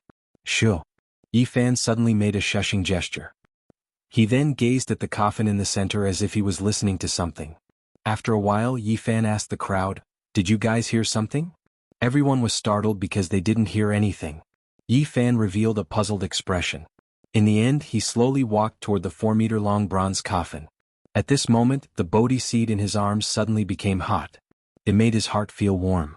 It was also at this moment that he heard an even clearer sound. He couldn't help but reach out to touch the coffin. The coffin was covered in green copper rust. There were many ancient ancestors and gods carved on it. It emitted a simple and ancient aura. At this moment, he felt that the Bodhi seed in his arms had forcefully opened a door for him. It allowed him to hear an extremely special sound. At first the sound was very soft. Then it actually became louder and louder. The Bodhi seed in Yifan's arms also became hotter and hotter. The Bodhi tree was also known as the tree of wisdom, the tree of enlightenment, and the tree of thought. Legend had it that the Buddha achieved enlightenment under a Bodhi tree. Yifan's Bodhi seed had a naturally formed Buddha diagram. It was completely formed from the intersection of natural veins. It was clearly not ordinary. The ancient and mysterious bronze coffin in front of him emitted a louder and louder sound. It was like the heavenly voice of the great Tao, but also like the most profound truth. The way of heaven takes from the surpluses and makes up for the deficiencies. The first sentence of the mysterious heavenly voice of the great Tao was a famous sentence from the Taoist scriptures. However, what followed was a profound ancient scripture that had never been heard of. It was difficult to understand its meaning. The vast and profound sound seemed to come from the primordial world. Finally, it reverberated in Yifan's ears like a great bell and entered his heart. Chapter 26. Yifan held onto the ancient bronze coffin. His body was like the moon on a still lake. He stood there motionlessly, exuding an otherworldly aura. At this moment, he looked elegant and out of this world, like an immortal who did not eat the food of mortals and could fly away with the wind at any time. However, his inner world was not as calm as his body. The heavenly sound of the great Tao was like an abyss or an ocean, profound and vast. Every word sounded like the sea was collapsing and the abyss was splitting. It was like the chanting of an ancient Buddhist monk, but also like the prayers of a primordial god. It was endless, piercing through the ancient sky and slowly flowed into Yifan's heart. His mind was shaken and his thoughts fluctuated. He did not know where he was. In the distance, everyone looked at him motionlessly with puzzled expressions. They did not know what was going on and only felt that he was like an immortal who had not been tainted by a speck of dust. He had an otherworldly temperament. Yi Fan's entire body was frozen there. The heavenly sound was like a bell, distant and vast. It was difficult to understand, and he could not understand its meaning at all. One moment he felt like he was in the abyss of hell, and the next moment he felt like he had walked into the pure land of the gods.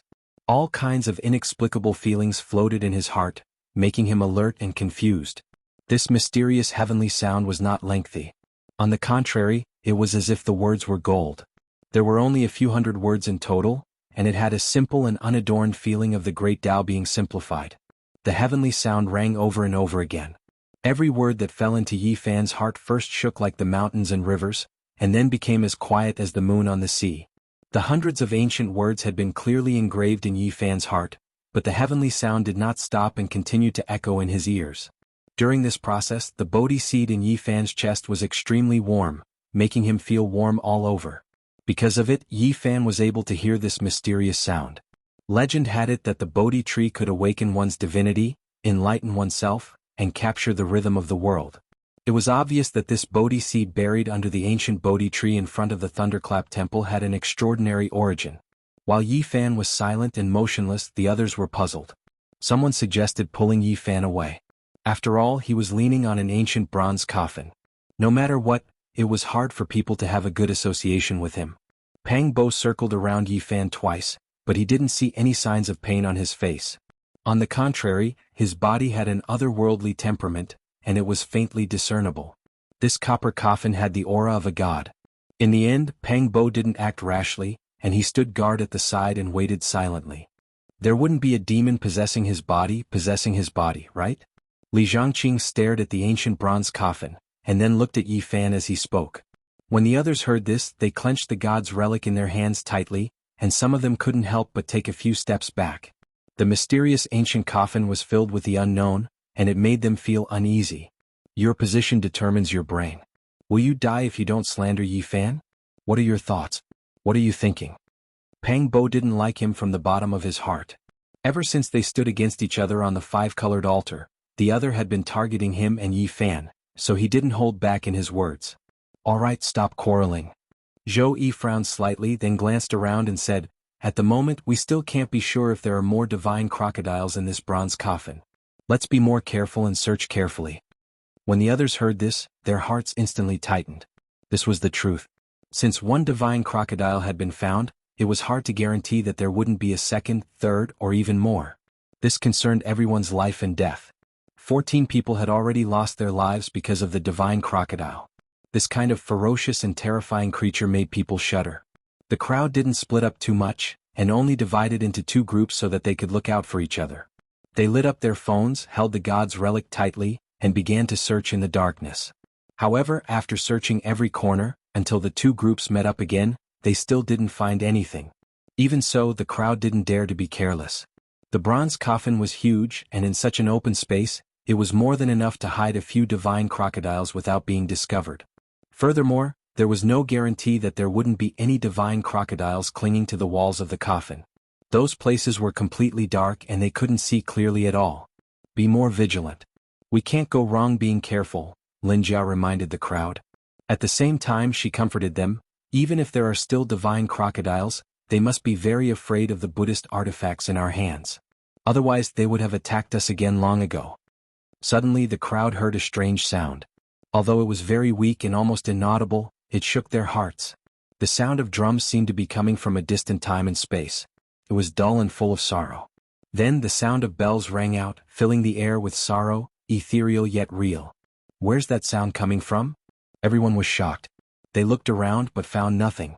The dull sound of drums and sorrowful bells seemed to be coming out from the walls of the coffin, and it made everyone's hair stand on end. Could it be the funeral song of an ancient emperor? Suddenly, even more voices rang out, as if there were endless sounds of mourning. Tens of thousands of people were worshipping and praying for a single person's funeral. Mourning bells rang out and mourning drums rang out. It was as if a boundless funeral was unfolding in front of everyone's eyes. There was an endless sea of people mourning and praying.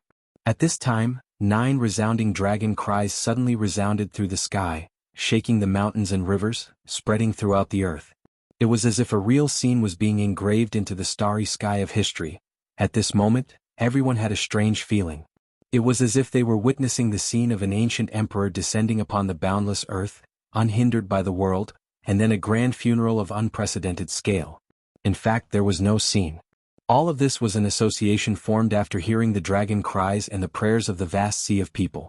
Everyone quickly came to their senses. The ethereal sounds of mourning were still lingering in the air, causing everyone to feel a chill run down their spines. The relics in our hands are glowing again. At this time, the divine splendor sprinkled down, and the Buddhist tools in everyone's hands were blooming with light. However, it wasn't because they had recovered their divine power, but rather because they were almost drained of their brilliance. Tens of thousands of divine splendors flowed out, and all of them rushed towards the walls of the giant bronze coffin, submerging into those ancient bronze carvings. The walls of the coffin were covered with green copper rust, but it was difficult to conceal the ancient ancestors and ancient gods' carvings. At this moment, they were all shining brightly as if they were about to come back to life. The carvings of the barbaric beasts and divine birds also became vivid and lifelike, and these ancient bronze carvings were filled with a mysterious power. Look, the carvings of the starry sky are flashing. Everyone noticed the abnormality there. That was the largest piece of ancient bronze carvings. It was a vast starry sky, and at this moment, all the stars were shining brightly. And the dark walls of the coffin that served as the background didn't change at all. It was like the pitch-black night sky, and it was as if there were countless real stars decorating the vast night sky. There is a fine line flashing on this starry sky carving. Could that be the ancient starry road that we walked through? Everyone gathered around and looked at it together. One after another, they all expressed their surprise. This starry sky carving was as vast as the sea, and many of the stars were as small as dust particles. However, there were some special stars that were especially bright, and they were much more eye-catching than the rest. These 7 stars are especially bright, they seem to be the Big Dipper. Hearing Wang Ziwen's words, everyone focused their attention. In front of what seemed to be the ancient starry road, the Big Dipper was shining brightly, and it was especially eye-catching. There were also many stars that were as bright as the Big Dipper. After careful identification, a few people revealed surprised expressions. Zhou Yi not only had a scholarly appearance, but he had also read many books. He immediately recognized those especially bright stars and said, "Those are the ancient constellations of China." In ancient times, China divided the starry sky into several regions, and different star fields had different names. They could use the 3 enclosures, 4 divisions and 28 mansions to summarize the heavenly cycle star chart. And the ancient bronze carvings before them were divided according to this method, and some of the most famous stars were specially marked. After looking at this starry sky carving and then looking at the ancient starry sky road, it really is amazing. When the ancients divided the starry sky carvings, it was most likely not due to superstition. Different constellations represent different star fields, and they seem to have extremely special and important meanings. That's right, it seems to be related to the ancient starry sky road. Perhaps it's also related to the source of life. Everyone was shocked and they were speechless for a long time. Look, the shining line on the starry sky carving is extending. Could it be that it represents the direction we're heading in? Is it the extension and manifestation of the ancient starry sky road? This thin line is infinitely approaching the Big Dipper. Everyone was stunned. They were originally on Earth's Mount Tai, but only a short time had passed, and they were already approaching the Big Dipper. This was like a dream and it was extremely unreal. With the current technology of mankind, even flying for millions of years would not be able to reach the vicinity of the Big Dipper. It was simply too far away. Everyone was dumbfounded and their hearts were extremely shaken. There's an even brighter star in front of the Big Dipper, the North Star. Could our destination be a planet in that star field? One has to know that the North Star had a special meaning in ancient times. Someone made this guess because the North Star was indeed very resplendent on the starry sky carving. It was one of the most dazzling stars. It's hard to say. Perhaps we'll be heading to an even more distant star field. At this time, someone cried out in alarm, "That shining line is no longer extending. It's fixed there. That's the star field where the Big Dipper is." At the same time, everyone felt the bronze coffin shake violently, as if the heaven and earth were shaking. We seem to have reached the end. Could it be that we've really arrived at the destination of the gods? Could it be the legendary immortal world? Perhaps it's an extremely glorious technological civilization. If there really are immortals and Buddhas, perhaps we'll see legendary characters. Following the ancient starry sky road created by the gods, just what kind of world will it be at the end? Everyone was extremely nervous, but at the same time, they were filled with anticipation. They didn't want to stay in the bronze coffin any longer. Chapter 27. In the vast universe, many scientists speculated that Earth might be the only source of life. In the past few decades, humans had carried out countless speculations and launched many space probes in search of extraterrestrial life. However, the deep starry sky and the unfathomable universe were like a desolate graveyard. It was a place of eternal coldness and darkness. No signs of life could be detected. The universe was just too vast. There was no end to it. With the current level of technology, even if the space probes launched by humans could break free from the gravitational pull of the galaxy and travel for millions or even tens of millions of years, it would still be difficult for them to reach the other side of the starry sky. Perhaps, the history of the exploration of the starry sky could be rewritten today. Some humans had come to the other side of the starry sky, crossing dozens or hundreds of light years and experiencing the extreme journey of human beings. However, none of this could be known by the humans on Earth. No one would believe it and no one would cheer or celebrate. The 9 huge dragon corpses pulled the bronze coffin to the other side of the starry sky, crossing into the star field where the Big Dipper was located.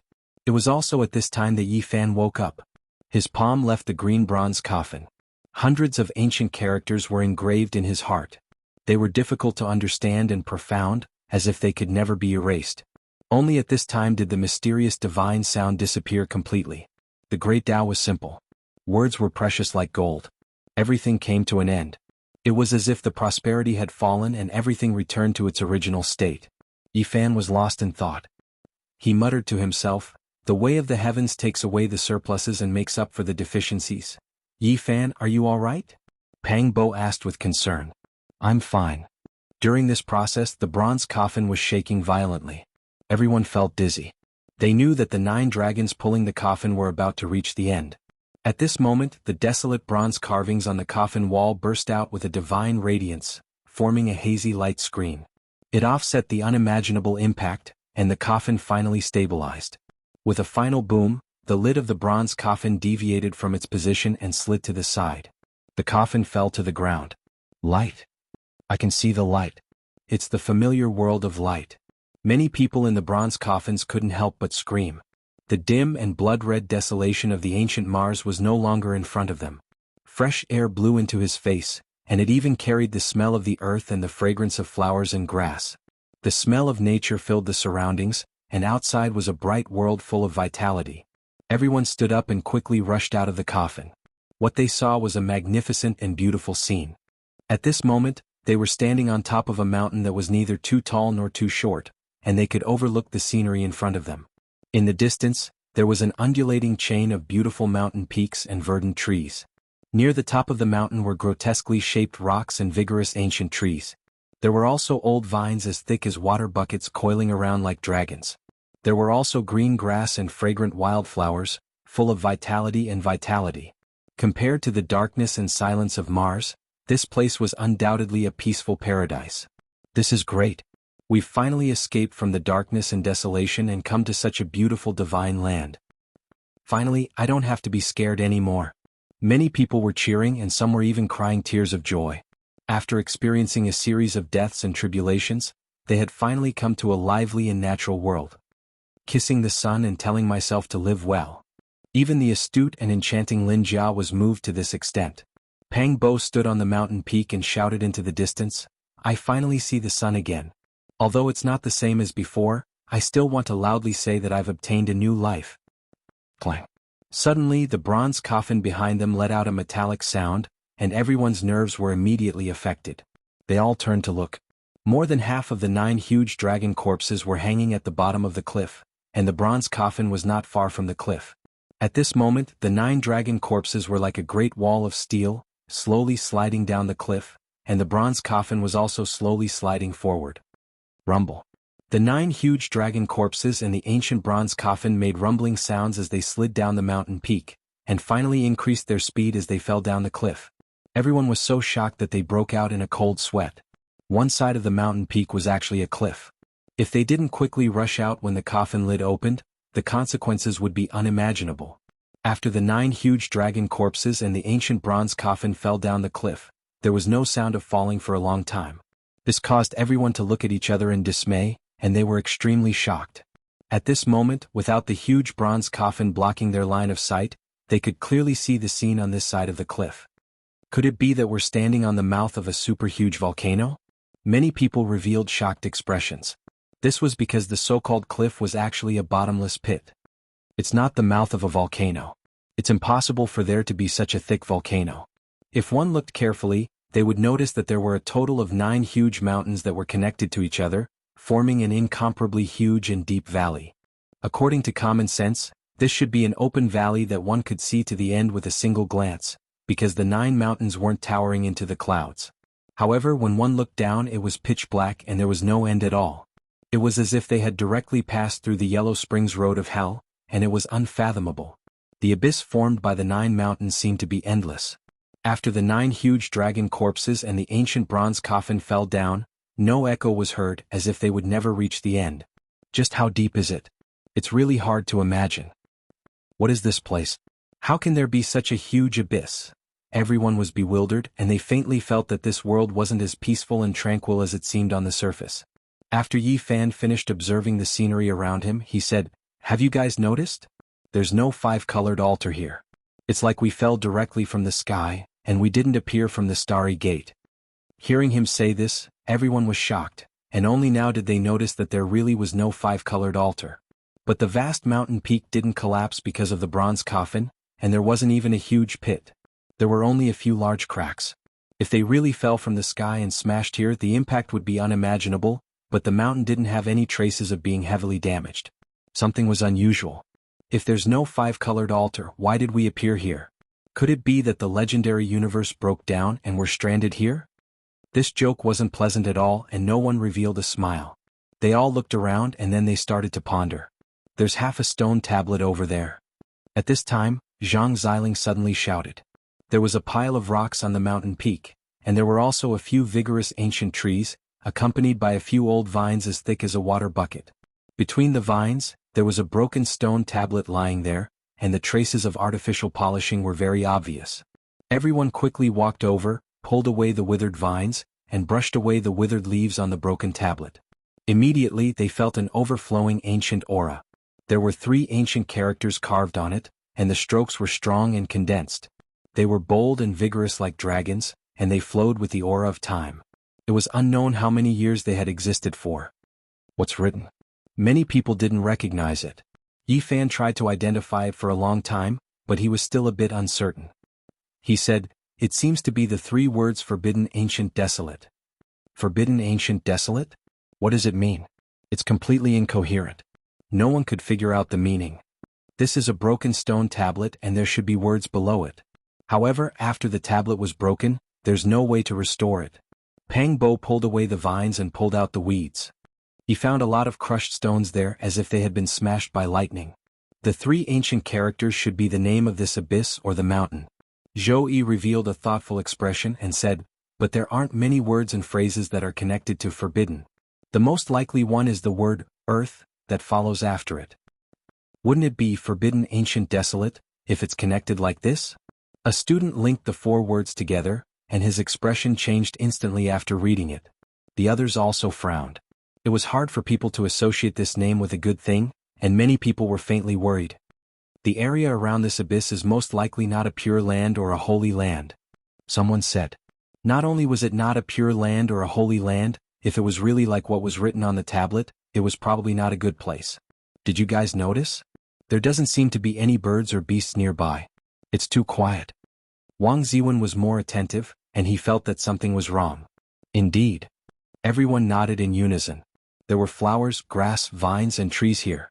On the surface, it looked full of vitality, but upon closer inspection, it was very strange. There were actually no animals in the surroundings.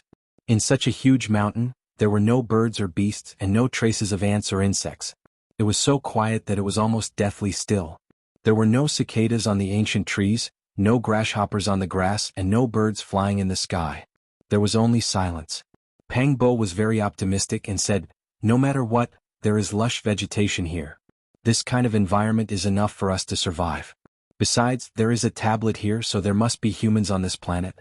I don't believe that such a beautiful world would be a desolate land of death. Who said there are no animals? Who said there are no birds in the sky? Look. At this moment, Yi Fan had a new discovery, and he pointed to the distant horizon. In the distant sky, there seemed to be a male eagle circling. It was very special because its whole body was actually golden. Even though it was very far away, the magnificence could still be felt. It was as if it was cast in gold, and its whole body was shining with golden light. At this moment, the golden eagle flew toward this area for some distance, and it became clearer and clearer. Then it suddenly swooped toward a mountainous area. After a while, it soared into the sky again, and there was an extra prey in its claws. It flew toward a distant cliff. I'm not seeing things, am I?